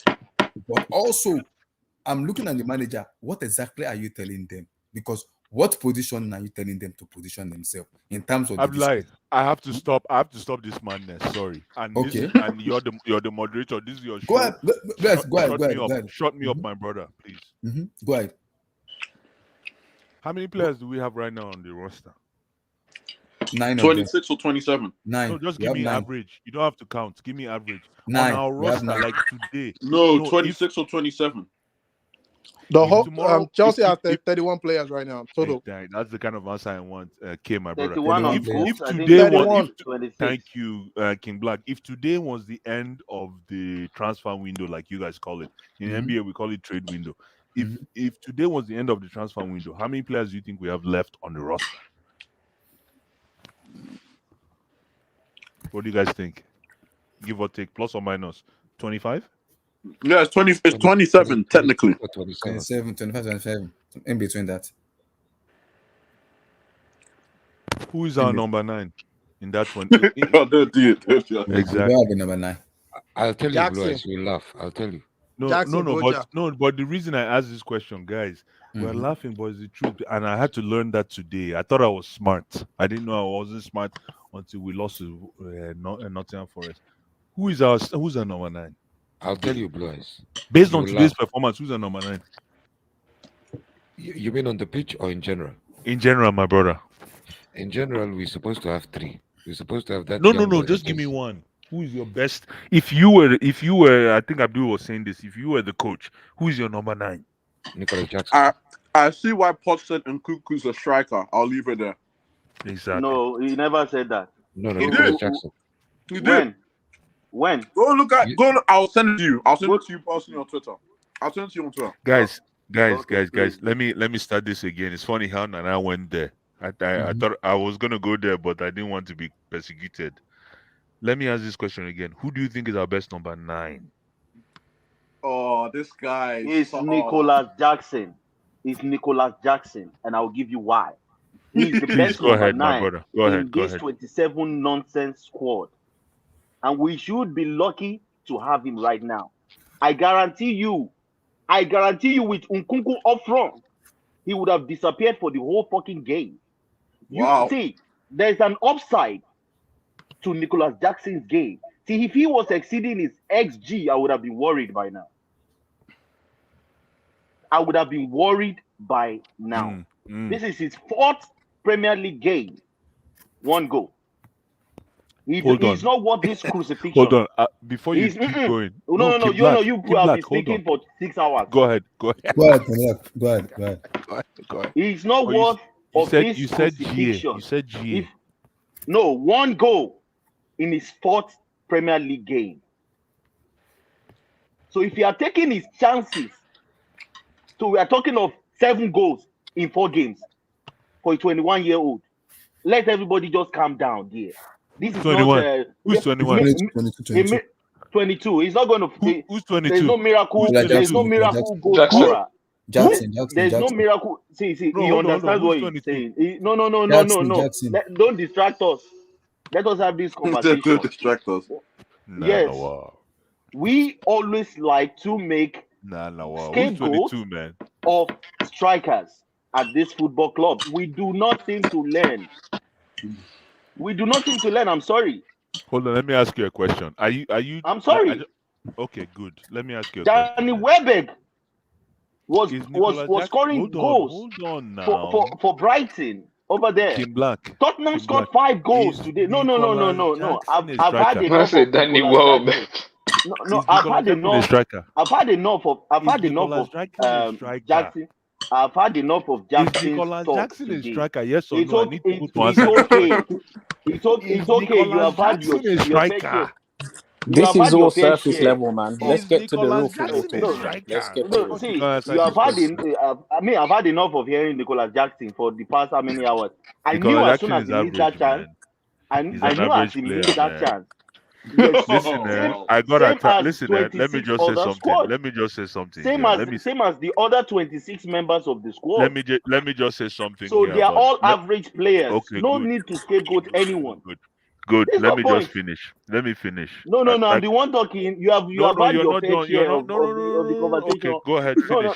Finish, my brother. Because me, I need to leave now, sir. Because go ahead, over 5 my hours, brother. everybody's Finish, my brother. When you finish, I'll take off from where you stopped. Very good. Go ahead. Very good. When you finish, I'll take off from where you stopped, so that when you leave and you're partying, you will hear what I said. Go ahead. No problem. First of all, we thank God for Blue Eyes that even came to Spain. You would have never heard anything about Enzo Fernandez, about Caicedo, about some of these players today. It's just that sometimes it can be very one-sided when it comes to some certain players. He will just, but sometimes, most times, I'm a football analyst. Yes, he always, except for Jorginho, anything Jorginho, except for Jorginho and all these weirdos that are footballers. No, I'm a football He knows how to, sometimes he can actually be honest and finally, the reason why you're saying this today is because what I said 5 weeks ago is coming to fruition today.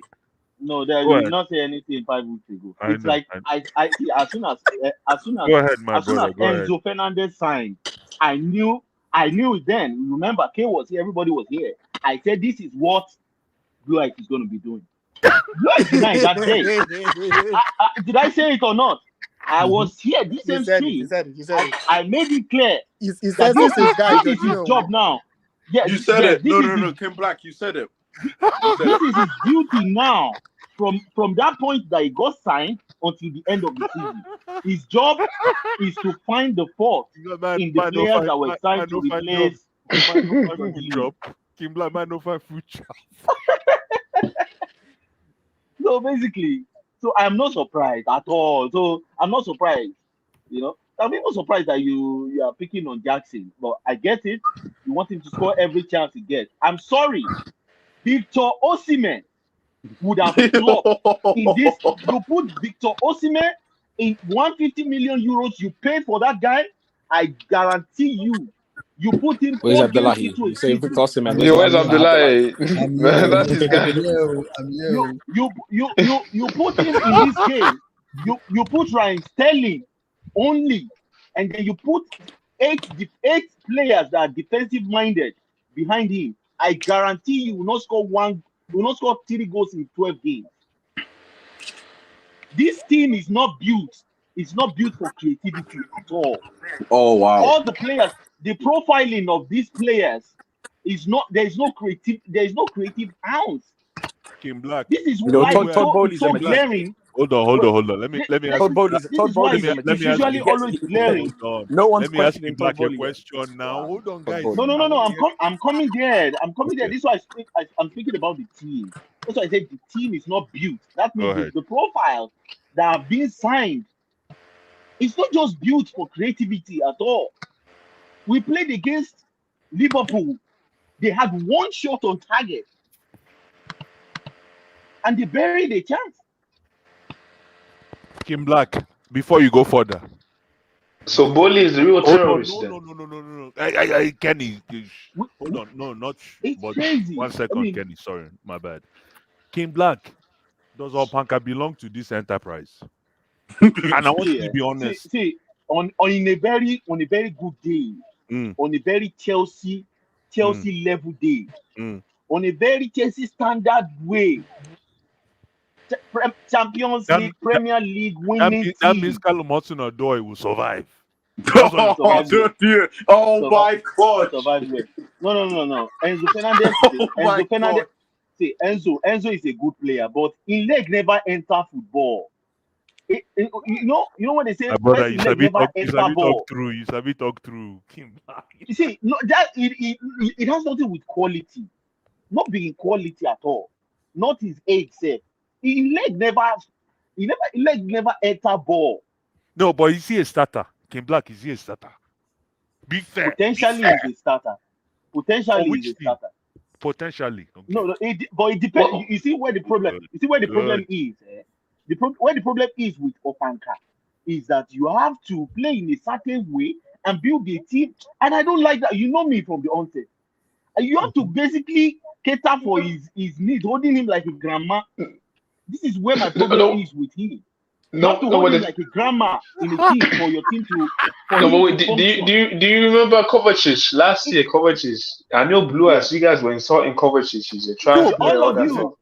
Now Kovacic went to Man City. Oh, why are people twerking for Kovacic? Stop. No. Wait. No. But the thing is that if you play in the bed, obviously you're going to play bad. Okay, when you're playing, when the team is playing well, obviously he's going to expose the weakness. Don't stress yourself much. I said it here. People thought I don't have Kovacic's phone number. I don't have his WhatsApp. I don't know his family. Yeah. You have his WhatsApp. You have his WhatsApp. It's just Kenny, football. man. I Kenny, play football. I watch street football. I watch talent. I could see this one is good. This one is not good. I don't think I've said a player is not good. And you just gave Kim Black a lease in life, man. It's okay, man. Go ahead, Kim Black. It's okay. Express yourself, Kim Black. It's okay. So me, when it comes to Mateo going, I knew it was going to suffer for it. People say, he's replaceable. I remember what's his name? Emmy. A guy Emmy said, it's replaceable. Just go to the market. We buy him. My brother, you will spend 500 million. 500 more million. You will not get that profile in the market. You will not get the profile of someone that can secure football in his feet. Wait. Okay. Just wait. Just wait. There's the reason why clubs like people like Pep Guardiola are basically securing players that can keep the ball. It's not one touch. They pass to me, I pass to you back. Pass to me, I pass back. Pass to me, I pass back. What skill set is that? I can do it. You put me in that position just to be roaming around. Pass to me, I pass back. Pass to me, I pass back. Everybody can do it. What makes you a super team is having some special players that basically they might not have everything in this world. But the fact that you cannot just get the ball from their feet. You see how they snatch the ball from Casedo like a thief. See the way they're snatching the ball from these boys. It's not acceptable. It's not acceptable in Chelsea. This guy, Black, stop. Why are you trying? When we had John Obi Mikel, when we had John Obi Mikel, to support Chelsea, I cannot remember. I cannot remember anybody snatching the ball away from impossible. It's an offense. It is an offense. At this level, this is not like criminal. It's criminal. This is not trial. You are not doing trial. This is professional, top level football. First rule: if the ball gets to an attacking player, you protect the ball first. Kim Black. Look at Bukayo Saka. No, you cannot just snatch the ball from him. But can I ask you a question? All of these players are just useless. Madueke. Look at the way he plays. Please, hold on. Let me say something about Bukayo Saka. Now you're gonna do the random like that's a killer. No, that's no, 21 years old. He protects the ball with his. No. Don't listen to Game Black. When he holds the ball, you cannot just come and I'm getting the ball. Yes, go ahead, my brother. Go ahead. So, like, this is it. I spoke to everyone. Don't be gassed about. I say don't come in. Lavia is average. He's injury prone too. He's not fit enough. He is average. He's not fit enough. You guys are disgusting, man. Don't piss me off today. Wait. Listen, I brought out the statistics please to show that Casedo is not even better than Tyler Adams. Ask them. I brought out a statistic to show you that in a number 6 role, I'm telling you, this Brighton team, they are scammers. They are here to. You remember when Sevilla used to scam everybody like that? Borussia Dortmund. Yes. You remember how they used to scam people for players? Exactly what Brighton is doing. Any player you see that is doing good right there, bro, if you sign him, you're on your own. The team, the way they are set up, it's bad for the number 6 is to have multiple touches of the ball because of how they build up. They build up basically by just having Black, I need to ask you a question. So you would think having 100 touches per game is a good start at Brighton. I need but to you have my own as well. Hold on. I need to ask you Black a question for me to embrace his positioning. Does that make any sense? Go ahead, yeah, it does. Let's see. Okay, good. So the question I asked for Kim Black is, Kim Black, Opanka, Enzo Fernandez, is he a starting 11? Yes or no? Don't go too deep. Just tell me yes or no. In our current team, yes. Right now, sure yes. Now. Sure now. You see, people. We have secondary school players in our team. Can you see them? We have players that should be playing, that should be coming on from the bench for the next. I don't think Opanka needs to starting 25, man. For me. Blue eyes. I mean, I'm just gonna say this real quick. I think as soon as Chelsea start benching that Enzo, half of their problem will be solved. This is disgusting. This is disgusting. Let me just come on, man. This is not even. It will actually. Let's talk football. The other you don't watch players football, around my me. brother, man. You don't watch Let me football. just Keep talking. Keep talking. Okay, I would have supported that, but the reason why I'm not supporting that is he's not being coached. Pochettino is an average. Pochettino belongs to Division 1. I 100% agree with Rangers. you, King Black. I 100. I don't think I said Pochettino was not the guy Chelsea should go for. You know why I said not it? Taking them anywhere. Okay, you know why? You know why I said it? I've studied Opanka's game. Dude, he's not the guy. See, anything beyond the middle third is useless.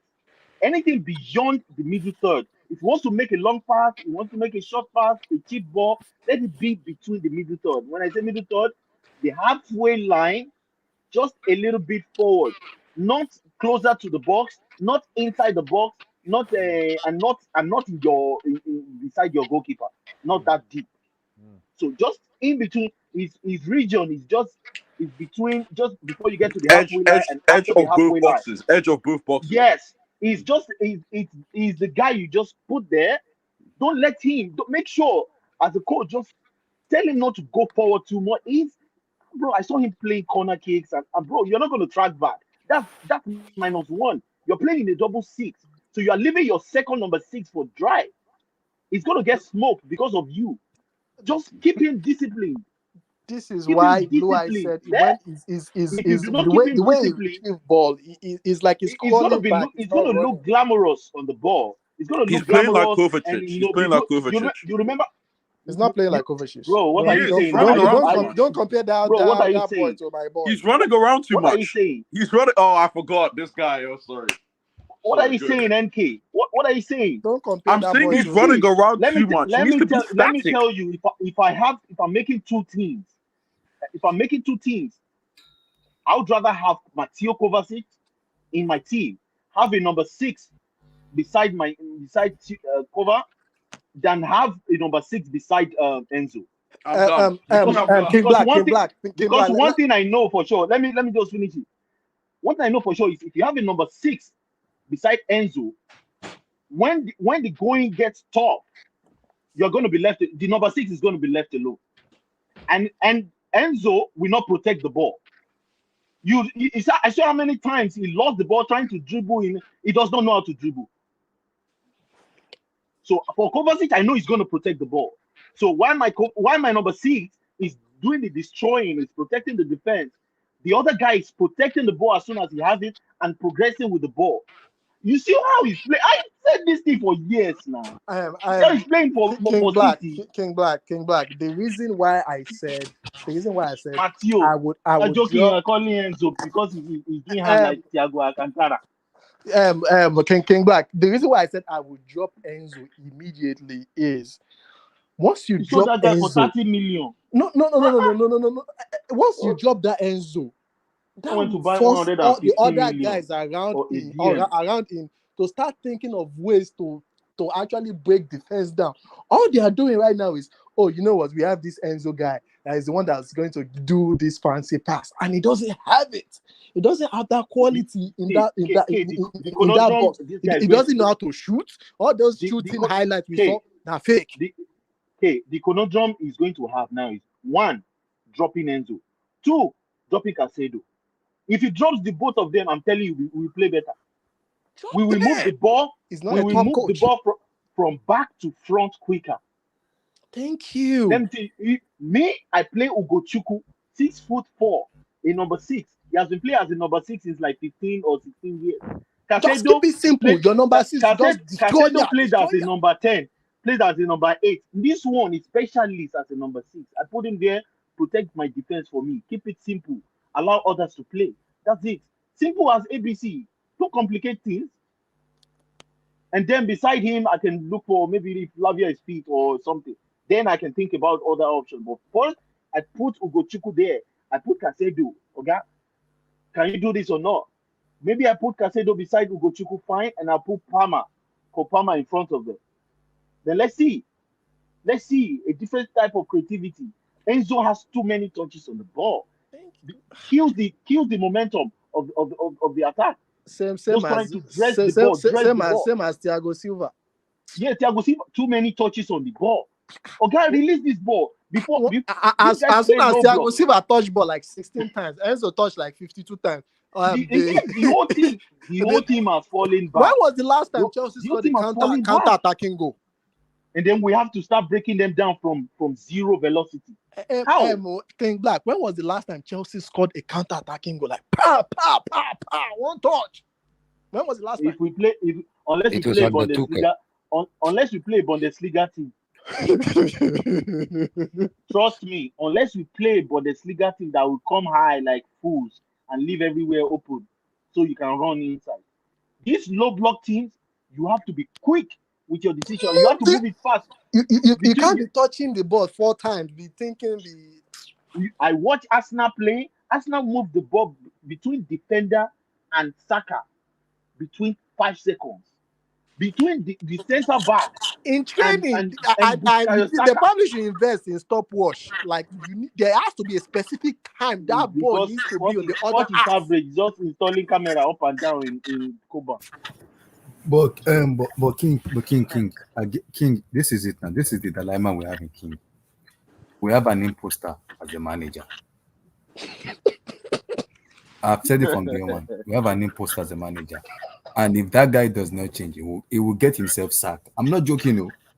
But you told me you are backing Poch. Yes, King, I am backing Poch. Yes, I agree with you. But also, another said, when you're stupid for the first time, we can forgive your stupidity. When it becomes second time, we can let go. When it becomes third time, that is a madness. Abdullah, he's an air. I'm telling you. King Black. Remember when I came to because let me finish up, King. The reason I said that is King Black is because I'm looking at the squad we have, and I'm looking at the squad we have right now in terms of the way we want to go forward. Looking at the way we have been playing from the beginning of the season till now, it gave me worried as a fan going forward because I'm like, Poch, even if you have our player fit, it's still gonna stick with this back three. It won't change it. And I'm like, what is your ideology going forward? Abdullah, I understand why he's doing this. He has seen all of them in training. He sees. I'm getting he tried Colwill just one time as a left back, and he realized that. And let's be honest, Chilwell is terrible defensively. Chilwell is horrible defensively. He does not even stay close to his man. He's shadow man. You know shadow marking when you are playing. But King Black. Wait, I know. Wait. But okay, sorry to cut you short. He has understood that. So sorry to cut you short. Our defense. But this is it now. Yes, Chilwell has been horrible. I agree with you. But why not try Marcin or Cucurella in that position? He has seen Marcin. Marcin is 5'6". Marcin looks like someone that just came out from SS2. Chilwell, Kim Black. You can play back. Cucurella look like a midget too. Do you see how they look? Kim Black, I get you, but you can play Cucurella. And Colwill is 6'2". He wants a physically. He wants players that can physically. You know, I'm guessing they intentionally signed Ugochukwu because of Pochettino. I'm telling you. I'm guessing he specifically went to sign Ugochukwu because he wanted a tall. He wanted some strong men. He wanted men. That's what he wanted. Experience. But why did they play the Ugochukwu that they wanted? No, but one second. Look at the world class. He's scared of Boli and the rest because he will just put their investment on the bench. But look at the world class. That's why I said it's a conundrum. Black and go let wait because let's have a footballing discussion now because we need to be very factual here. Yeah, but Abdullah, look at the world class left wing backs, Marcelo and Dani Alves. Were they tall? Were they strong? They were tall. They were taller than these people. Have you seen these people? No, not that tall. Have you seen these people? Not that tall. Have you seen your Martin? Marcelo's not that tall. I want to hold on. Because I'm getting to how tall are you? Listen. I'm getting some. Bless. Hold on, let me finish it. Marcelo is. Somebody say 5'11". I want to say something. Marcelo is 6 foot. Kim Black wait because somebody say 5'11". Guys, because Blue Eyes asked me a question before going forward. This is me going forward because I've said it. Guys, let me finish. Marcelo is 6 foot. Guys, let me finish because I said 6 foot is short. Guys. 6 foot is short, but he's not 5 foot. Short. Let me finish. I want to finish up something. You know, Enzo is 5'10". Guys. I want to say something. Enzo is not 5'10". Enzo is 5'6". Guys, I want to say something. Enzo is cheaper, man. No. Guys, I want to say something.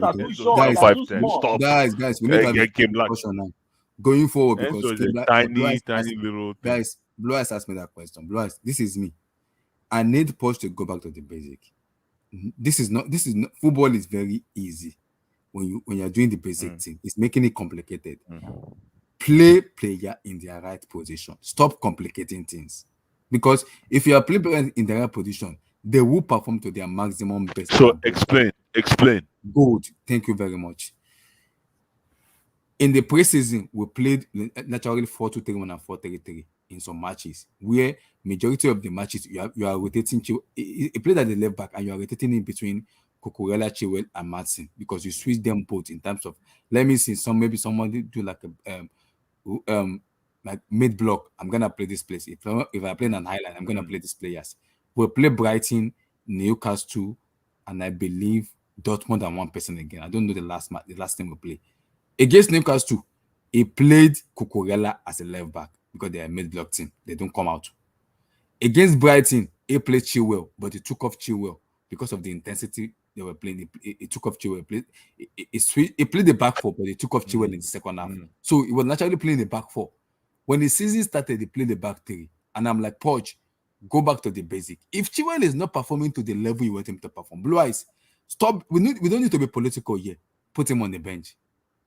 It's very simple. Put him on. If Poch believe, wait, Black, I'm getting somewhere. Put him on the bench, and if people are asking you why is Chilwell on the bench, tell the whole world.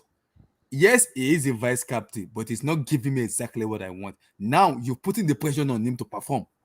Now the player will perform beyond what you want him to do. It's not that you are selling him out. You are telling him, I need you to show the whole world you are the assistant club captain of this club. You need to show it.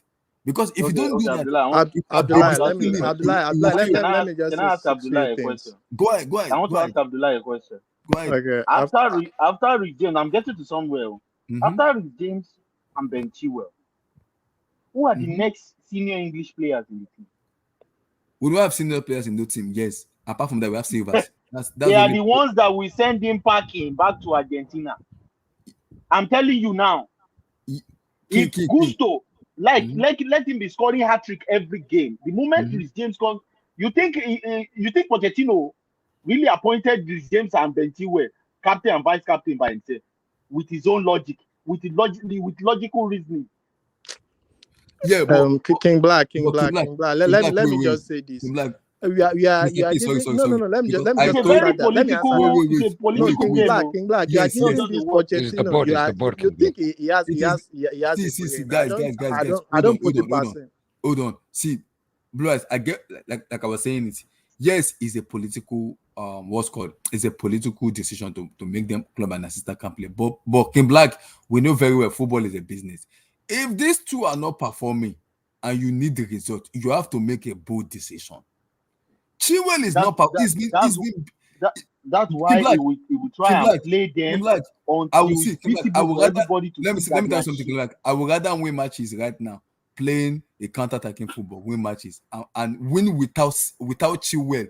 I'm sending the statement to the board. I'm telling the board. You know what's crazy? Yeah? Go ahead. What's crazy is if Chilwell does not play, how do you trust Cucurella? Cucurella yes. Cucurella that we have watched and what he will leave his line. Like, give him a chance. Let's see. We are so bad. Yeah, I know. We are so shit.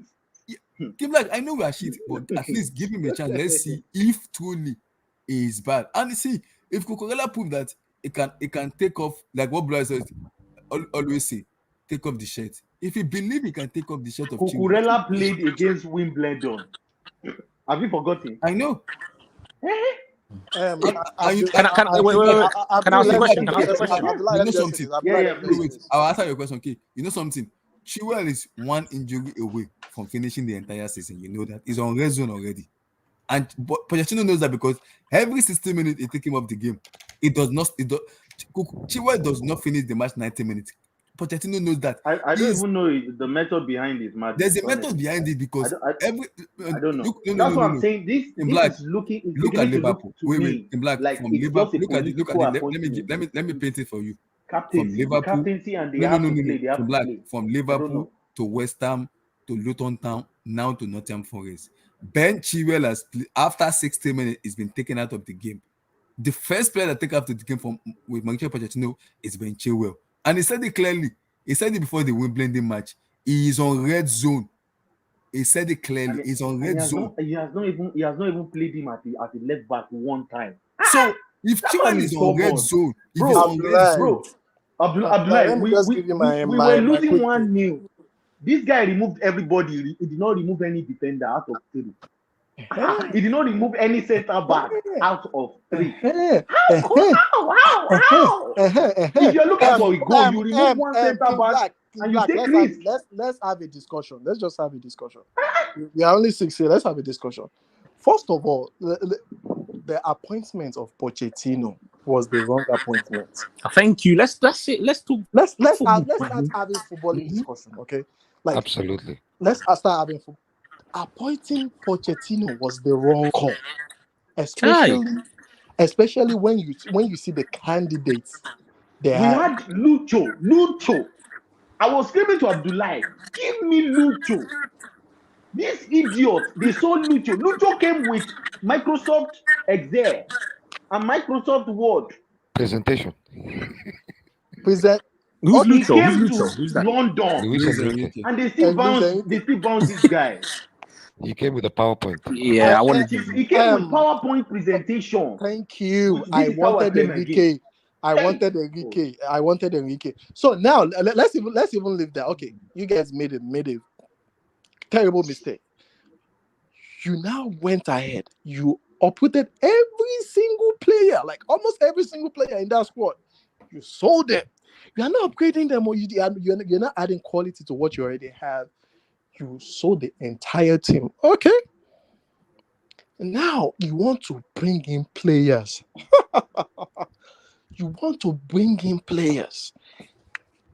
At this current, current time we are right now, there is data everywhere. You can see the past data on these guys.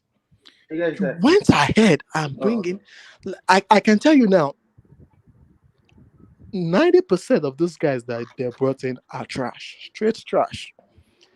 You wanted to rely on Nicholas Jackson. I was reading somewhere that Nicholas Jackson only have 13 professional goals to his name. Let's go. Can someone just help me? Like, this guy has 13 professional goals to his name. No, you need to. No. It's not, Can I say something? Can I say something? Can I say something? No, I'm not scared. I'm talking about all the signings. I said every single one of them. I need to say something really quick. Do you know how many professional goals Madueke and Modric have combined? You are worried about Nicolas Jackson. No. I'm starting from Nicolas Jackson. I'm going all around. No. I'm not stopping want to mention 10. Everybody will drop it. Wait. Hold on. Caicedo, No. Let me Enzo Fernandez. Wait. Blue eyes. Please, just wait small.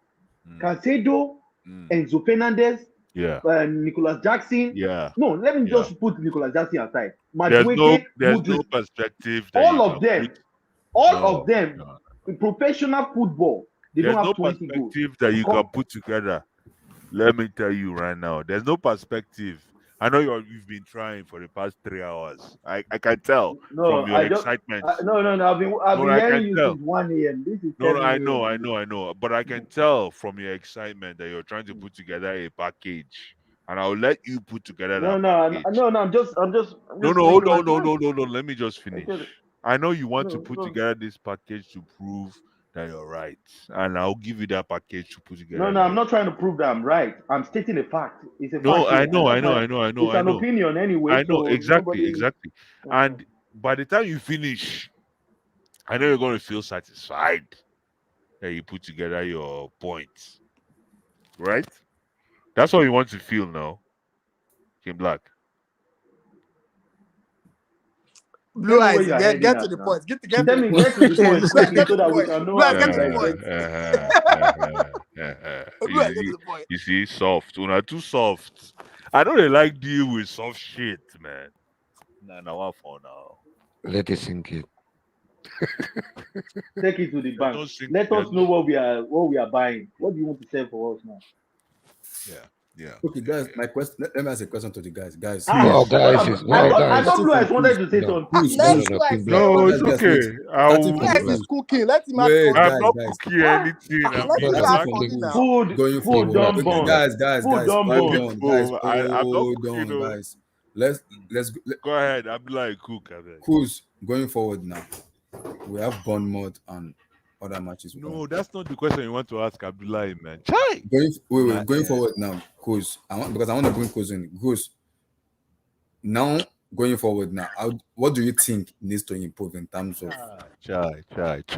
Wait, because man, I want to because I'm trying to dive in. Asking that question? What wait. Blue eyes, deviate the question back because I can be pissed off as much as I can be pissed off, and I can be angry as much as I can be angry. But Poch will not change. It won't change. Poch will not change. But cool. Looking at the matches now, do you see him changing because the players are going to be coming back after the international break? Lavia, Badiashile, Amanda Boja, and I think one more. So, and I think based on the latest reports, Christopher Lukunku will be back in November against Manchester United. He will be back. Will he start? I don't know. Will he be on bench? Possibly. So, looking at those now, do you think him going back to a basic? Just play the basic things. Stop showing home player in opposite direction. But do you think still sticking with this formation? Because I don't see him doing it. Formation is not the reason. I just want the way we play. So formation is not formation. The profile, the way it's playing. Go ahead. Yeah. Look, I don't know. Look, it's a tough one because I even seen something recently that they're saying Nizar Kinsella saying that we were playing 4 at the back. Look, I'm not gonna make out like I'm some professional when it comes to formations and stuff. I played football. I know how football works. I know when I see a 3 at the back. I know when a 4 is at the back. It looks like to me he's stuck between shoehorning players into the side that he thinks can do a job, but also, like you said, he's playing a lot of politics. There's so many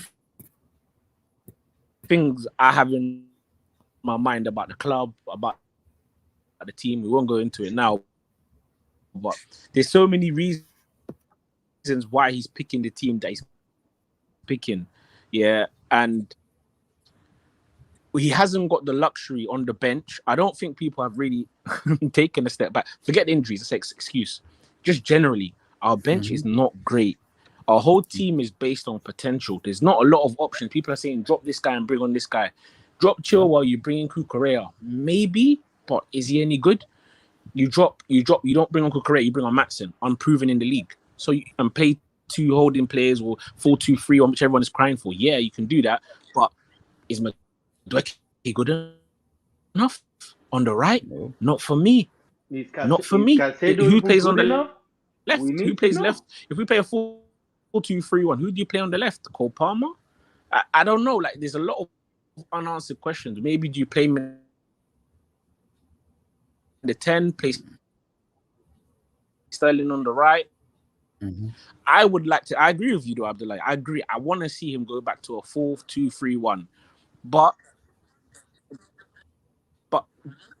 yeah, but there's the problem for the club. The problem at the moment is it starts from the whole project that we're doing. I don't know some of the.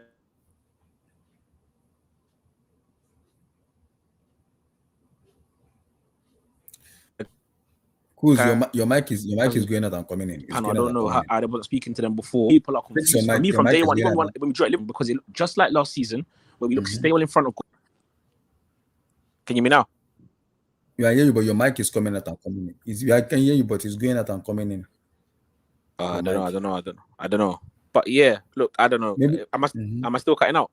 Yeah, but maybe a little bit come out and come in again. Maybe something like that. Yeah. So Guled, same question I'm gonna ask you going forward now, because I understand what was called. I like what Cruz is saying.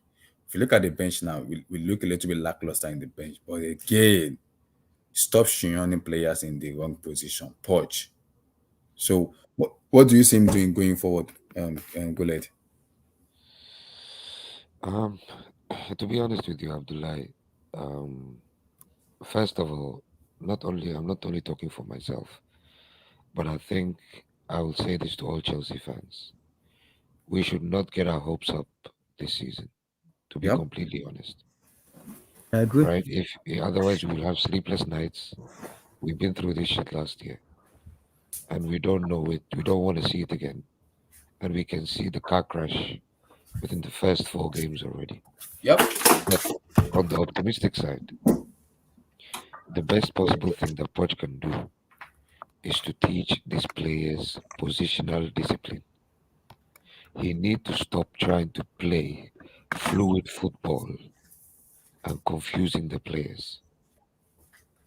Just like in Black said, Opanka is a number 8. He belongs in the number 8 position. Let him be there. Chilwell belongs as a left back or a left wing back at best. Let him be there.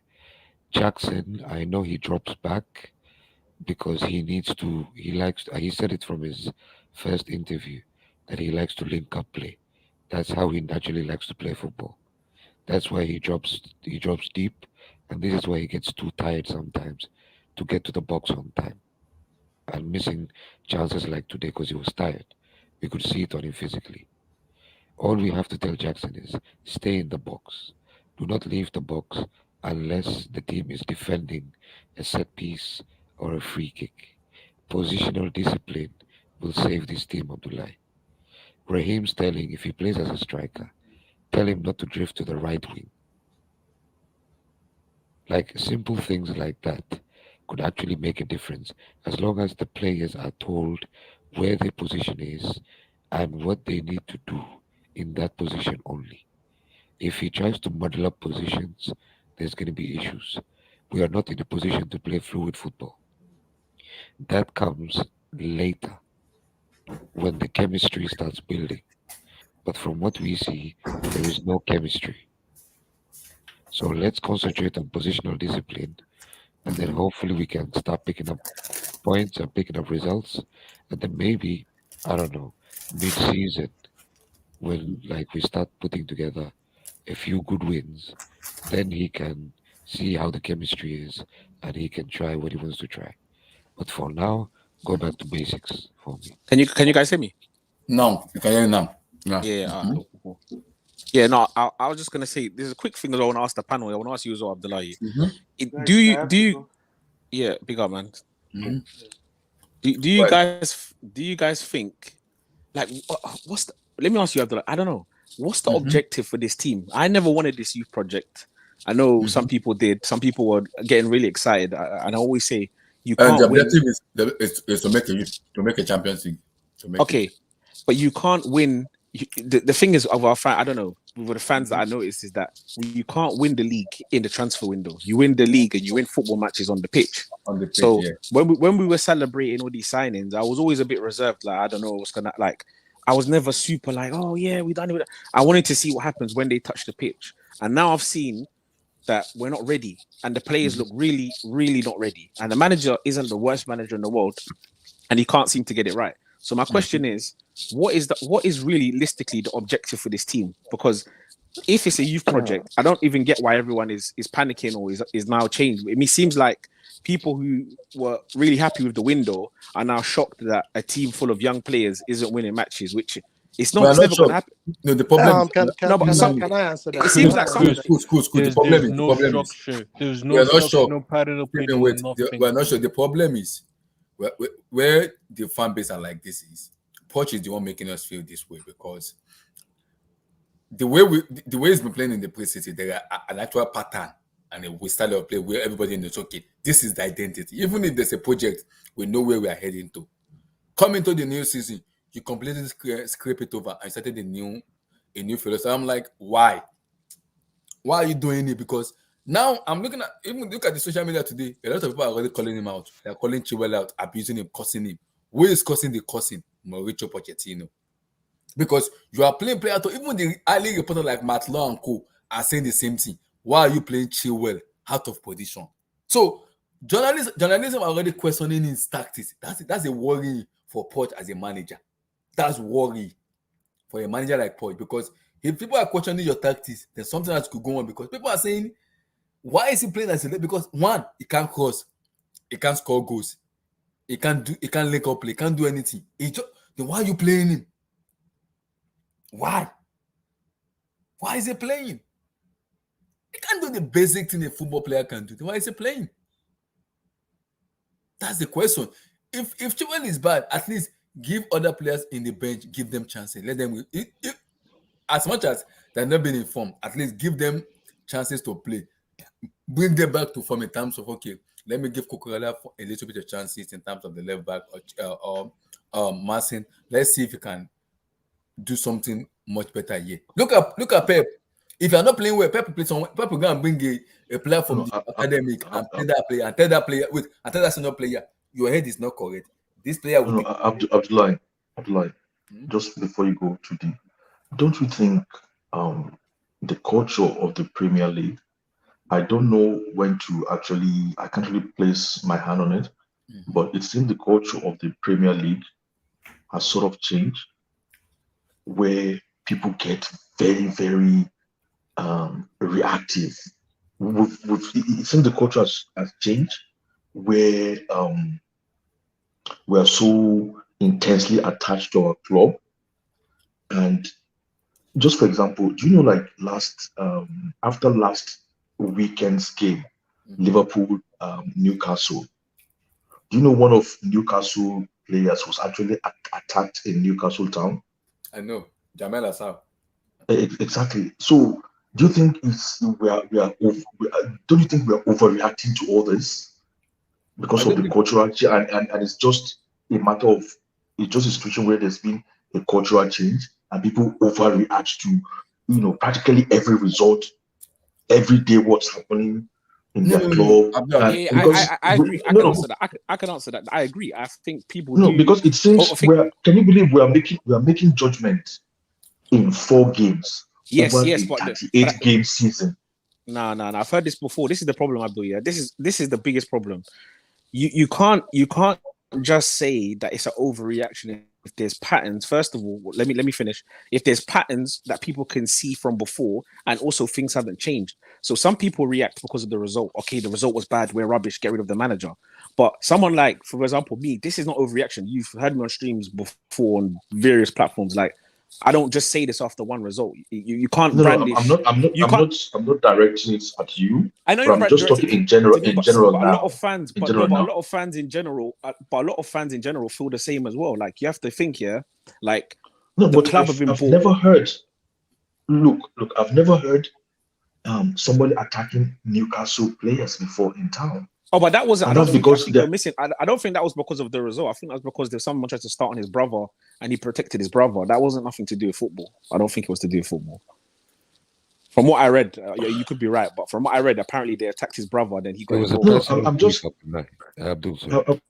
I'm just thinking, like, it seems the noise has getting louder, either even if it's a win or if it's a loss, because even when we played at West Ham, I was telling somebody when I was watching the game with someone, and I was telling him after the game, the way West Ham celebrated, it's like they've won the Champions League. I think there's a cultural change where people have become so intense now and so emotionally driven about what is happening in their club, either win or lose. I think there's more at stake. But you're right. But I think there's more at stake. You have to think a team like West Ham. Who's playing tomorrow? Hold on. But one second. You're asking a question. One second. One second. You have to understand that a team. One second, I'll let you go. But 1 second, a team like Newcastle 10 years ago wouldn't be able to compete at the level that they're competing now. So you have to see as when they're able to come to a team like Chelsea or play a team like Chelsea and get a result, it's massive. Not only for the London derby, but also for what it means in the table, and it also means what they can do in the future. The problem with Chelsea now is that we've bought all these young players, but we're competing with teams that are not, I wouldn't say on our level, but if you think about it man for man, a lot of our players wouldn't get into some top 8 sides. Top 8. I didn't say top 4. I said top 8. A lot of teams, a lot of players at Brighton, a lot of players at West Ham, a lot of players at Brentford. A lot of these players would get into our team. Forget the youth project. 1 second, let me finish. Because you don't let me finish. You say you don't understand. A lot of our players, even though they're young, they're good talents up and coming, but they would not get into other teams, top 4 teams by far, not even the top 4, but a lot of top 8 teams, their players would get into our side. So we're competing with teams that think they can beat Chelsea. Hence why we've had so many bad results in the last 18 months or 24 months. You can't say 18 months because we practically have a new team. But exactly, that is my point. No, we're a club. I'm not talking about individual squads. I'm saying in general, Chelsea in general. You're telling me even when we had Kovacic and all these guys, you're telling me someone like, for example, Ivan Toney wouldn't have started for Chelsea 18 months ago. Yes, he would. No, but that's somebody like I don't know, somebody like Tottenham. Heung-min Son would have started for us 18 months ago. So when I said 18 months, I'm talking about in general. Yeah, I get your point. But what I'm saying is, you've just re-emphasized what I'm saying. Okay, you said a lot of our players will not get into the team of the top 8. A lot of our players will not get into the starting 11 of the top 8. But what I'm saying to you is, how do you know that after just 4 games?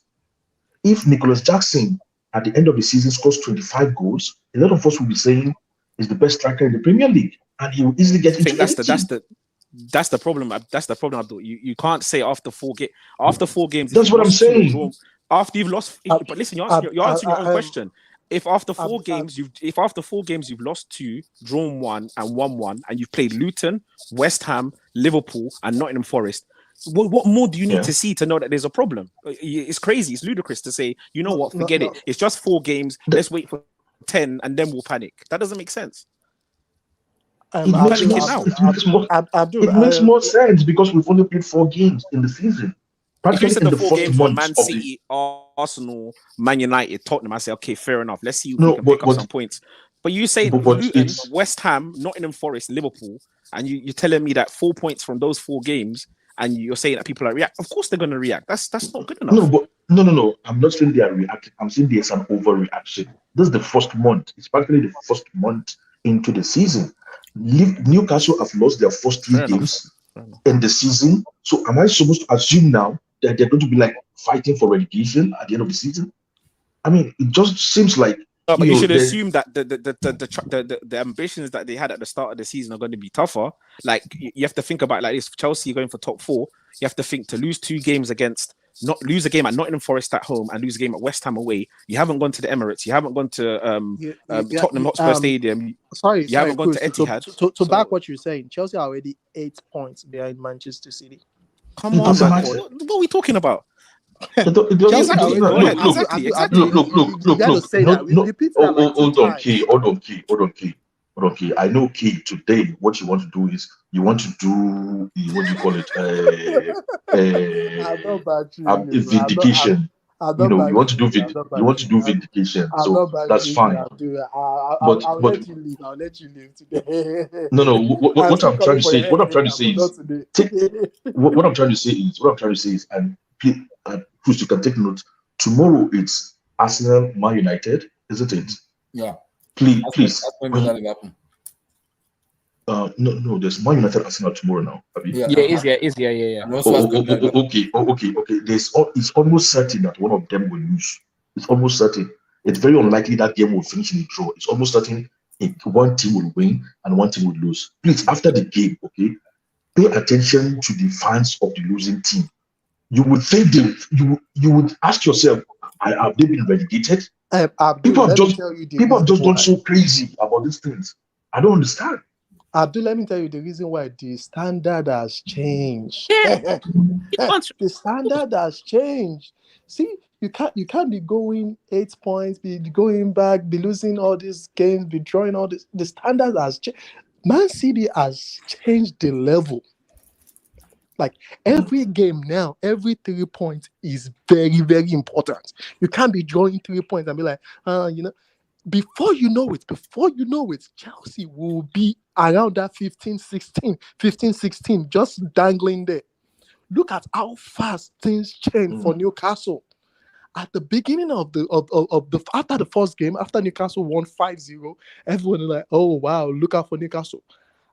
This is week 4. What happened? They lost 3 games back to back. They are now looking, okay, probably they will sack Eddie Howe. Things can change in a twinkle of an eye. So that is the standard of the Premier League now. You have to stop living in the past. Now, every game is like a final. Every game is like a final. You have to play every game. Like once West Ham won that game, they were very happy, you can see. And that gave them the momentum into that Brighton game. Give them the belief into that Brighton game. And they won that Brighton game again. They'll start building that momentum because they know it's like a domino effect. Once you start losing, you will just get into that slump. Like every single team that's coming to your ground won't have any fear, any respect, and they will come there and they will play you as if. But every team playing Man City now are very cautious that okay, we are going to play Man City. But coming to Chelsea, that what are these kids? I can go there and go toe-to-toe with Casedo. Who is Casedo? I will go toe-to-toe with zero fear factor at Chelsea right now. There's zero fear factor. I don't think anybody comes to play us. Nobody respects that. There's a cutting edge. There's anything going on. No, there's zero respect for Chelsea at the moment. And that is because I told you at the beginning of the season, I said Chelsea have to start the season strong. Otherwise, they are going to go back to like same thing that happened last season. They will just be around that 9, 10, 11 region the whole season. It's very, very easy to get comfortable. They don't need to get comfortable. You have to start challenging every team right now. The standard has to be very, very high. You don't go like it's very easy, very easy. Even today, Man City didn't play a very good game. Fulham played very well. What happened? They get slapped. They lost concentration for like 30 minutes. Standard and the quality of the team. King, that's what I'm saying. That I'm surprised Poch is behaving as a goalkeeping manager, which is annoying me. Because a lot of people are calling that. See, majority of the fan base are already fighting Thiago Silva. I'm like, why are you fighting Silva? Because it's not the problem. It's part of the problem, yes, but it's not the problem. You have to face the manager. That's where the problem is. Because people are like, we need to take out Silva because in as much as we respect him as a legend, we need to take him out. And Silva keep explaining to the fan base, we are not playing a back five. This is a back 4. But it is the way we are playing it is different. That tells me, don't put the blame on me, put the blame on the manager. And today, in the post-match reaction, when they asked Poch, because I've been dying to ask that question, Why was Chiwe playing up front? He said it because of the players we have as a winger are not informed. I do not trust them. Now, what do you expect me to say, K, when the manager comes out and say that? Abdullah, as a manager, that is why he's getting paid all this money. I don't want you to come out there and say, hey, my players are not informed. So what's your job? Do you want me to put them in form for you? It's your job to go there and coach them day in, day out till they regain the form. Yeah. I don't want to hear any excuse. Also, my problem, let me tell you my main problem. We haven't seen enough of those guys, which is Madueke, Modric. Yes. We haven't seen enough of those guys at the beginning of the season to just say, you know what, these guys are not informed.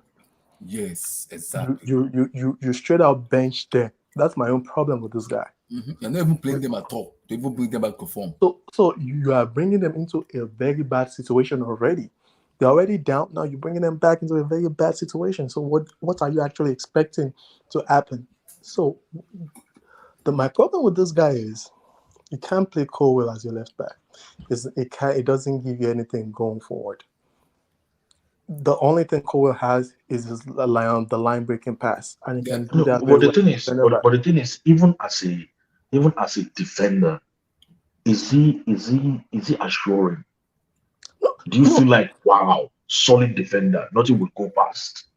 That's what I'm saying. Look, even with him there, I don't feel confident. Doesn't look good. I don't even think. See, Abdul, you know, I know you believe in this project a lot, and I respect that. Okay, my own problem with this project is, if you are buying the young players, that's fine, but you need to buy some experience. You got to mix it up. You can't just go all out young kids, because the experience is what's gonna actually drive the team forward. If there's no experience in that team, if there was experience in that team, someone like Colwell, I understand that. I understand that, Key. Of that energy now. I understand that, Key. But okay. Let's just say okay. Let's just look at it like individually. Okay, Colwell, if we look at him and say he's playing left back, okay. Did anybody see overlap today? Isn't that what is just so? It's almost like so basic to fullbacks now to overlap. Look at Gusto. How many times he overlapped? That's what I'm saying. So that's what I'm saying. Like very basic things that are basic. Even if you are coaching a 9-year-old and you put them as fullback, they know they will overlap. It's got nothing to do with experience anymore. Abdul, you are still saying my point, because this position doesn't come natural to him. It's not going to. So why is he playing there? It's Poch. You have to talk to Poch. I didn't put him there, Abdul. You see, that's why I said. That's why I said. Happened with. That's why I said. We don't. He's not. That's why I said. Winger is not going to do what winger does. That's why I keep saying I don't fully understand the formula. This guy, the formation. No. You understand? No. I mean, look at it. Look at it. I think he's showing us something different, but the instruction is totally different, and what he's implementing is different from what they are presenting to us. Because that's what I'm going. You put Cohen at left full back. I don't see overlap from this guy. I don't see one single overlap. So are you making him a standing left full back? Where in football at this level do you have a standing left full back? That's what I'm saying. Abdul, like you said, you've been watching this game for a long time, and I can tell you that doesn't work. We know it doesn't work. Like, just cap this nonsense he's doing. Like, he doesn't need to make things complicated. Put this guy as a center back. Let him play. I don't even want him as a center back. If Badiashile comes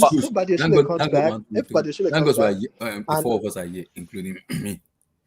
I think this is where I have a problem. I think Poch is stubborn, and the reason I say stubborn is he has his favorite, because every manager does that when they have their favorite and they have the player they don't like and they like.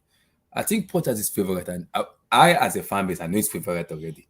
But again, I need him to make those bold decisions. Those of his favorites is to be on the bench, 1 or 2 matches. If he can do that for me, I will respect him as a coach. I know his favorite player like Enzo Fernandez must be on the bench. Caicedo on the bench. Ben Chilwell on the bench. One of Silva, Disasi, and Cowell needs to be on. These are 4 players. Abdullah, don't forget Gallagher. Gallagher too on the bench. So if those players are on the bench and you are playing players that are not even above those players and they are winning matches for you, those players will sit up.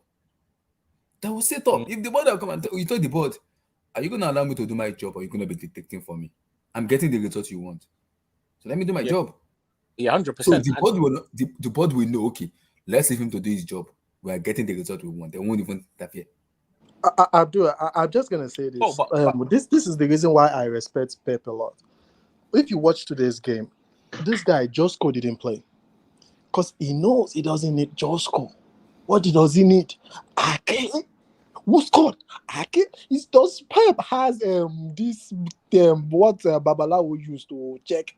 It's just common sense. You have to analyze the team you are playing and okay, you know what? Exactly. I can't do this nonsense. It doesn't have to be playing the same. Okay, See. Like you are playing Nottingham Forest. Nottingham Forest will play 5 at the back. Why are you playing 5 at the back with Nottingham Forest? Why will you play like Enzo will not score? Caicedo will not score. Gallagher will barely score. That's 8 defenders playing, and you have 2 guys, which is Sterling and Jackson, to break back 5 now. How does that make sense? I don't need. But do you know what, Key? Do you know what, Key? Do you know what? The formation he was using, and we're all seeing, and we all understood in preseason what happened to that formation. He rip it up. See. Why?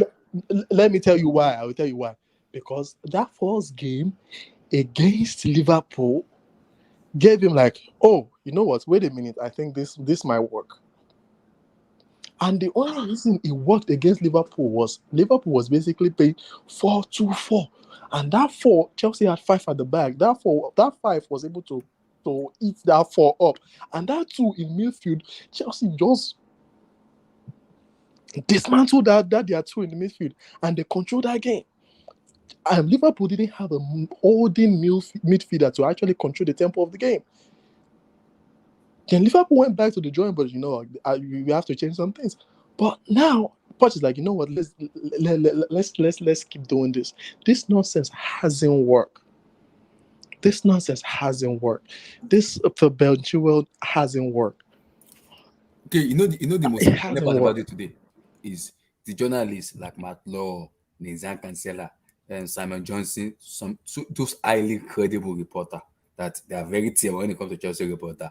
Simon Flint and Co. are already saying it. They are questioning his tactics. Even the fan base are having a question at Pochettino. Why are you playing Chilwell as a left wing? And they ask him, he doesn't score.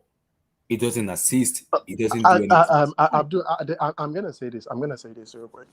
I started having problem with him after that first game. Okay, because I want you to watch, because I know you take reports. You are not one of those guys that just watch that Caicedo debut. He had Caicedo playing right back. Sorry. Right back. That was where he made that penalty mistake. Not just that. He took off Malo Gusto, who was an attacking fullback that can pump the ball into the box when they were a man down. He took that guy off. Then he had Caicedo as his right back. Will Caicedo cross the ball for you? No. Abdul, are you with me? I'm listening. Will Caicedo cross the ball for you from right back? This is when you need Malo Gusto. Tell him to stay high up, and put 2 strikers in the box so Malo Gusto can start crossing and Chilwell can start crossing, and maybe something can actually fall. And have Caicedo shock that midfield and make sure West Ham does not cross the halfway line. Okay, you know the funny part now. This is the headache is gonna have after the international break, because Lavia will be fit, Badiashile will be back, Amanda Boja will be back. So now, does it go 4-3-3 or 4-2-3-1? Because now Does it show home players or does it put them on the? This is what I want. This is what I want. My second point. This is what I want after the international break. Make a bold decision. Abdullah, my second point, like I said, I don't mind going for young players, but they need to mix it. Look, let's take for example that Lavia. Abdul, you've gone and done your analysis on this guy.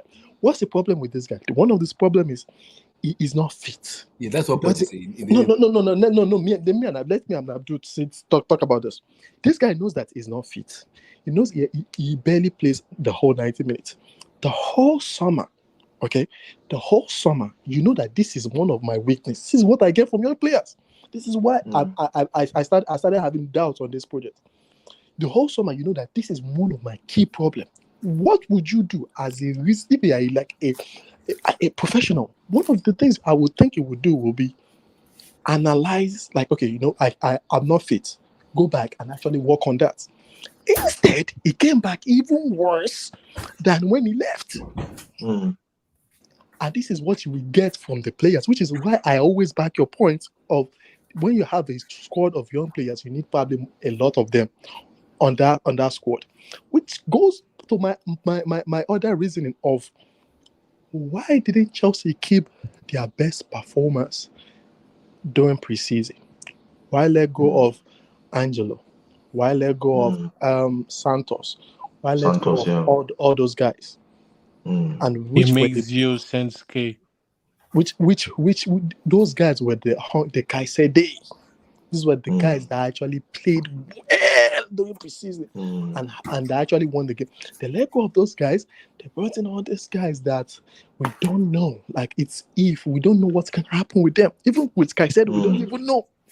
It's an uncertainty. Like we don't know what's gonna happen. But you're like, okay, you are risking everything and you bring in these guys. Even the young players, I have a problem. You have to mix them. There's nothing wrong with having the projects, but you have to mix them so they can see the discipline. Yeah, and the competition. Exactly. And the competition, and they can see the discipline. Okay, this is how these guys have. This is how this guy made it to this level. Mm-hmm. It doesn't just happen. It doesn't just happen. It doesn't just happen overnight. So someone like Lavia, like I'm looking at him like, how is this is 3 weeks into him signing? He's not even training. But there's no excuse. He's doing individual training. No, that's what I'm saying. He should have been doing that individual training a lot. Look at Declan Rice now. We are on social media and we can see Declan Rice, Saka has been doing this individual training a long time ago. You need to take players that are like, at least, I'm not saying maybe too old, but experienced to a certain level. All these young kids, there's a lot of uncertainty about them. I've been watching this game a long time ago. I've gotten excited about a lot of young kids. I can give you a name, Gail Kakuta. I don't know, Abdul probably know Kakuta. You know Kakuta? That guy, when I saw that guy, I'm like, Josh McEachran. Yeah, I don't know if maybe. I remember all those players. I can give you a list of when I saw them. I was very excited, but there's a lot of uncertainty about those guys, about young guys. I will not rely on them fully. I will not rely on them. Yes, it's the project, but at the same time, I have a very good mix of experienced players that can help guide these guys. Like, so what's the expectation then? So what's the expectation then? That's not going to happen because this stupid boy just doesn't want to change things up. That's the problem. And that's the problem. They're obsessed with signing young players instead of going for. But Steven, I get. Sorry to cut you short. It's a dumb move. I get the young stuff, but we have an imposter as a manager. So that's what my problem. But don't you think, Abdullah, before you go ahead, don't you think just from like pulling something from what Kay just said now, don't you think we got some of those key players now? Some of them we got them too late. Not that we got them too late, but we got them like it's more or less like we're giving them some of them another preseason within the. If you look at Lavia now, we can say Lavia is just in preseason. Yeah. But the league has started. If you look at Caicedo, it's more or less like we had to give him his own preseason. And look at it, the league has started. You know what I mean? Somebody like Disasi is like he wasn't part of the group in the preseason, so it's like we're giving him he's just learning on. We're giving him. Abdul, sorry. I like what K said. K, I like everything you said. Disaster did not start the preseason with us. He just came in and he started against Liverpool and boom, he's a starter. And I'm confused because the partnership in the preseason was Thiago Silva and Levi Colwell and Ben Chilwell play as a left back. Then and Humphreys as well. Dude, and do Humphreys you know how and impressive came in and he Humphreys became a was? Do starter. you know how impressive Humphreys was? Now And if you look at Humphreys now, Humphreys is he out on loan? He's out on loan. He's on Swansea or Stoke. Exactly. This guy did proper preseason, and so who are we using? We're using this assist now. So it seems like maybe we got some of the timing wrong.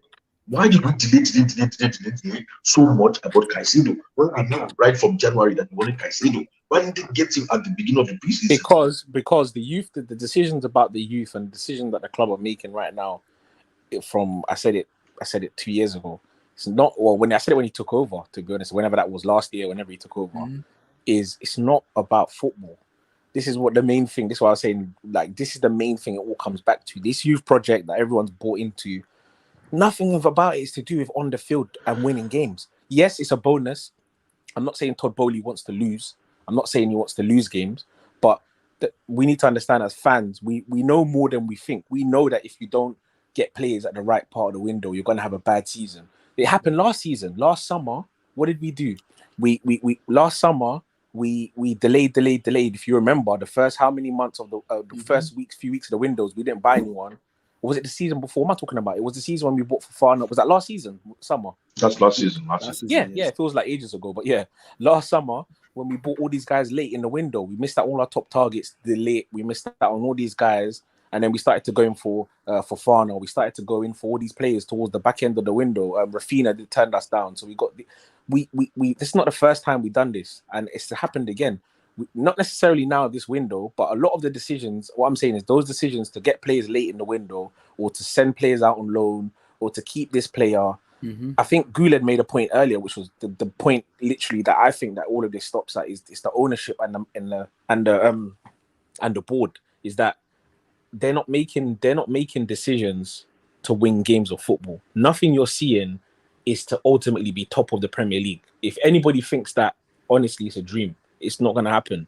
You go and have an average age of 22 years old and think that you're going to win it. Like you think that you're going to, in 5 years, everyone's going to be amazing. Football doesn't work like that. Like every other team has every other team has young players as well. Do you understand? To coach those young players, you need an elite as a manager to bring them together. But Abdullahi, but if you think about in football, it's not only, this is another thing that the mistake. It's not only young. You have to. It's not even that. It's not only young players. It's not only managers and coaches that develop young players. We all know football. Everyone watched football for years. You always hear young players talking about when they reach Fabregas's age. When Fabregas goes in the dressing room and he's talking about Henry, he's talking about Pires, he's talking about Tony. When you talk about John Terry going into the dressing room, Desai, Leboeuf, these are things that matter in football. When you're talking about a group of young guys under 23, all in the lads' holiday, going to Ayia Napa, Cyprus, going to Ibiza, these guys are not coming back in the dressing room and someone saying, like Roy Keane, thinking, yo, who's fit, who's not fit, who's been drinking, who's not been drinking, who's been in a nightclub, who's not been in a nightclub. There's none of that culture at the club. You got Ben Chilwell as the captain. This guy is just always doing banter and messing about, and not to say he's not a good professional, but he's not that elite pro that you need to look at and think, I need to be like Chilwell. You know, when you look at certain let me ask you because over the years, you think in my head right now, I have so many things that is rumbling on my head. Maybe after this game, I'll probably sit down again and watch the matches and analyze so many stuff. But right now, it's still rumbling on my head. Do you think, because I know Poch is being political, it does not want to drop Chilwell, and I don't know if you are watching it from Liverpool match till now. After 60 minutes, the first person they take out of the game is Ben Chilwell. Do you notice that? Yeah. He knows. See, Pochettino knows Ben Chilwell is on red zone. He knows. He said it in the last match. He is on red zone. We need to be careful the way we play. He said it himself. We need to be careful the way we. And I'm asking myself, if Ben Chilwell is on red zone, put him on the bench. Don't start him, because I will tell you right now, Ben Chilwell is one match away from his career being finished in Chelsea. Reece James has played 2 matches and is already out until after the international break. That's James, the club captain. Now imagine the assistant captain also going out of injury, being back around May or April. Does that make any sense? No. Because Poch needs to do something. It needs to be rotating this player. Today you can play Cucurella. Next tomorrow we'll look at fitness of James. Okay, play Chilwell to the end, maybe after 60 minutes. Bring on Cucurella. Play him, switch the formation to form. If you're playing back three, switch it from back three to back four. Tell Cucurella exactly what you want him to do. See, if you're doing that, you are mixing of each other. You are giving the team confidence. You are making them happy. The team will feel together. They'll feel among because they will know, okay, Benchimel comes out, I'm next on the podium. Benchimel comes out, I'm not on the podium.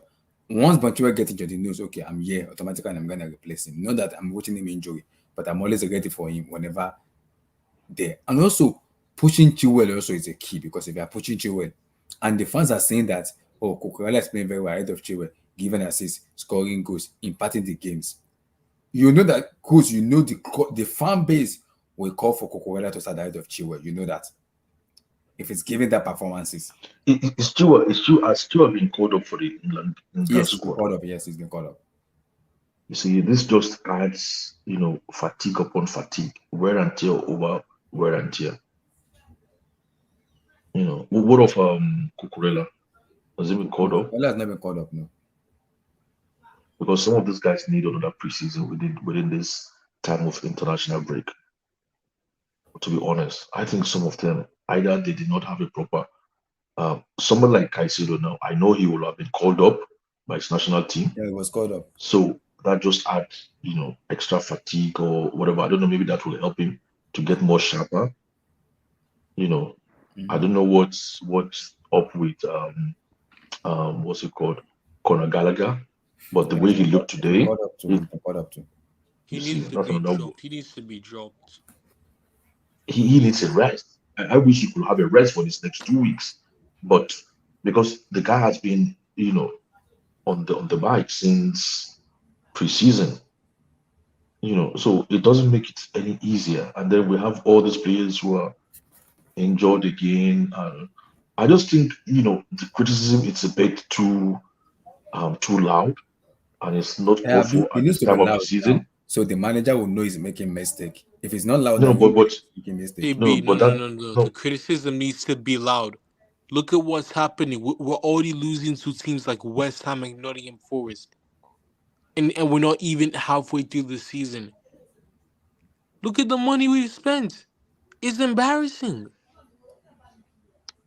And the thing is, we deserve this. You know the funny part. Sorry to cut you off, Stephen. You know the funny part. If we are playing very well with dominating teams, with creating chances, it's just that we are missing. The fan base will not overreact this way. They will just like, okay, it can happen. We're just gonna we will swallow the pride and move on. But Abdul, we are not creating chances. You are being political in terms of showing him players who was supposed not to play. You are playing them. The fan base, the head will get nuts. They will get pissed off. They will get angry because they invested too much in this club. Abdul, remember, some of this fan base, their life is Chelsea. They don't have any other than Chelsea. I know it's starting to look like that now. Like a lot of people's life depend on Chelsea. Exactly. I'm even starting to think maybe even my own life depends on Chelsea, man. Because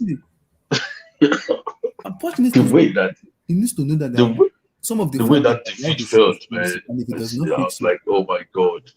Mm-hmm. It practically ruined my weekend. And I tell you, I have had like a good weekend this weekend, but even still, with this result, it's like, oh god. The most annoying part about it is we only attack from the right, we don't even attack from the left. That is my question with Poch. Why? If you are coming out and telling me the fan base, my wingers are not informed, I don't trust them, then there's a problem. Abdul, there is a big problem with that. As a manager, coming out and saying that, there's a problem. You don't trust a winger, and because they're not informed, you don't trust them. Then, if that's the case, why are you playing? Why are you showing players who is not supposed to be right left wing playing him? You play why? Why?